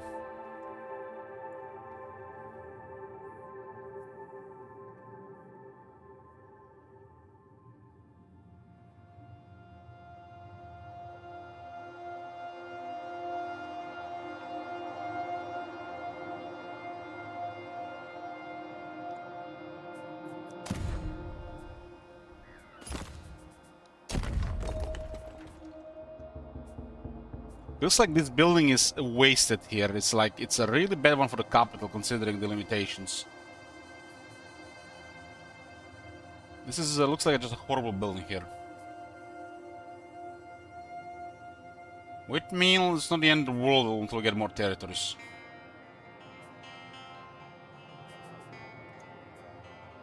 Let's remove this one.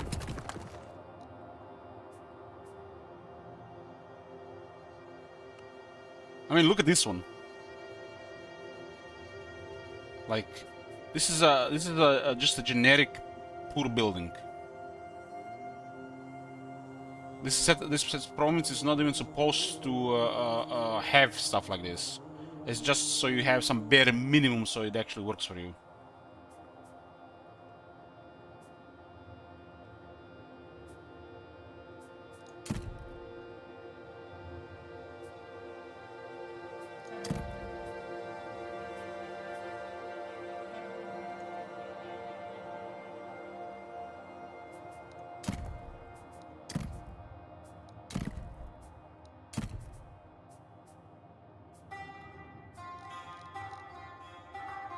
this faction has a different thing with the capital, so we can't have a generic building in the capital.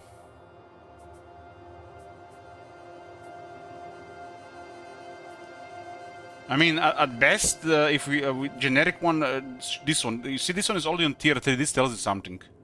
Get growth and 300 food. That's like really good right now. Well, this is just like poor, and this is like looks even worse. Look at this, 30 and then 40. This seems so poor. But this is required to construct buildings, right? But we can get deals elsewhere as well.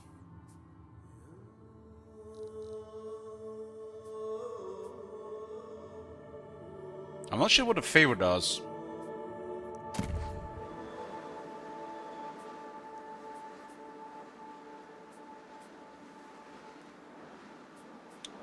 I don't know yet what it does.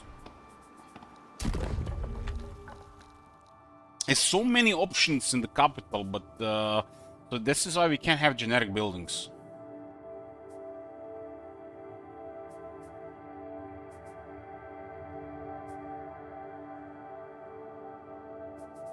We need workforce for workforce kind of population for building.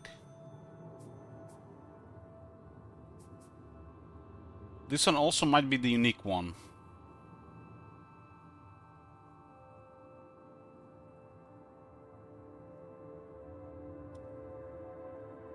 Almost like we can recruit actually really high ranks here if we get the military academy.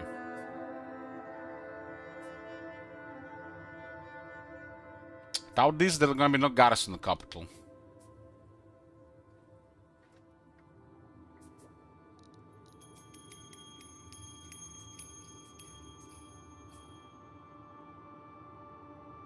There's another chariot unit here. So why build this or this? This one looks solid. It's like more offensive troops.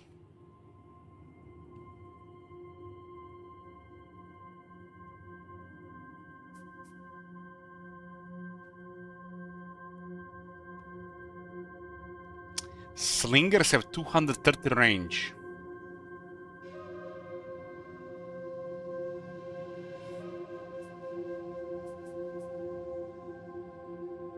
A lot of armor.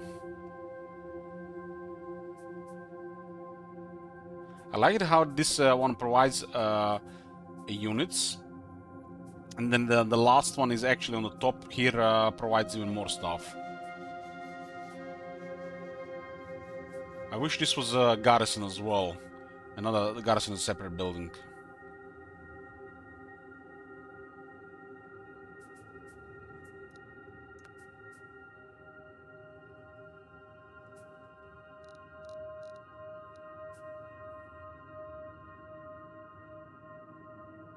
This looks like an elite unit. This one was Sheridan Raiders. Those are those guys with armor and javelins. We cannot afford these troops. These troops require gold. This might be probably this is probably the worst building to have in this place, considering the start of the campaign.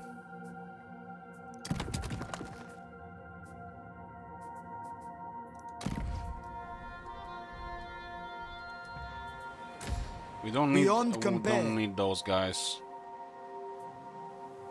We are not gonna get the tier 4 guys, and the tier 3 we only have 2 troops. And I don't think I'm gonna get more of this. At least not right now. There's 1, 2, 3, 4, 5, 6, 7, 8, 9, 10, 11, 12, 13, 14, 15, 16, 17, 18, 19, 20, 21, 22, 23. I might have missed 1 or 2. 23 building types in an 8-slot city. Fuck me. And some of the buildings for this faction can only be built in the capital.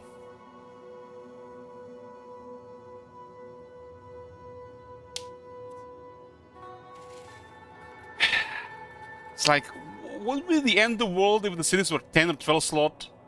I don't know what's up with that. It does require resource to expand.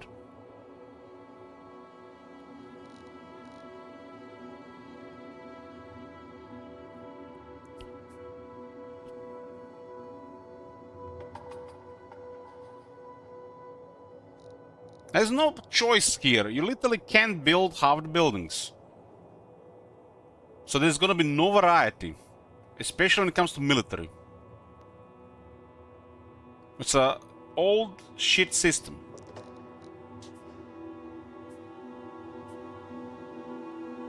To make the matters worse, this is a 4-region province. This means any stackable things like tax building or this building will favor resource building over anything else. Just because of the size of the province. It's just logic, common sense. And there's a province nearby with 3 slots. This looks better for military. Well, this looks like just economy. Why build all those buildings if you're not gonna go all in on it? It's percentages, right?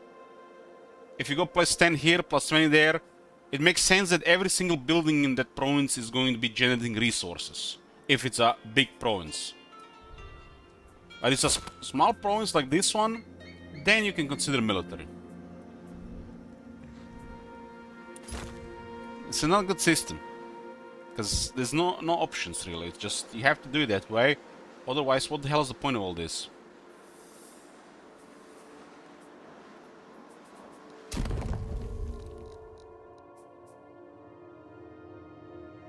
Like, imagine building this building and not building every single resource building. This is why provinces need to be larger, or there has to be like a massive gold or resource sink to make it larger, so you can build extra buildings. Yeah, we're done with fighting. We just debating what should we build. 54. The game suffers the same problem as the Warhammer series regarding buildings. It's probably even worse than Warhammer series, actually. Because there is multiple resources, not just one. In Warhammer, you just have money. You don't have food, stone, timber, bronze, gold. You think that in a system like this, it would actually be more building slots. Solution here is make the cities have generic size, like this is 8 and this is 4, but allow the capital's extra 4 slots to be unlocked with a lot of resources, and smaller settlements additional 2 slots to be unlocked with the resources. It can be a resource sink, and you can expand the cities further to build it up. So generic room for every settlement, and then a ways to invest into more building space with resources.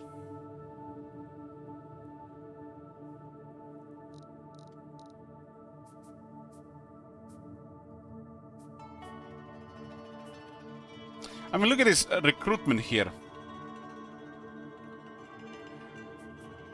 Recruitment in this place alone is over half the buildings.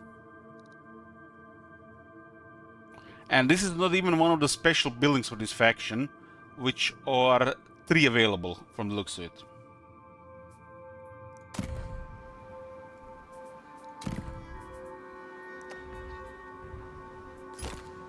Yeah, we're just checking what to build here. These things will go faster with the future factions as we get to it.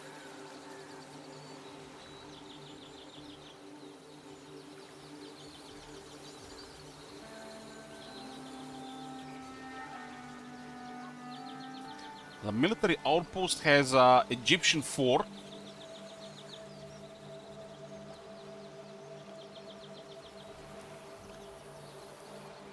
The AI will choose a system like that with extra slots.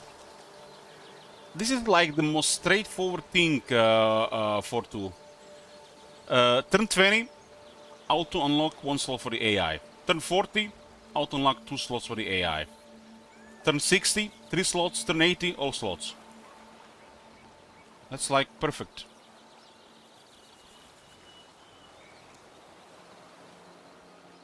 I can put it literally on turn 10 for the first slot.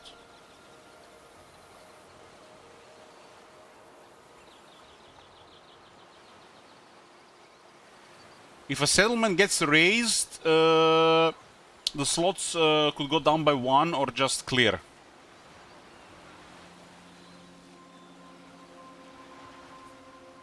The provinces consist of settlements and outposts. Like we have an outpost here for Shrine of Ra, like a sacred outpost, and we got one way station here for army buff. And it has some strategic benefits.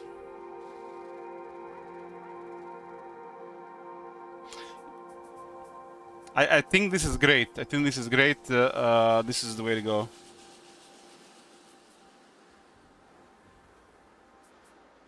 I could build a Shrine of Ra in every settlement. Which means all our troops would be getting additional melee defense and recruitment.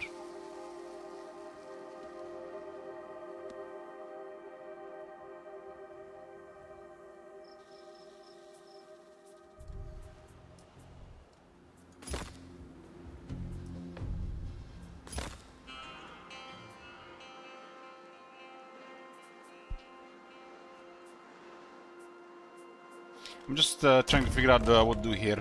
So far, we decided to remove this building from the capital because there's limited slots, and this one here because this pointless to have 2 military buildings at the tier 3 at the start of the game. The food building is looks like great to have, and now I'm just thinking what to build.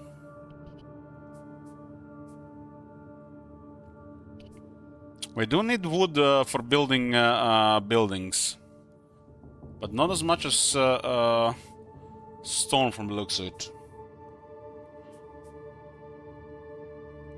And we have no way to get stone right now.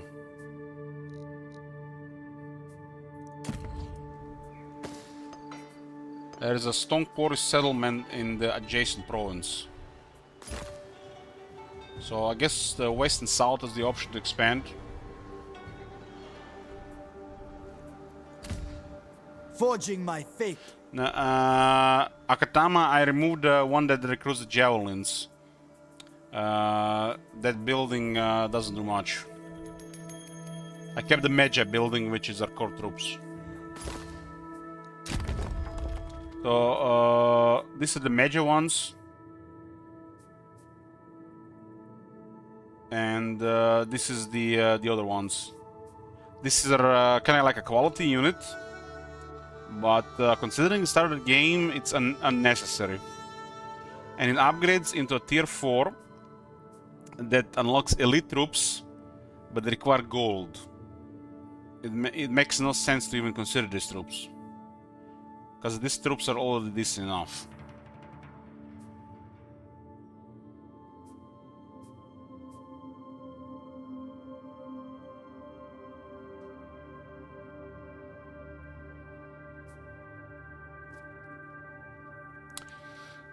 This is mostly food here, huh? So granary could make sense. But we don't see like at least how much is actually here. This is like province effect, okay. So the only timber comes from this city.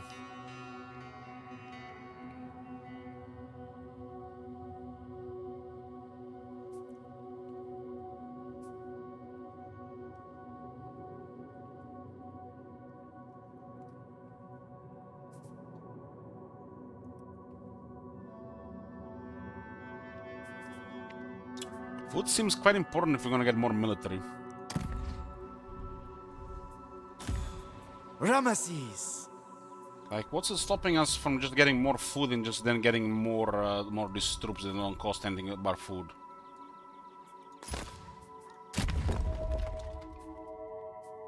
This one provides favor and legitimacy and lowers the upkeep of troops in the province, increases the happiness in the province, and increases the production of all the resources in the province. This like just looks amazing. But we don't know what the favor and legitimacy do exactly.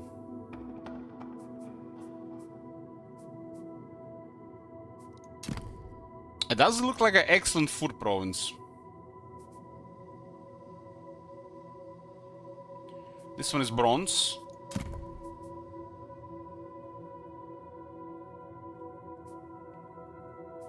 And you see you can build the wood thingy in even a generic settlement.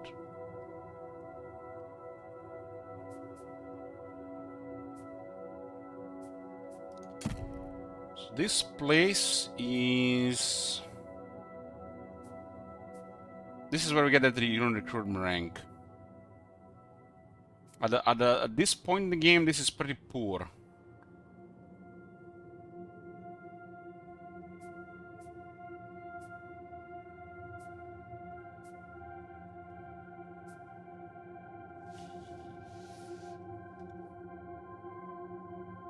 We're going to need workforce growth. 10% more bronze on 155.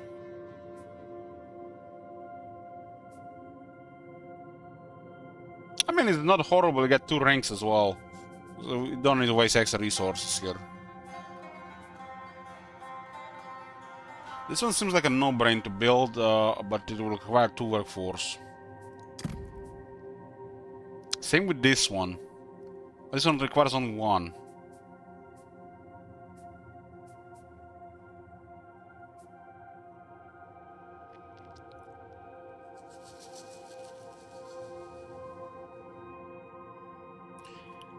Each developed construction slot in the region. What does that mean exactly? Developed construction slot in the region. Developed. Maybe like in the max tier.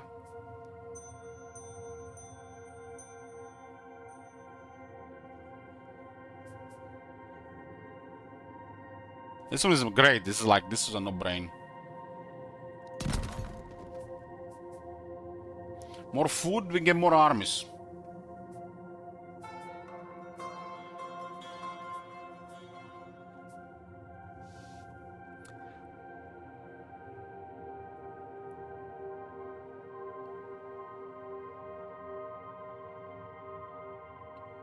Settlement expansion buildings 14. I guess each building slot could give it.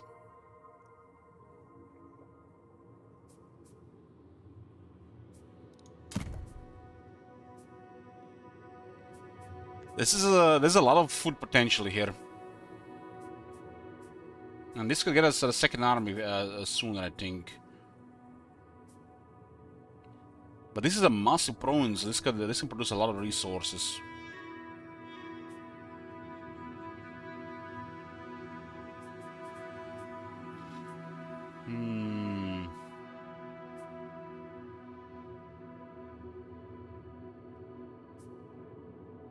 We currently have some kind of... this faction, it looks like you get some powerful bonus at the start. It started with a strong capital, and it started with 3 different events. Event 1, for 30 turns, you get 350 food per turn. Event 2, for 20 turns, you get 350 food and 50 wood per turn. Event number 3, for 12 turns you get 55 bronze, 300 food and 400 wood per turn.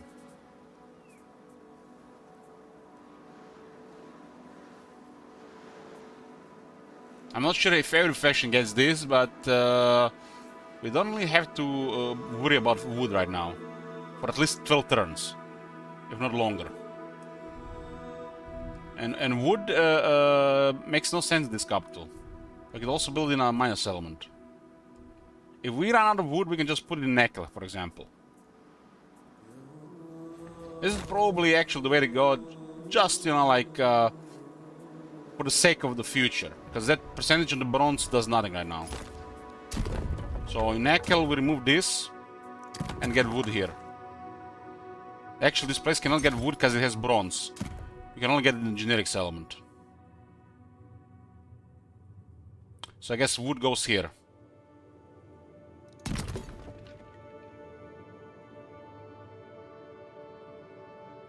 Because these slots in the capital are too precious. The capital has powerful buildings.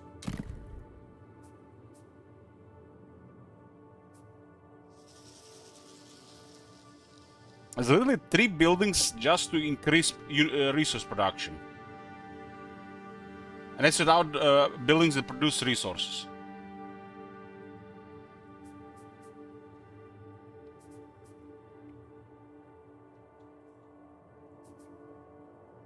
This seems like something we want to build. I don't feel like this feels like a no-brain.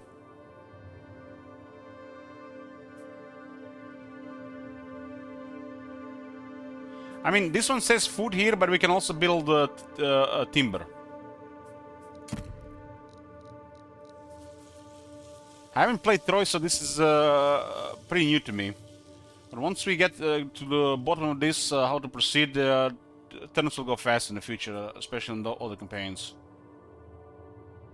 We're just trying to figure out what's the best here. Like, this one gives 10% resource right now, which is something here, but it gives favor legitimacy, which you don't know what it does.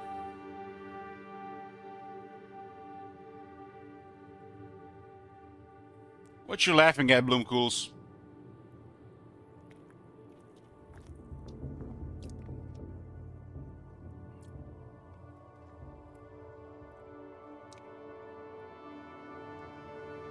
I don't know.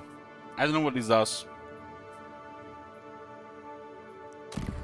Really don't know.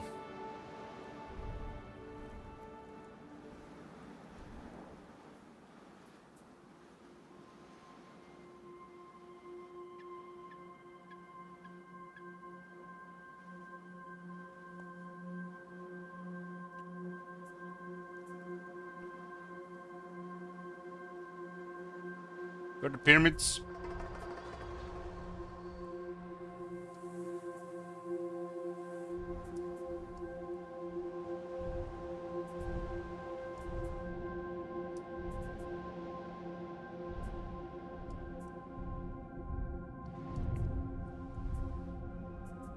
We are here. Well, this is controlled by the current Pharaoh. And we are fighting for the influence, or what they call the legitimacy.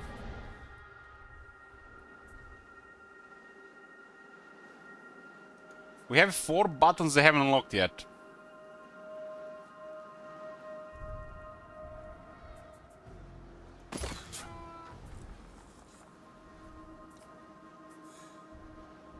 Okay, we don't need this.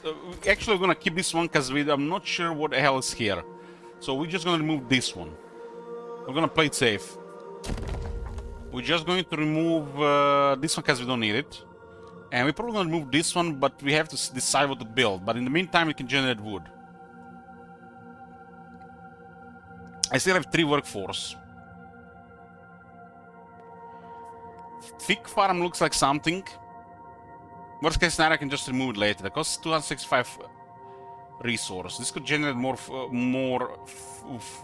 food immediately. And we can start working on that other army.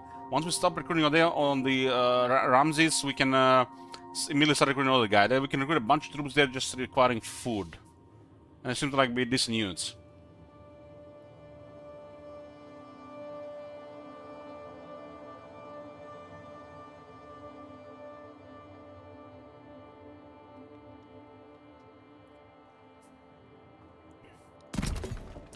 So I'll just get this one for now. And then move this. This leaves it with 1.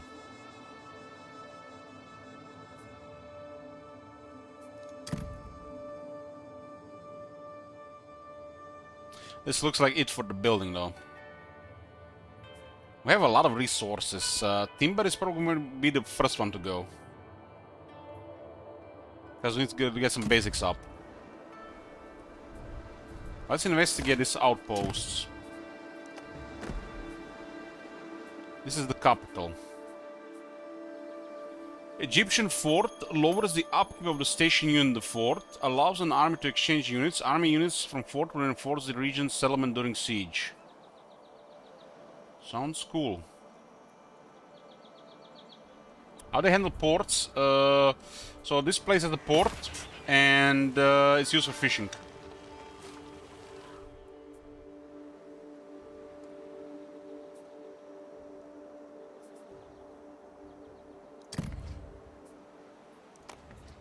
Food. At least for that one we see.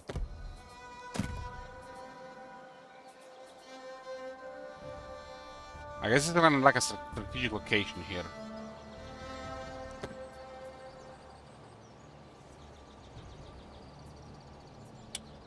There's a Egyptian lookout post. Siege hold time +2 in the region. Army gains increased ambush chance by interacting with this. Interacting with an outpost will refund 50% of movement spent to reach it. Okay, there's also 3-unit garrison. Does this provide a garrison in the outpost, or these troops are going to help the city? Egyptian fort lowers the upkeep of the station units in the fort by 50%. That's a lot. If you go with the attribute for upkeep reduction, you can literally have an army just garrisoning for a very little cost.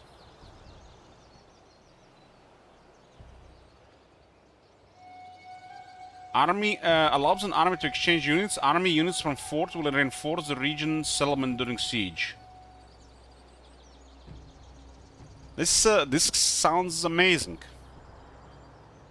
You have an army station here. Army is cheap to upkeep, and if the settlement gets attacked, they will help fight off the invaders. The highest strength unit in the fort will be the leading general when in battle.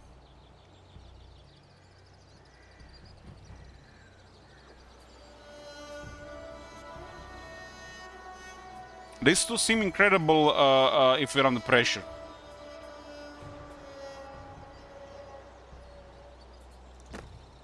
Administrative outpost, Egyptian way station, and attrition immunity to own armies in this region. Attrition immunity to desert.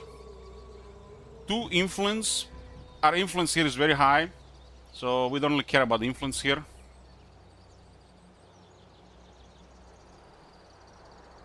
We're almost reached. If we reach the 80%, we'll get 10% production resources. So doesn't really matter for this one. This one has a nice buff that provides movement for 4 turns. We actually have a way station already in Neckel here. And you can see this buff on the army called Supply Army. For 4 turns, they get 30% more movement. Fate favors me. Okay, so that's the administrative outpost. There is an economic outpost, an Egyptian trading post. This region will produce 10% more resources, and this is actually good here because we're gonna have 2 food buildings. Army gains reduced upkeep for a few turns by interacting with this.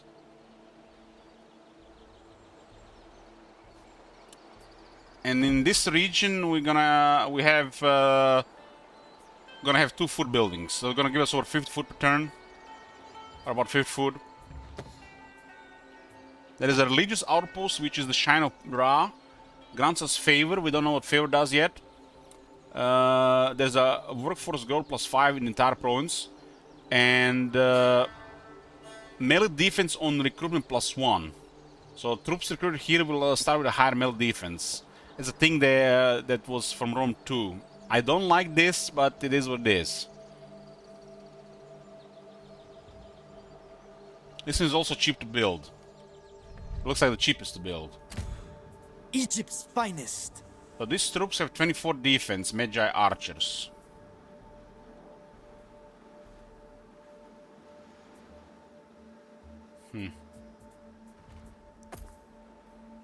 Doesn't say what this does. They did fix this in Warhammer 3 though. 23, 23 on rank 0. I mean, does this mean when they're recruiting gonna be 25 defense, if it even works?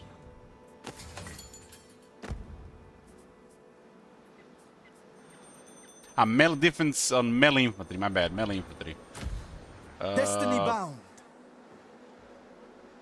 We have one, we start with one. This is your chance for glory. Major swordsman 40-40 rank 1.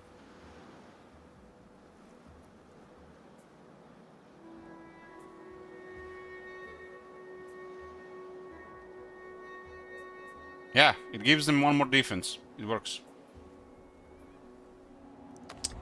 Having 4 of this in this province will be 4 defense. And having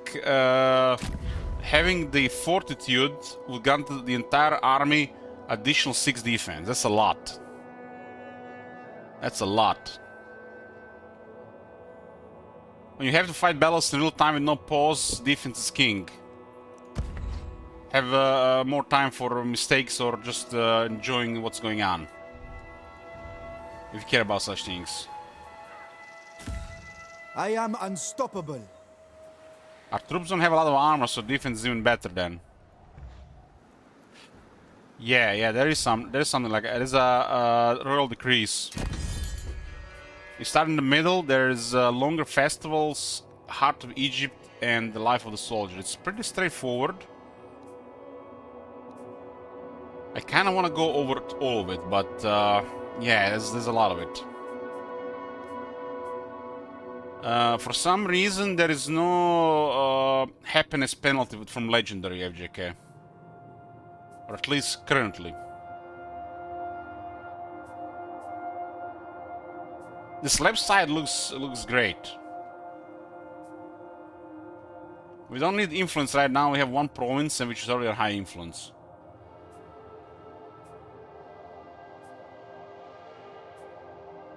I like straightforward stuff like this.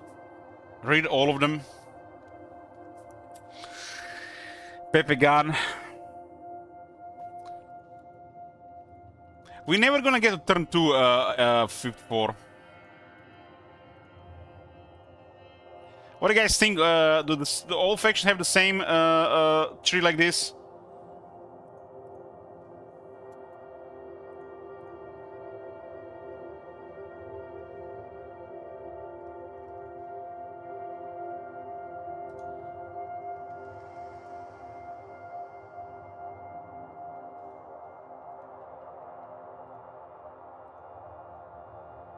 We won't turn 1 8 hours. You realize, guys, in 4 days you won't be able to play this game again for 10 days.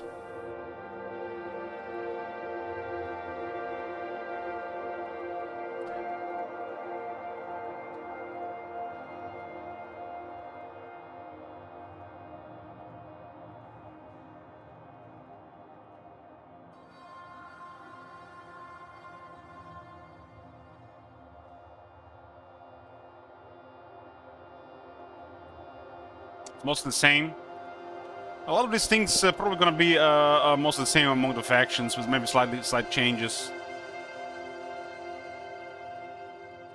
When you play something new, the first campaign is always the longest.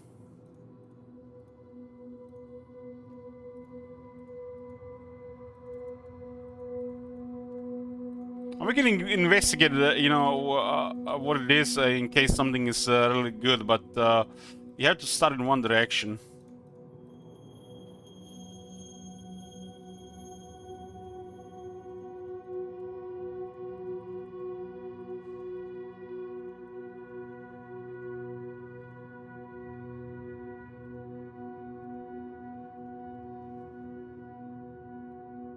Just 1 second, boys. 1 second.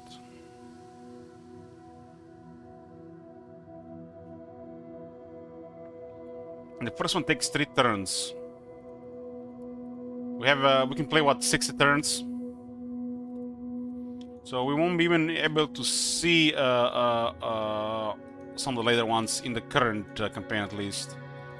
And this is a separate game from what they're gonna release in think what they're gonna release in 2 weeks. I don't think it's gonna be the same.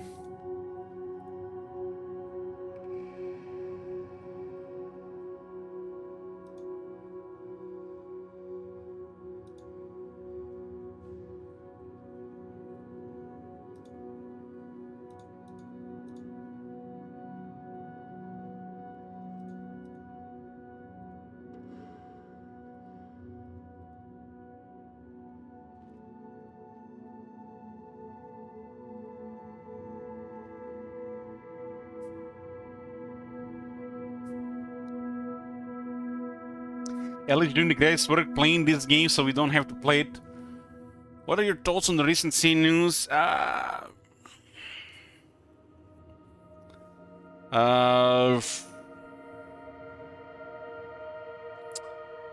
thoughts.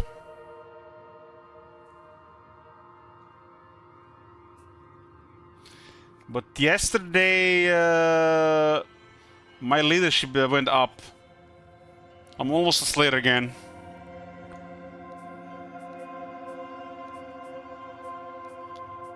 How about that for thoughts?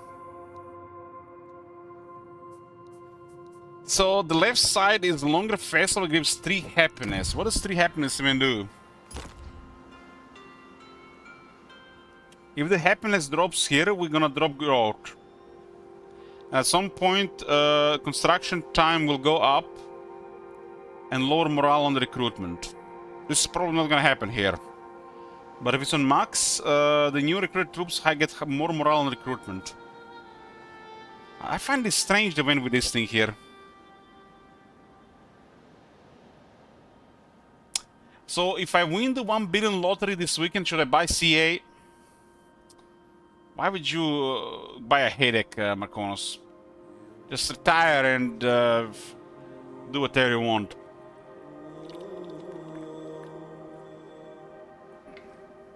Give 80% of it to your kids and enjoy 20% for the rest of your life.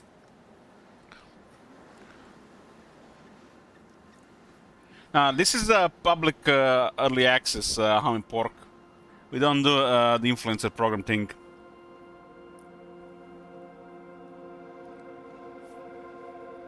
Everybody can play this if you pre-purchase the game. They gave first 60 turns 4-day tryout before the game gets released. Buy CA, still can't fix what bug. So Marconos, yes, buy CA and fix the vase. You gotta do it, man. Start playing lottery.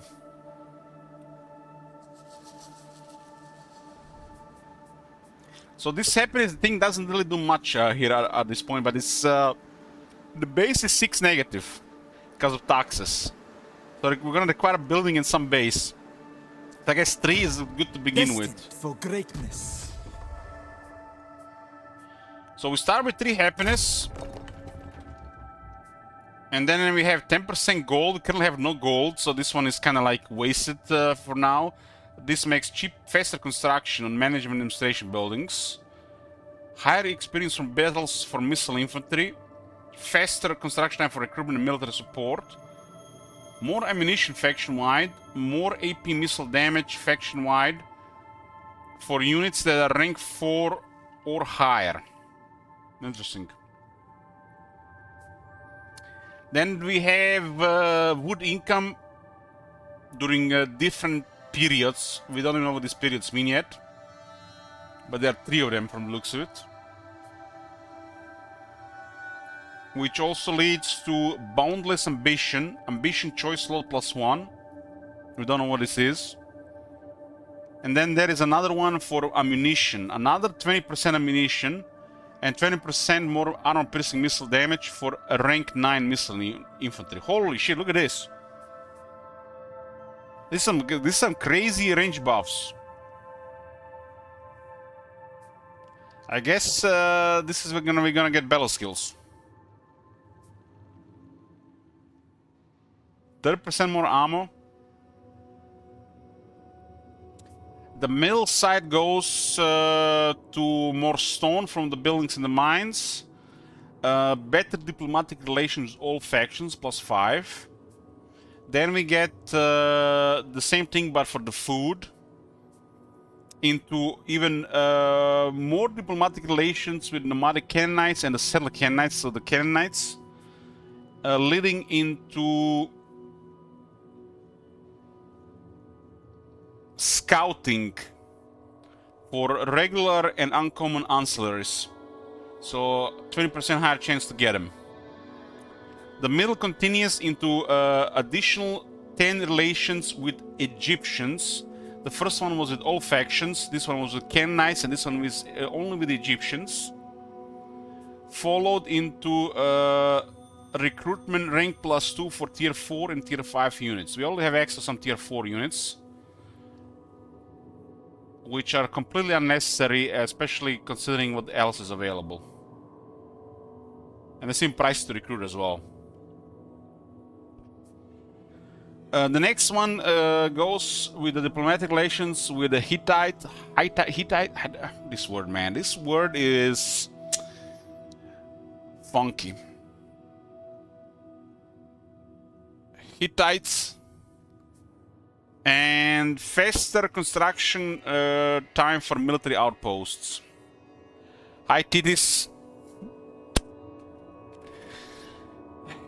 The bottom one continues into cheaper construction costs faction-wide for the various outposts. Into cheaper construction costs for all buildings. Followed into further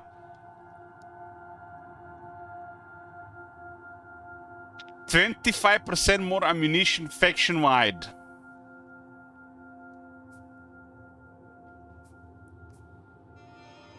Even more ammunition.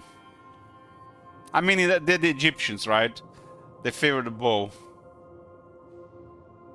And there is also a reload speed +7% for rank 9 chariots. I don't think this is only for the chariots, Akatama, the 20%, 5% one. This one says faction-wide. You think they're both on the only on the chariots?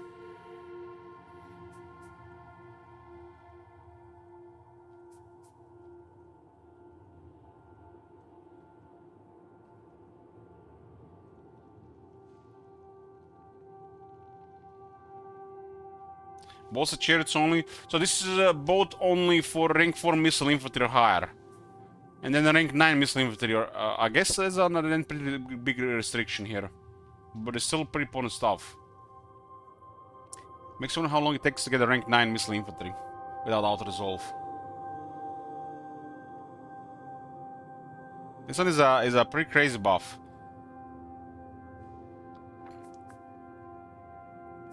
Rank 9. Why this is not rank 7 or higher? Rank 9 might be a while. Income all sources plus 20% faction-wide in provinces with max idle workforce. Power of people.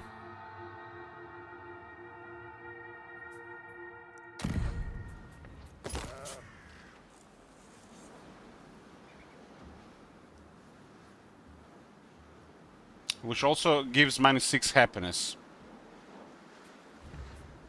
I guess this is why they removed the difficulty penalty to public order.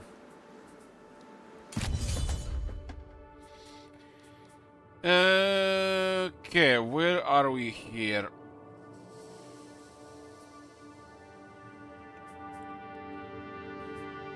This one was wood 50% on when allied with Canaanite factions.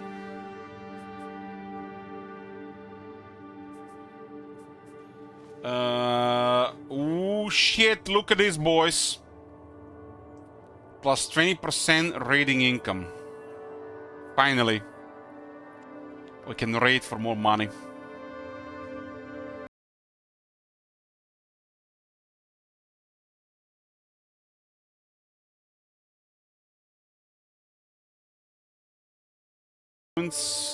After prayer.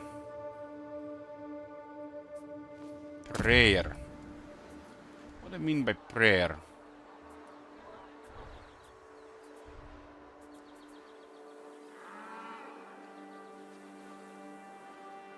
Does this count as a prayer?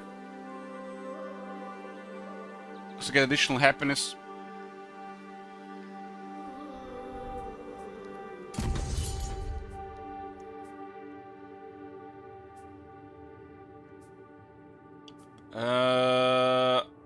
Ammunition and reload buff for rank 4 chariots or higher.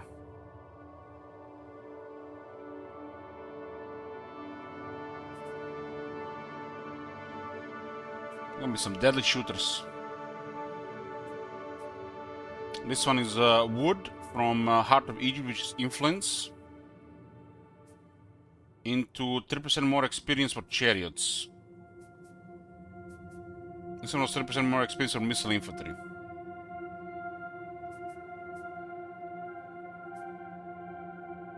Workforce for temple completed +3 faction wide.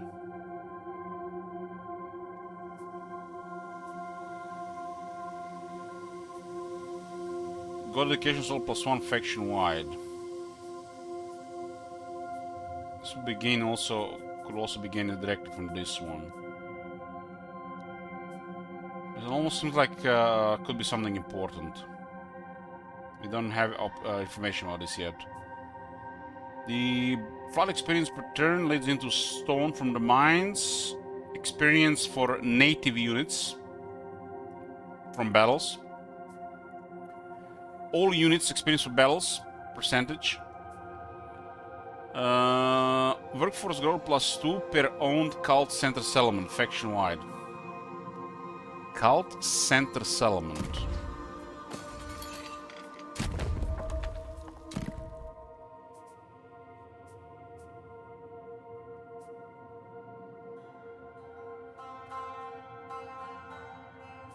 Doesn't say the building type.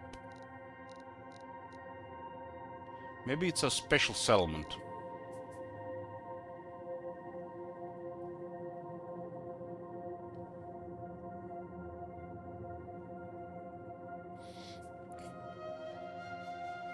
This one looks like a very expensive to build.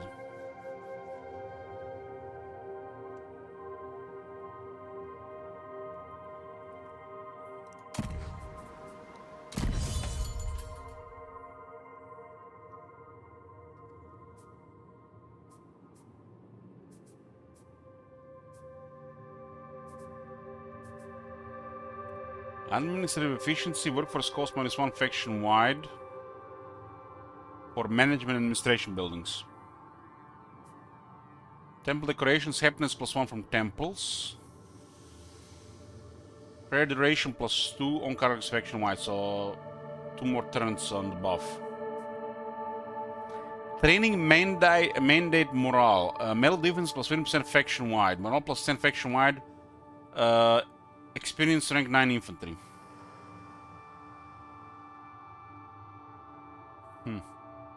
So they're definitely battle skills and veteran battle skills here. It looks like they removed the basic battle skills. You just have mid-rank battle skills and high veteran battle skills.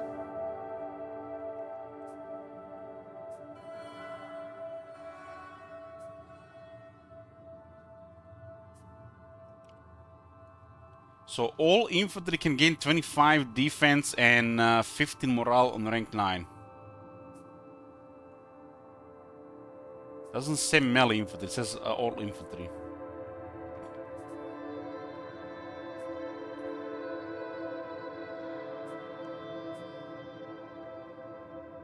Cheaper constructions for administration centers, cult center building, center settlements, cult center settlements. It's a costing, so it's cost and time. Against the ambushes, cheaper construction for temples. Another god education slot here, there's a second one here. Cheaper recruitment and upkeep for tier 3 units. Cheaper recruitment and upkeep for tier 4 units. And cheaper recruitment upkeep for tier 5 units.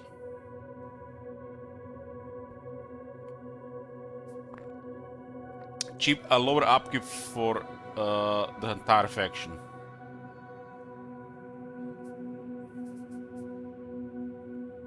more bronze. Generals get a higher recruitment rank. Influence plus 3 faction wide after sacking or raising an outpost. But for how long? More bronze faction wide if you're allied with the goddamn Hytidis.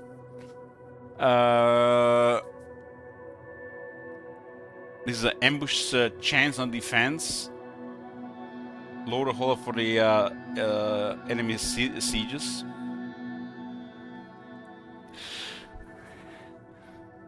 Gold income per level 5 building plus 20. So every tier a level 5 building grants us 20 gold. Mercantilism. Must be that early Egyptian culture tourism.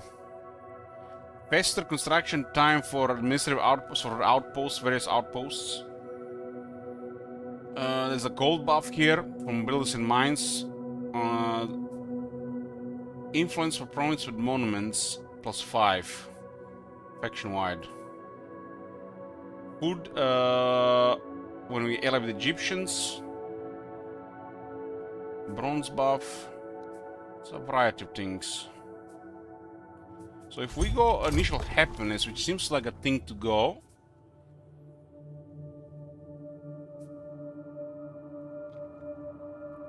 I wonder if we need this one to get this one.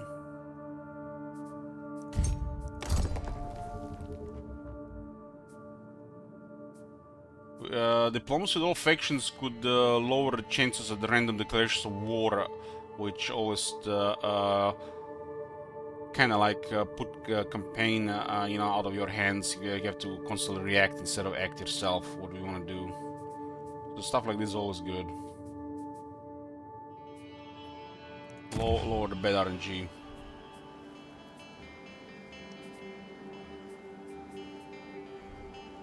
So we're gonna be building this army and take the rest of this province, the North Sinai province, and looks like after that we're going to P. Ramses province and possibly after that into the Sinai province.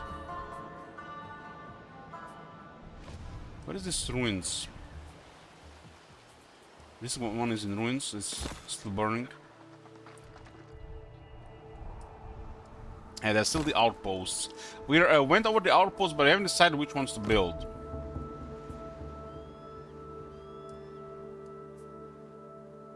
I think the Shrine of Ra makes a lot of sense due to this military defense bonus recruitment.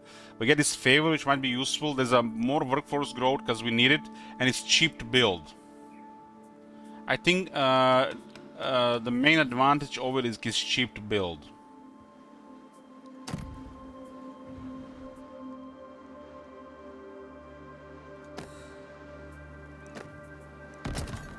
You have pleased the gods by building a shrine of your devotion.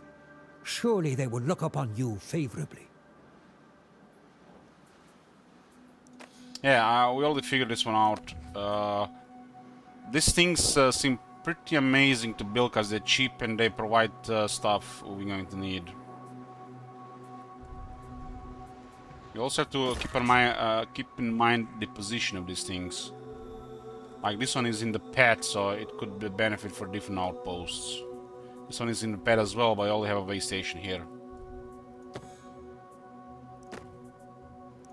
We're going to build a Shrine of Ra in every settlement. What the hell? Thank you for helping the blind by reading CA's Mumbo Jumbo for us. Oh, thank you very much, English Cake.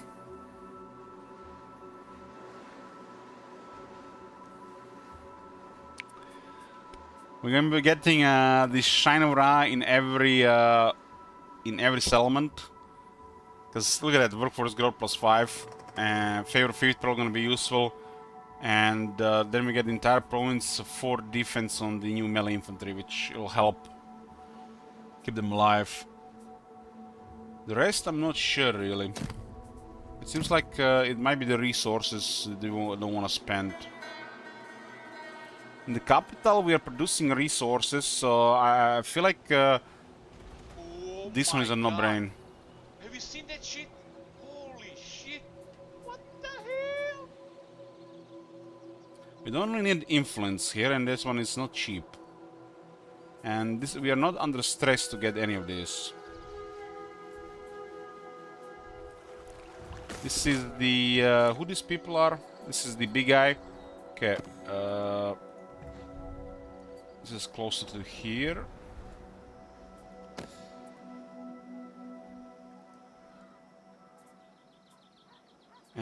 Economic outpost production, all resources plus 10% in the region.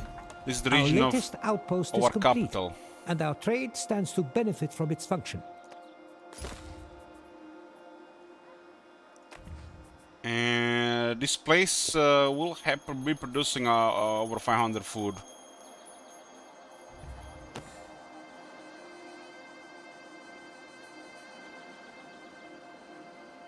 Maybe the number of outposts vary because of the size of the region. Like this one seems like a small region.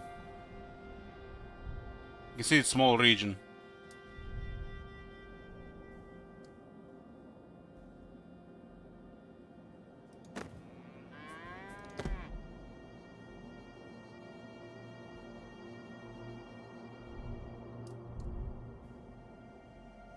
Who control? These are two different factions controlling this. One, two different factions, yeah.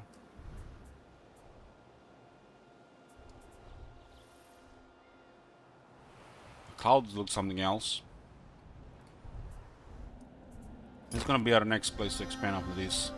But we need to get an army going. Forging my fate. Okay, this is gonna be it for the outposts. Sukot.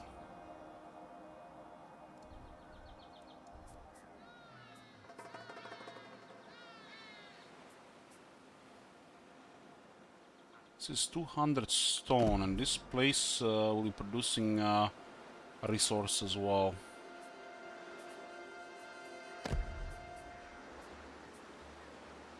What happens if we visit this place? Lowers upkeep, huh?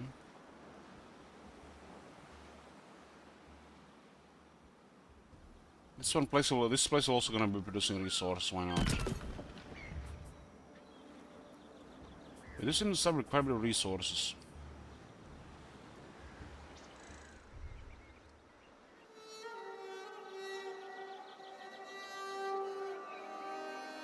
What the hell is this thing here? Is it me or a year is 6 turns?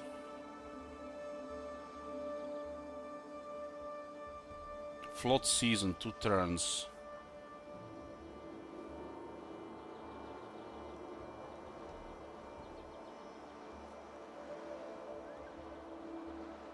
Depending what it is, it actually is a different different bonuses here.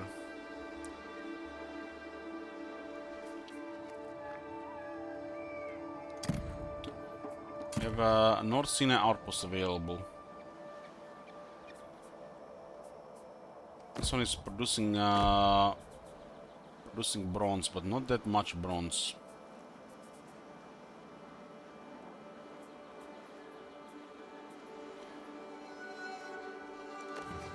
This is a notification.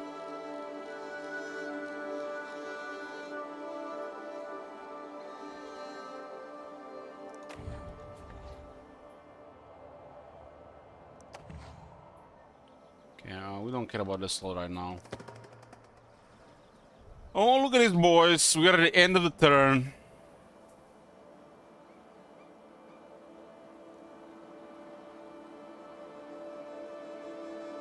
Feels like it's been forever, right?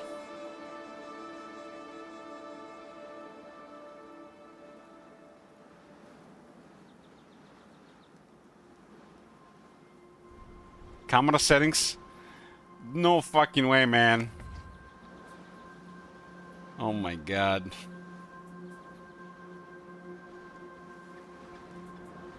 Oh my god. Have you seen that shit? Holy shit. What the hell? Hey, genius, singer match.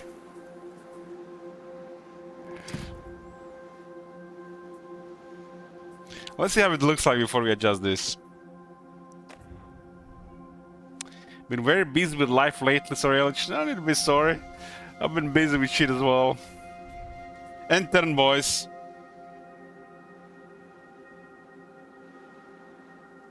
What the hell? There's a button to undo the turn? So if you're not playing on Legend, you can misclick this by accident. Click here to return to the start of your turn. All progress you made during this turn will be lost. So if you're not playing on Legend, you can play turn 1 internal. I can't click this. It's not highlighted. It's a save scan button, huh? 72 factions in the world.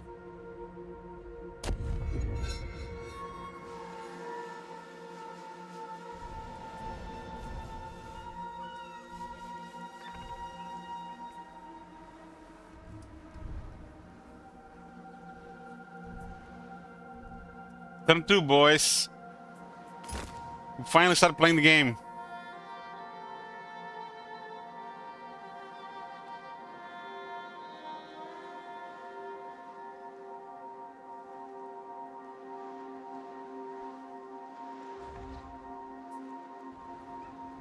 Oh my god. Thanks, Have English you Cake. seen that shit? Holy shit. What the hell?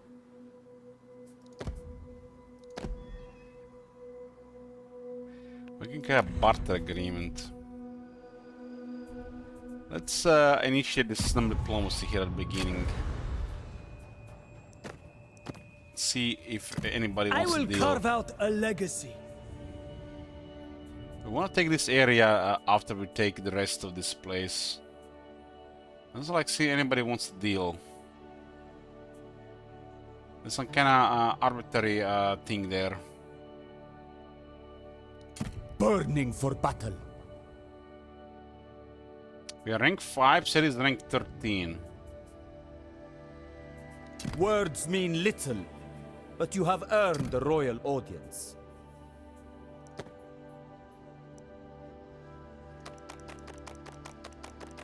$24 gold.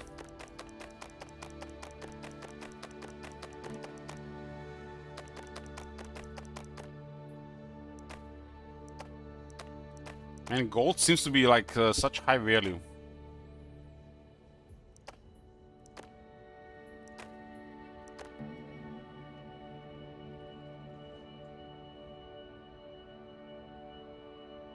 We have 20 because we bought Egyptians, huh?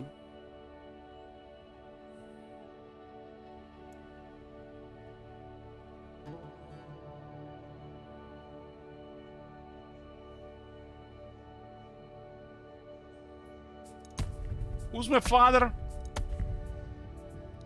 For Pharaoh's glory. This guy is the father of Ramses.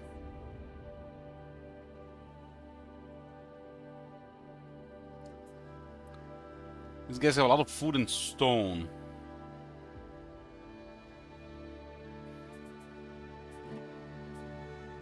Good things always happen when we put our minds together. Barter agreement. So how would this work?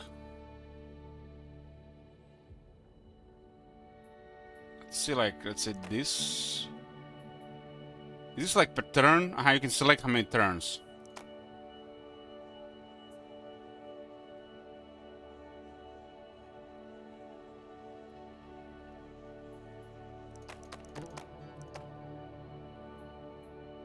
This is what would be. It looks like the goal has a lot of value at the start.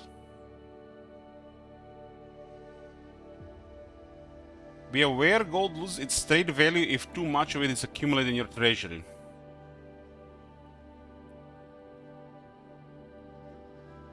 Could be then that the gold be used in the beginning to accumulate all the resources before it loses this value.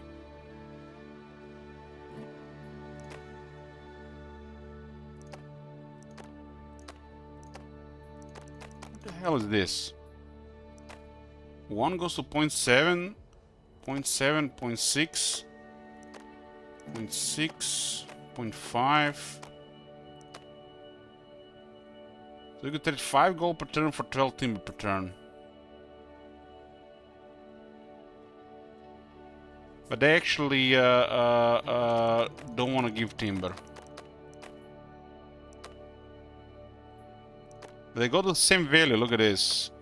So not instant in wood, this is 4.2, 0.7, 0.7. What the hell? It's like they want gold, but they don't care about food.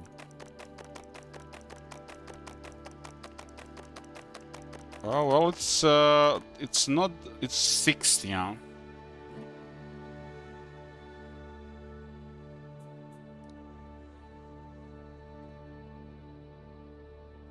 There's a projection over time.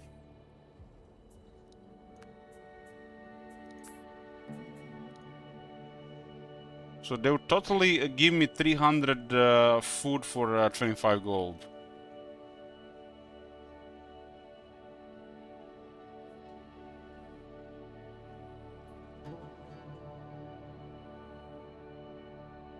We don't know which resources we're gonna run out of. But that seems like signing a lot of these barter agreements early on to get the resource for the future might be a way to go, especially for gold.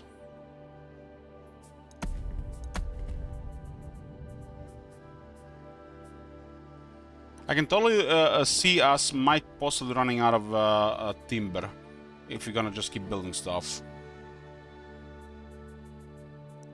Find people who like us and try to see if they have extra timber. All will remember. I will. For Pharaoh's glory. All will remember me. Buto has actually has to be Exxons, right? For In the My word is the heart. warrior of Egypt. This guy, huh? Let's say we're gonna be attacking this guy, and then we actually can attack the guy next to him first. I will defend my home. Where the hell are these guys? For Pharaoh's glory. This is the snipers.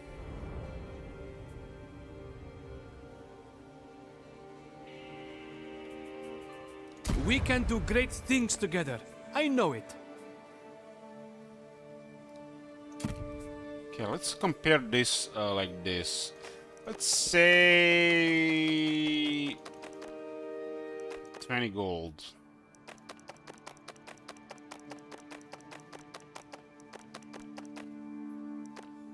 It would be 35 timber with this guy.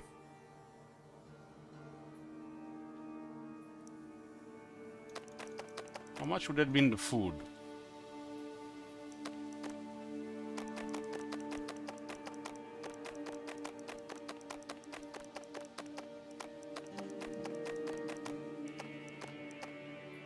It'd be 190 food.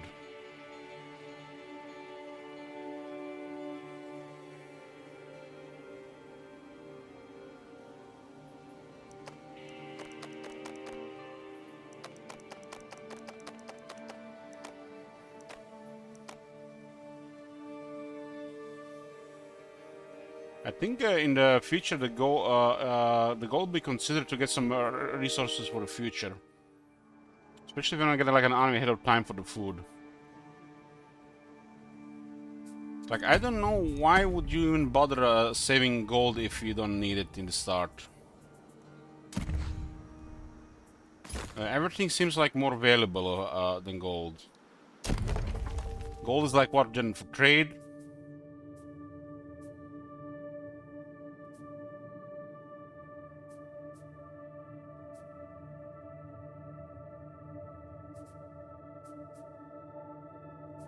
There are some buildings that require some gold, but not that much.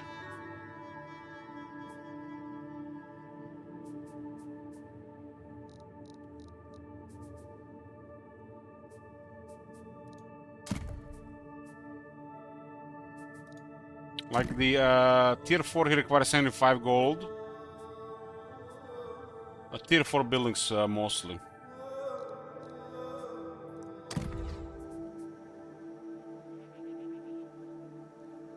It looks like it's mainly for trade in the high tier stuff. And in fact, we start with 800. It feels like it begs to be traded for the other stuff, so you can plan for the future. Ramesses. Ramesses.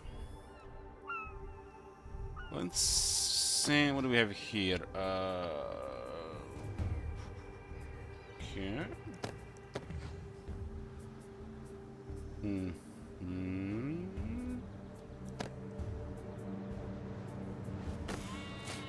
Azati. The future of Egypt. That seems like a lot of movement. I hated they went back with the old system here, man. Warhammer 3 was a step in the right direction regarding movement, and now they went back to the old system. Yeah, looks like Gold right now has a lot of power in diplomacy.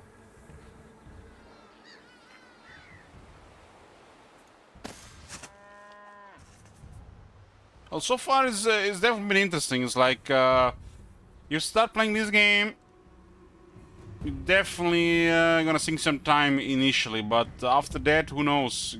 You gotta dig deeper to see if there's something there. But you know, when you're getting a new strategy game, there's always a lot to learn, a lot to experience. That period is can always be good. Canaan will yield.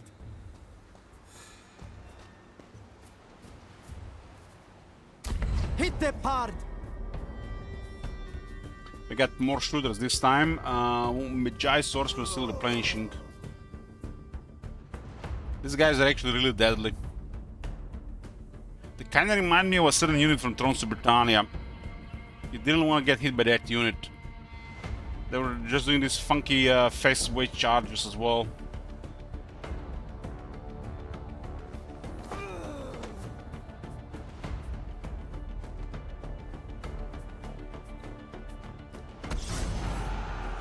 Hey, Conlog.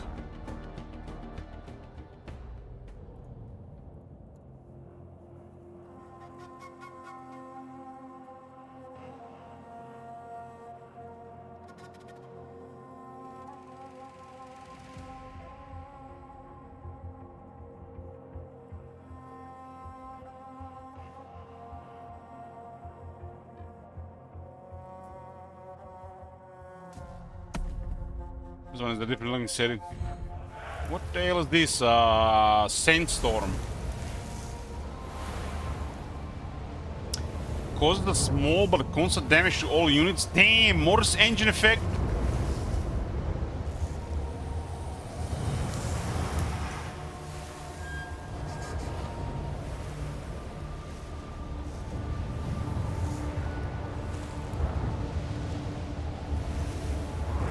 Forecast. Good thing we have a weather forecast.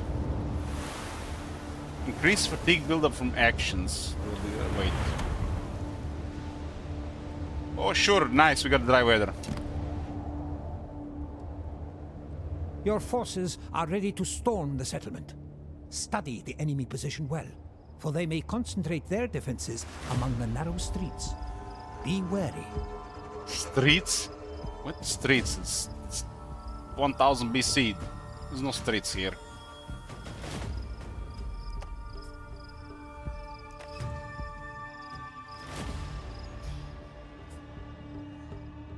What does this armor thing do? I guess this one is it calls a different one. The armor repairs the armor of units for the side that holds it. So hold on. This is supposed to be like armor durability, and when they lose it, they actually take more damage. Maybe this is why the unit's getting killed so fast sometimes.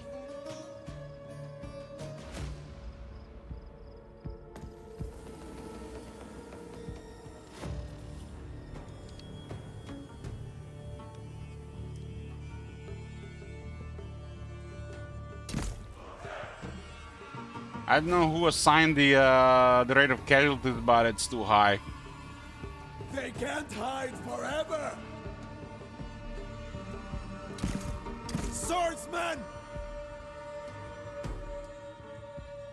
No coast again. Coast is behind us. We got shooters that don't have their units. I guess they're gonna have to get through the bottleneck here.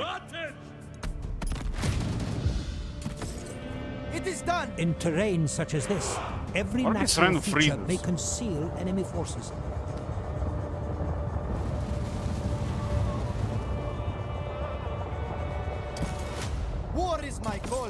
We have all the shooters here.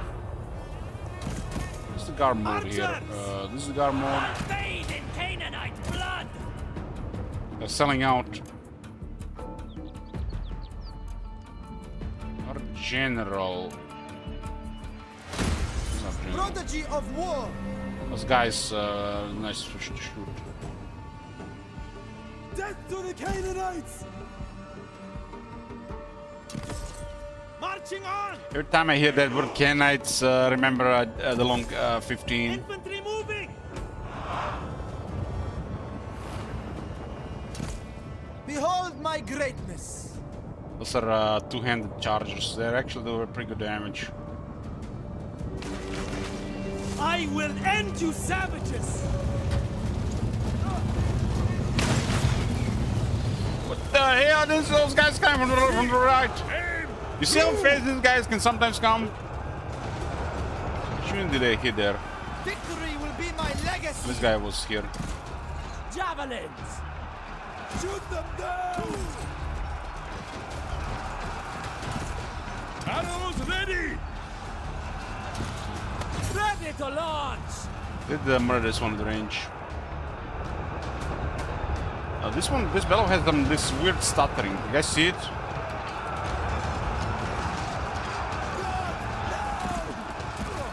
In short order! Arrows ready! Didn't want to shoot at one. On the march! For glory eternal! Destined for victory! Fire! I am invincible! Those guys have armor, but those guys have very high damage. Arrows away! Brutes like you hold civilization back! Your tongue needs But FPS, cutting, it's very high FPS, but it's stuttering. Sons of Egypt! Javelins ready! We should find cover! Always ready! Those guys go direct. This is the tier 4 ones. Soldiers, move! Try to route them with the shooters. Retreat! Shoot them down! Your troops' courage has failed them. Round them up and send them back into the field when their fear subsides. This I don't will even be see your how many are gonna final shoot. resting place! You These talk guys are because way you too fail fast, to I fight. feel. Clubs! Their marksmen could hit us here! Alright, weak to range. For Egypt! The gods will witness you fall! Talk is cheap, fool! Strength is power! Always ready! Arrows away! Warrior of fate! On our way! There's some weird stuttering here. Infantry moving! Marksmen! Soldiers move! This guy appeared out of Sons of nowhere, so we Egypt! didn't really have time to prepare for him Soldiers coming. move! Archers loose! Black in the sky! Shoot them down! Javelins away! This is an extreme unit size, so there's a lot of troops in some of the regiments.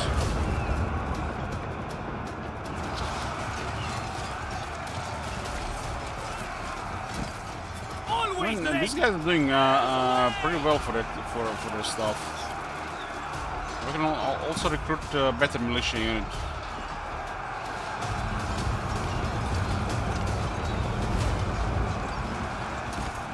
All for Egypt! Yeah, the one on the right side totally surprised me.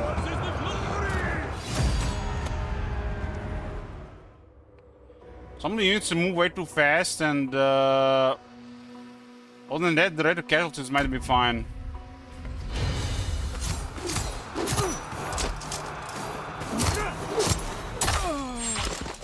I mean, we outnumbered them, so we just wanted to see what was I happening was here. fated to win. The Sharon Raiders arrived.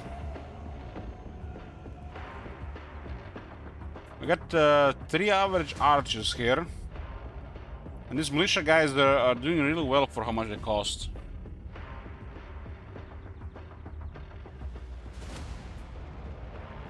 Maybe, they were actually not there until they got very close. Because I didn't really see them approach.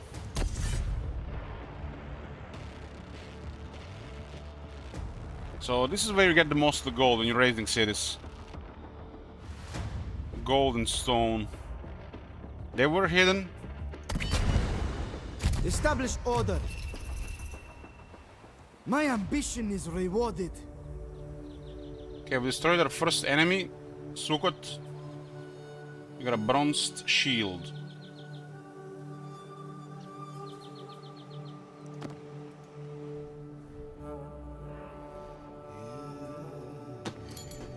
Okay, we control all of North Sinai. It does seem like the game wants us to go here next. There's also recommended to go there next.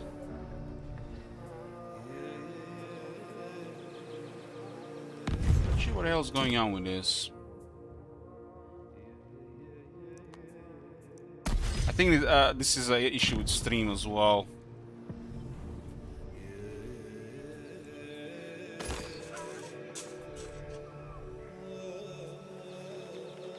Okay, we have the whole province now. This is the first one. We have all of it.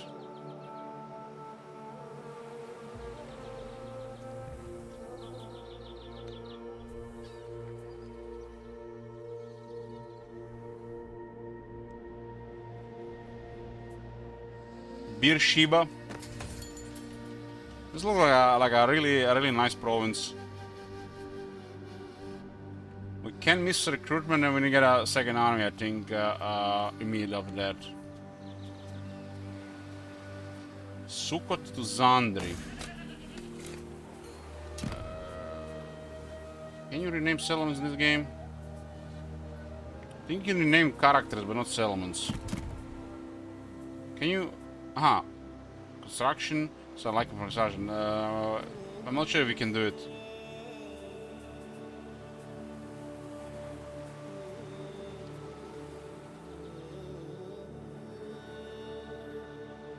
A little arrow drop down. Ah, this one here.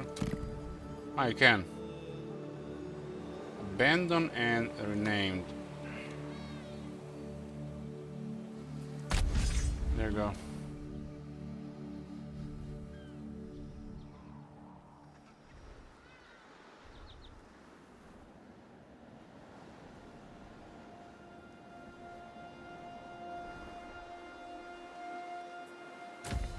Destiny calls me, and I am compelled to answer.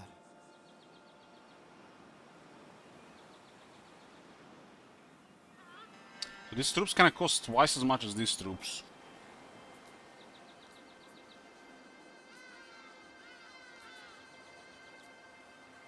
These guys look pretty awesome for how much they cost.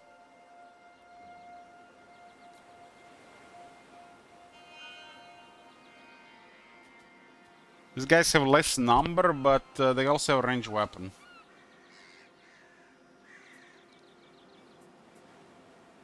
Fewer number.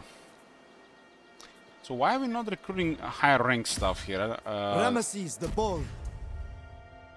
Recruitment rank +2 this army.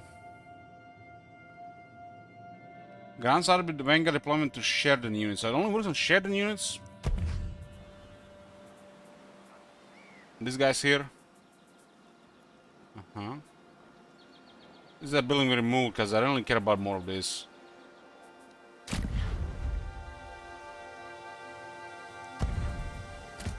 Become part of my legend. Wanna see the AP shock troop? Let's get one of them, huh?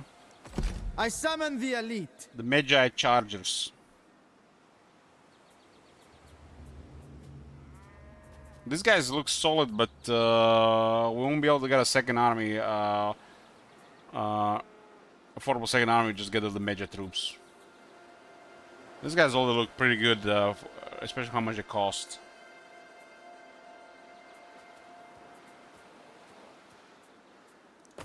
My army will be elite.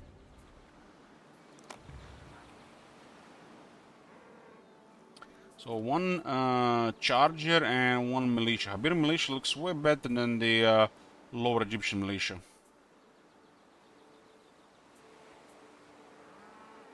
These guys have 17 attack, 20 defense. These guys have 31, 29. They also have higher morale. Slightly lower armor. These ones are really numerous though. Lots of bodies. I guess this is just basically numbers, so this is like... This one is below average, below average, or this is below average. This is just massive numbers.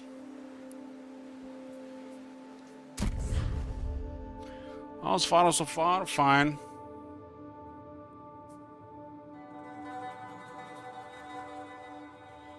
Let's continue the replenishment into defense.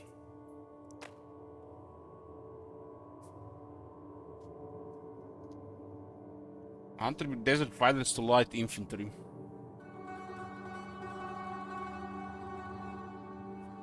This unit is immune to sweltering weather and has lower penalties from sandstorm weather. Also immune to sand, ground type, and suffers no penetration to desert climate.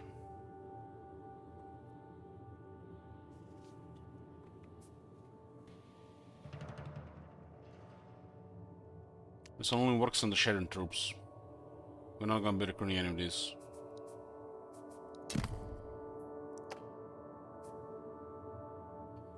We have pretty much all light infantry, right? There's like 2 medium infantry.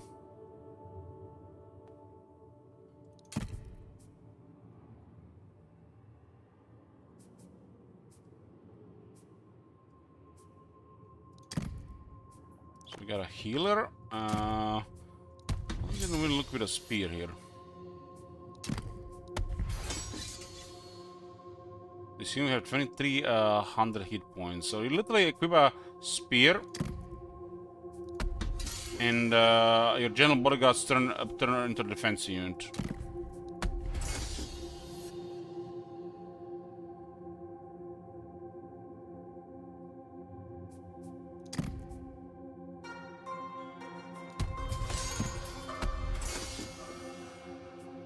I mean, this would be excellent if we had to deal with large units. Scare horses. And a 55 armor.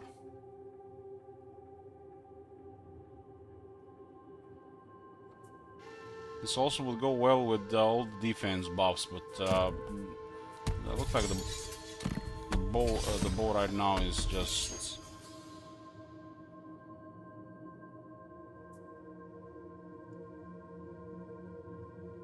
We'll keep with the bow here. I feel like we need another quality unit here. We have to see how the battles go when we have to actually fight with against little numbers. So far we just fought against the outnumbered foe.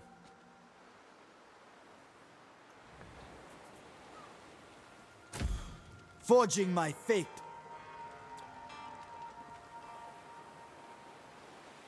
The horses were not big enough to ride in this times, English Cake. So that's why they used chariots. It's like, they were like barely any war horse, I think. That was a thing that happened the centuries later.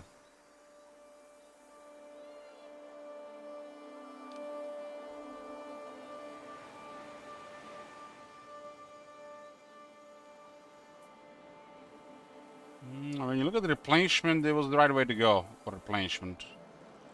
We can only recruit 2 units per turn. We have to find a way to get rid more units per turn.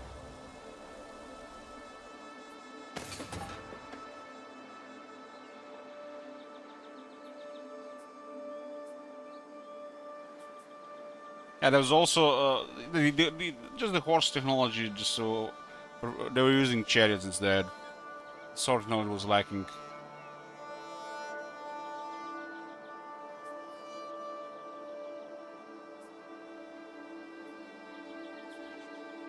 There's so many different commandments. Let's see what they do. Royal Gardens. Just resources. There's like 5% tax, huh? For the people.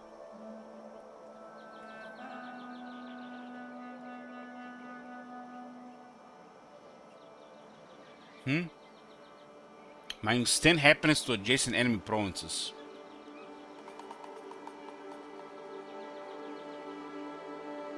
Lowers food by 10% but increases growth. That's a strange one. They actually charged with chariots. Pretty sure that was desperation if you charged with chariots, Aknarich. Used for like fighting platforms. You like shoot from them, you get close or behind the enemy, you dismount and smack them, go back on the chariots and right away.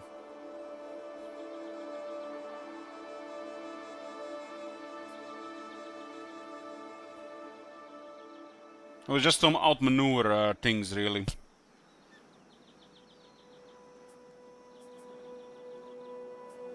Okay, so far weird stuff here. Plus this, minus that.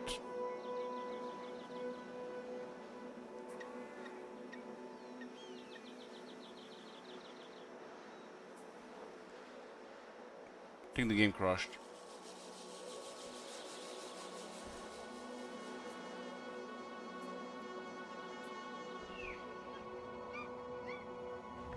Come on, work! Okay, we're good, we're back. Oh, it's laying again.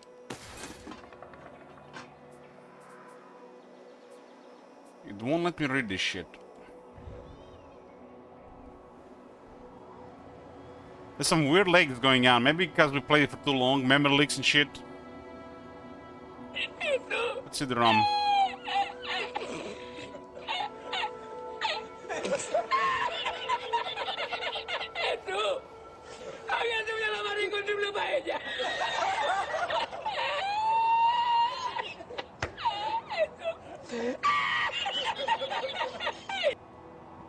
Doesn't look like it's using a lot of RAM. It seems like more than Warhammer 3, but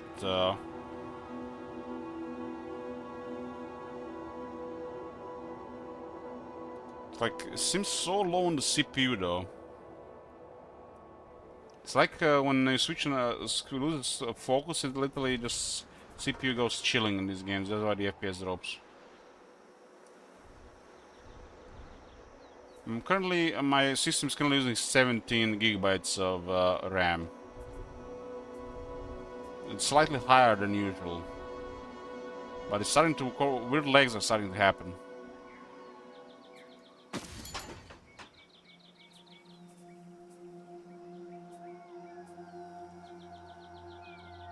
So no local recruitment capacity, but we can lower upkeep and recruitment costs. Man, the command, what are these things called? The commandments? The commandments are weird.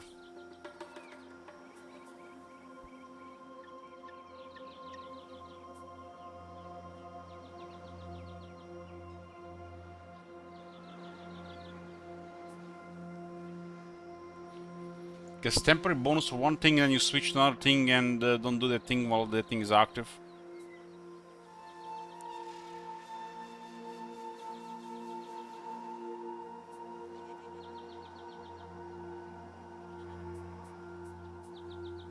So this one just has bonuses on the resources.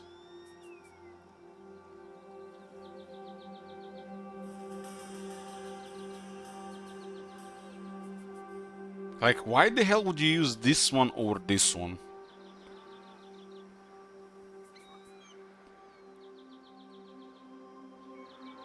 This is plus 10 workforce growth, food minus 10%. This one is 10 workforce growth, 2 influence, at a cost minus 10% food, and also penalty for the enemies in the adjacent provinces. Help me out, guys, here. What is this? Let laborers rest. Workforce growth plus 10, this province.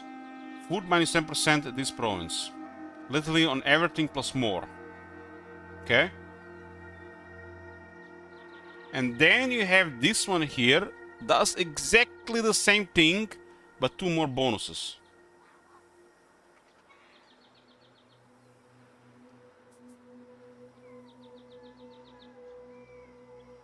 The lower affects more buildings. What do you mean more buildings?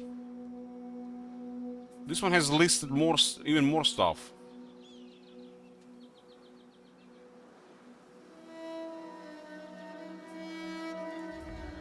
Maybe it's unique to our faction.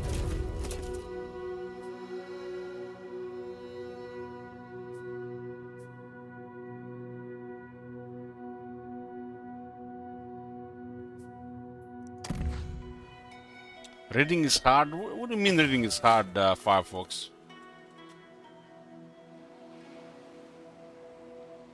Source, buildings and ports. That's everything. Buildings and ports.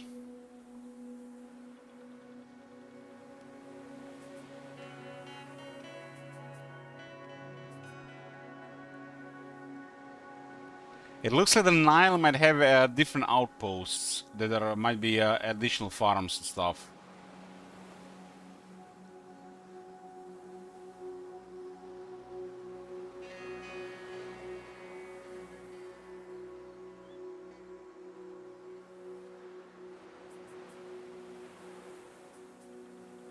This is bizarre stuff here.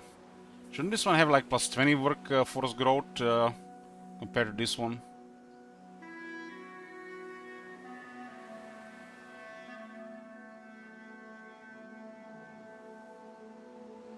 This one actually affects everything food related. So it's even worse. All this one just in the settlements.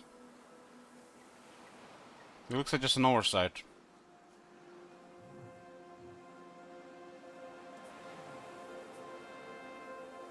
I guess we are recruiting right now, so we go with professional recruiters, and once we are done recruiting, we go either Royal Gardens or organized festivities, because we are not recruiting. We're probably going to be recruiting for a while. If we're going to recruit for a while, we're going to cause a rebellion here. Or whatever happens in bad happiness. We recently captured two settlements here, so it caused a lot of unrest. Military presence is 2. It looks like it's still the same system.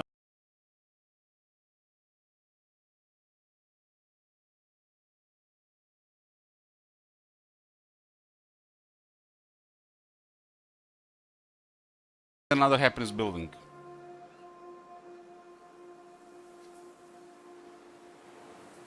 I'm really disappointed in commandments as well. Like they're all over the place and just really poor.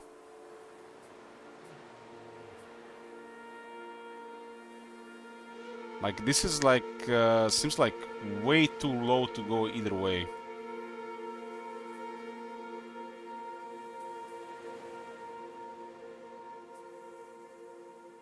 And 2 are really strange.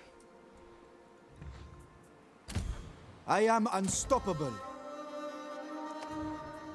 We're gonna get we need a happiness building for the future here.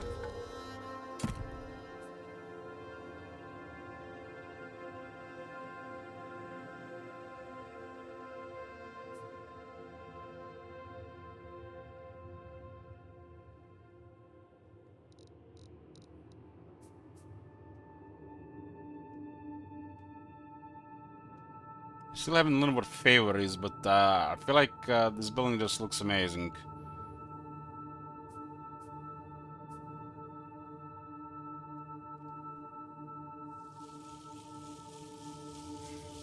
Should have all the build. It's also fast to build. For some reason, this thing's fast to build than the other buildings.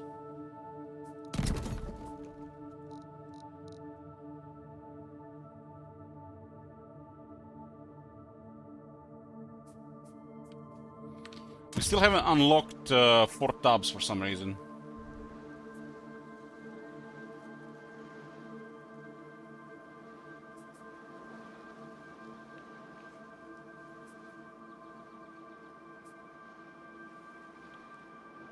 We don't have 2 tubs, so no idea how they open, and 2 stay after a few turns.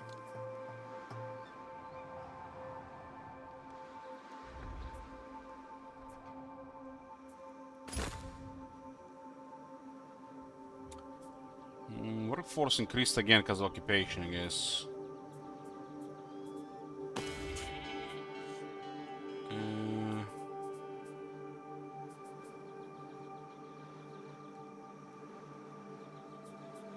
We do need 1 happiness building here.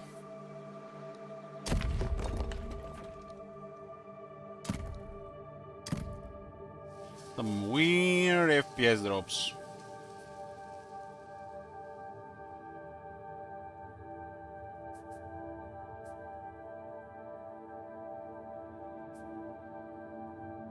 Influence here is too high to even consider building anything influence related. This province will not have influence issues. Hey Wilman, long time no see. Doing good, thanks.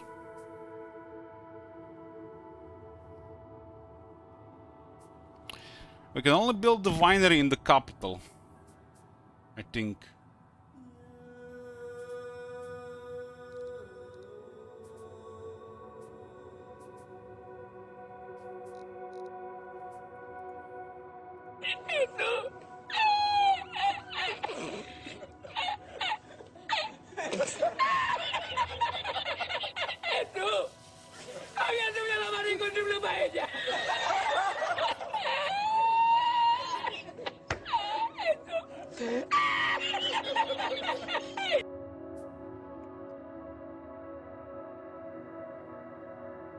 The tier 4 building that provides only 1 happiness.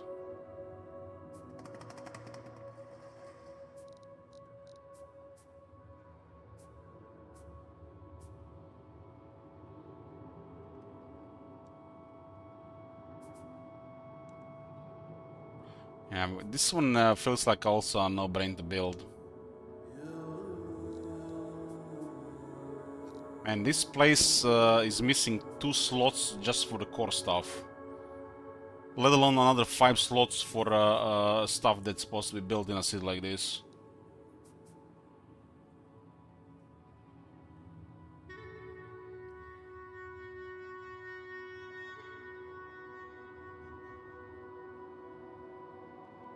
This city really needs like 10 slots just for all the stuff.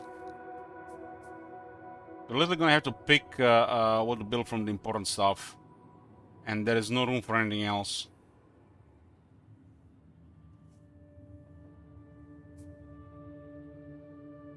Yeah, we went through all the outposts. We're gonna need more happiness here because of all this recent occupation.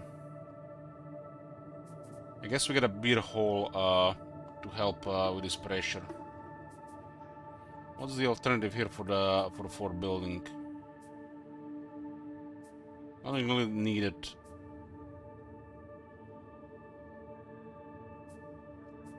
Yeah, it's gonna be this probably.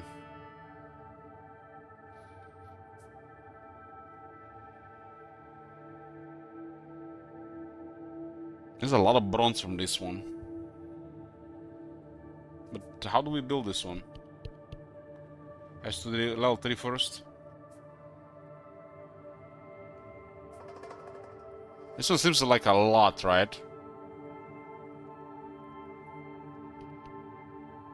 And then then this one also only makes sense.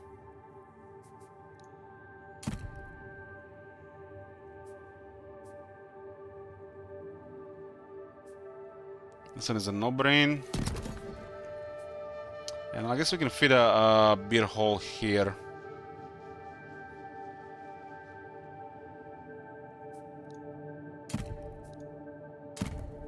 Why can Zandri get the timber but not this place?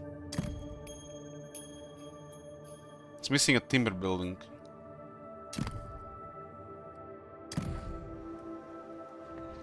This is Zandri. And this is this place here. Very similar, but with no timber building here, we have a timber building here. Is wood on the map? Is it? How do you see that it's on the map?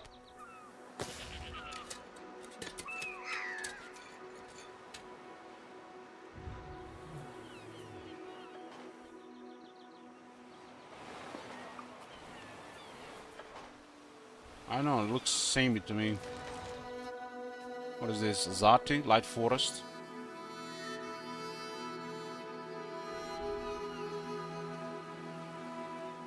They both look like very similar. One can build timber, the other one can't build timber.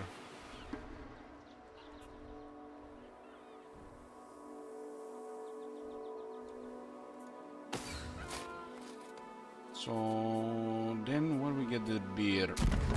This one I guess we save just for bronze, because it's a bronze element.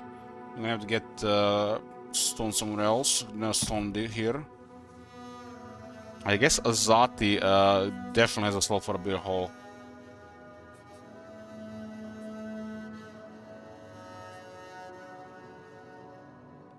Guard Tower is a tier 3 building that only provides 3 in garrison.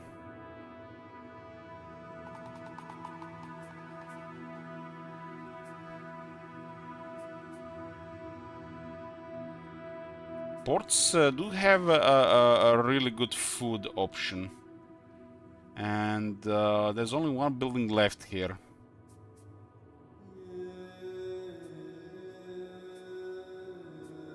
A lot of it feel lacking.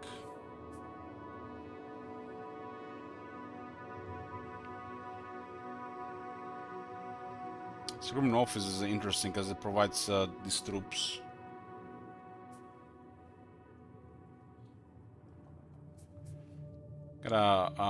We can need more happiness here.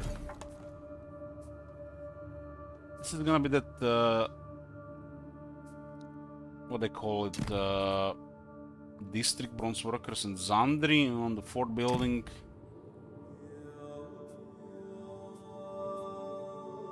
It has to be a tier 3 for this, right? I guess beer until then. We kind of need more happiness here. This is gonna deteriorate fast like this because of the recent wars. We get +3 happiness from Royal Decree.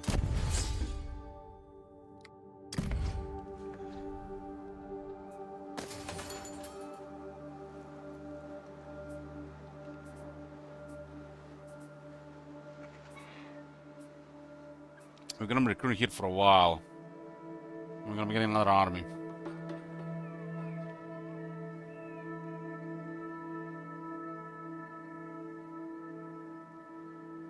It is shit wizard, but apparently you can build it if you have a tier 3 one. I'm guessing whoever assigned this assigned on a different slot. This thing's supposed to be here, not here. So this is supposed to be here.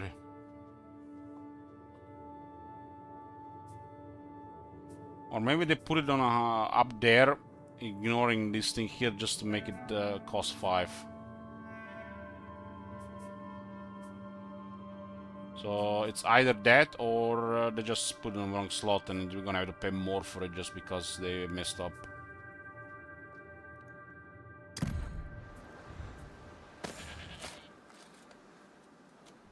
I feel like the top priority right now is get some resources under order and get armies under order.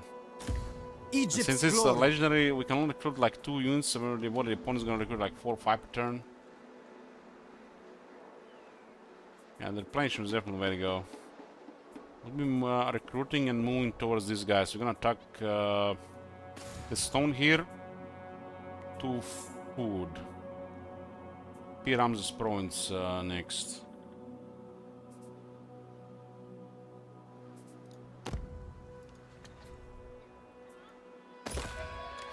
Azati outpost. Did I sign religious building?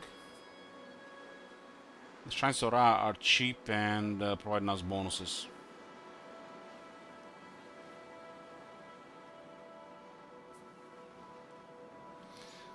Yeah, but then we ruin happiness and we can't build for a while.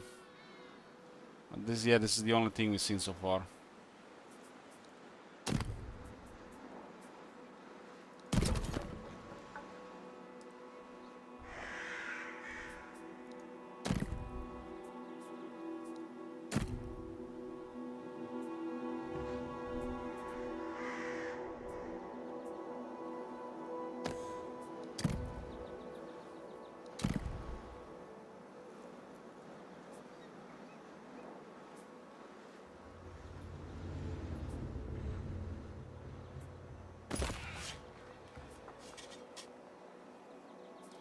So it looks like outposts can be constructed instantly with gold.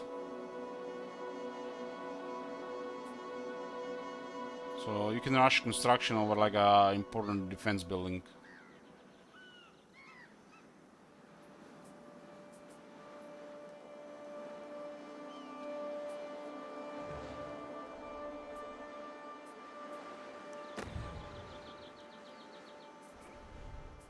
There's some weird lag going on here.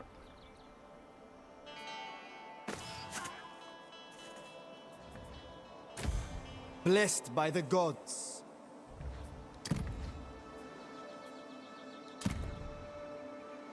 I'm getting a fort there. I guess it's fine to have this one. We're gonna have to recruit here, like I said, for a while. Professional recruiters.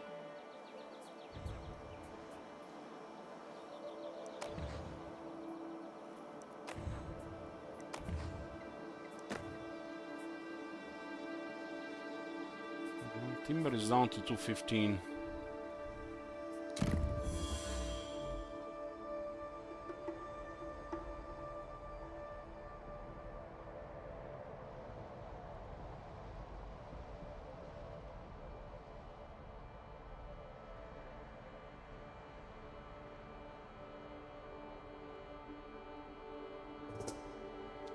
This turn is already going way slower.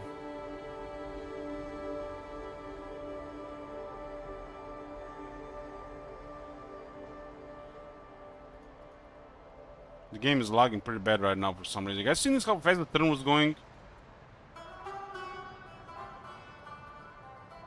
The first time?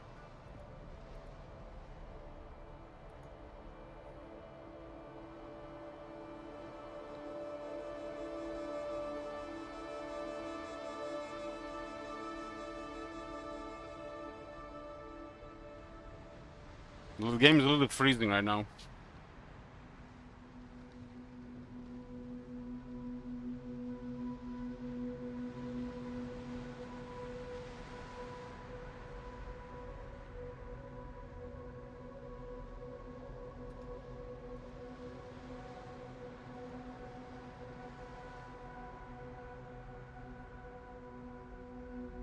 I think it crashed.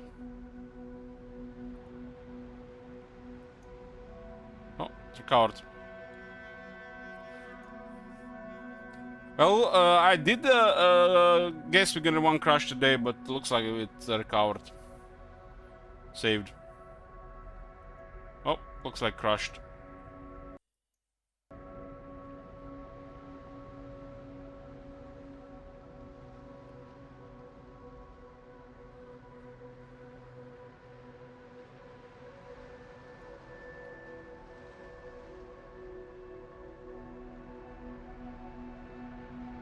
We have to restart again like every 4 hours, I guess. Somebody said. Oh, recovered.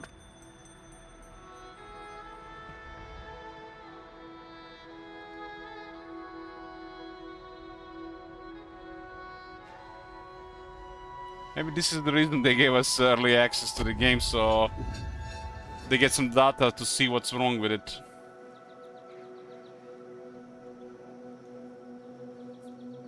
Holy shit, legs!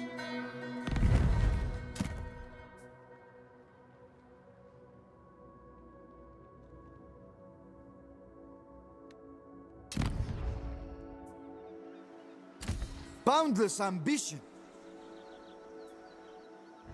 So who are we fighting here? This guy's here. Is that button for sure button for diplomacy here? 7.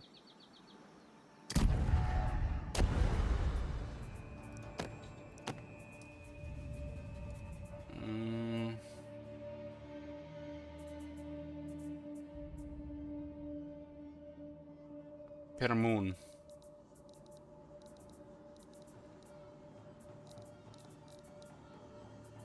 Still like second faction in a way. What this faction is called? Whenever that symbol looks like an eagle. Proud son of Egypt.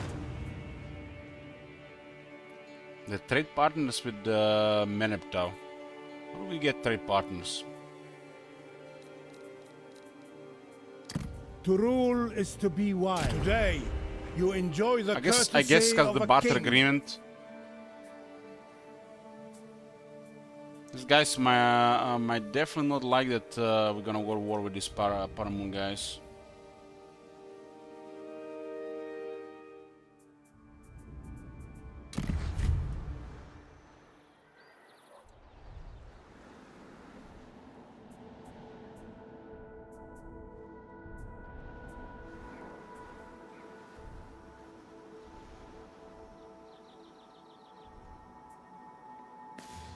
There's a stone here, and I guess we hit this Tiara place first. Chosen of Ra.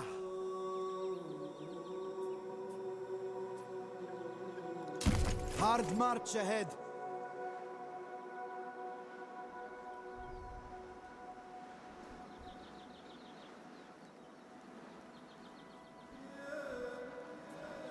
The old bug with stances literally freezes the game.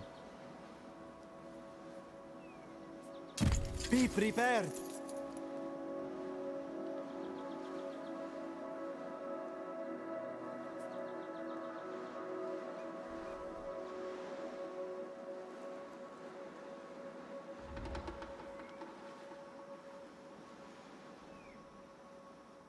Thing is really a memory leak.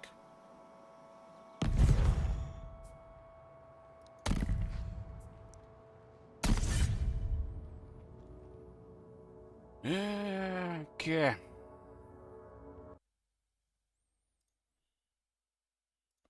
Well, anyways, we're going to be continuing tomorrow, boys. I'm waking up way too early these days to stay up longer. But tomorrow is the Saturday. I'll probably start the stream around noon, and we'll play until late evening.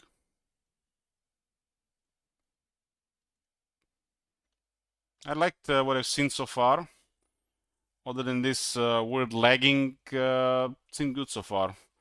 We gotta see how the big battles are. I'm not sure I like some of those infantry units going that fast. I feel like because there's no cavalry options or next to no cavalry, they made some of this infantry like into pseudo cavalry. And those guys look bizarre. It's kind of like those comical wage formation two-handers from Thrones of Britannia. 10 and 9 out of 10? It's like 7 out of 10 Shield Wizard so far. I mean, there's definitely things to do on the campaign map, but like I said, it's way too early. Way too early. Definitely things to learn and to kill time. So there's definitely some interesting stuff to play. I'll see you guys tomorrow. Thanks for watching. We're gonna be doing all of this until while it's still available, and then we're gonna be playing it in the release as well. Good night, boys.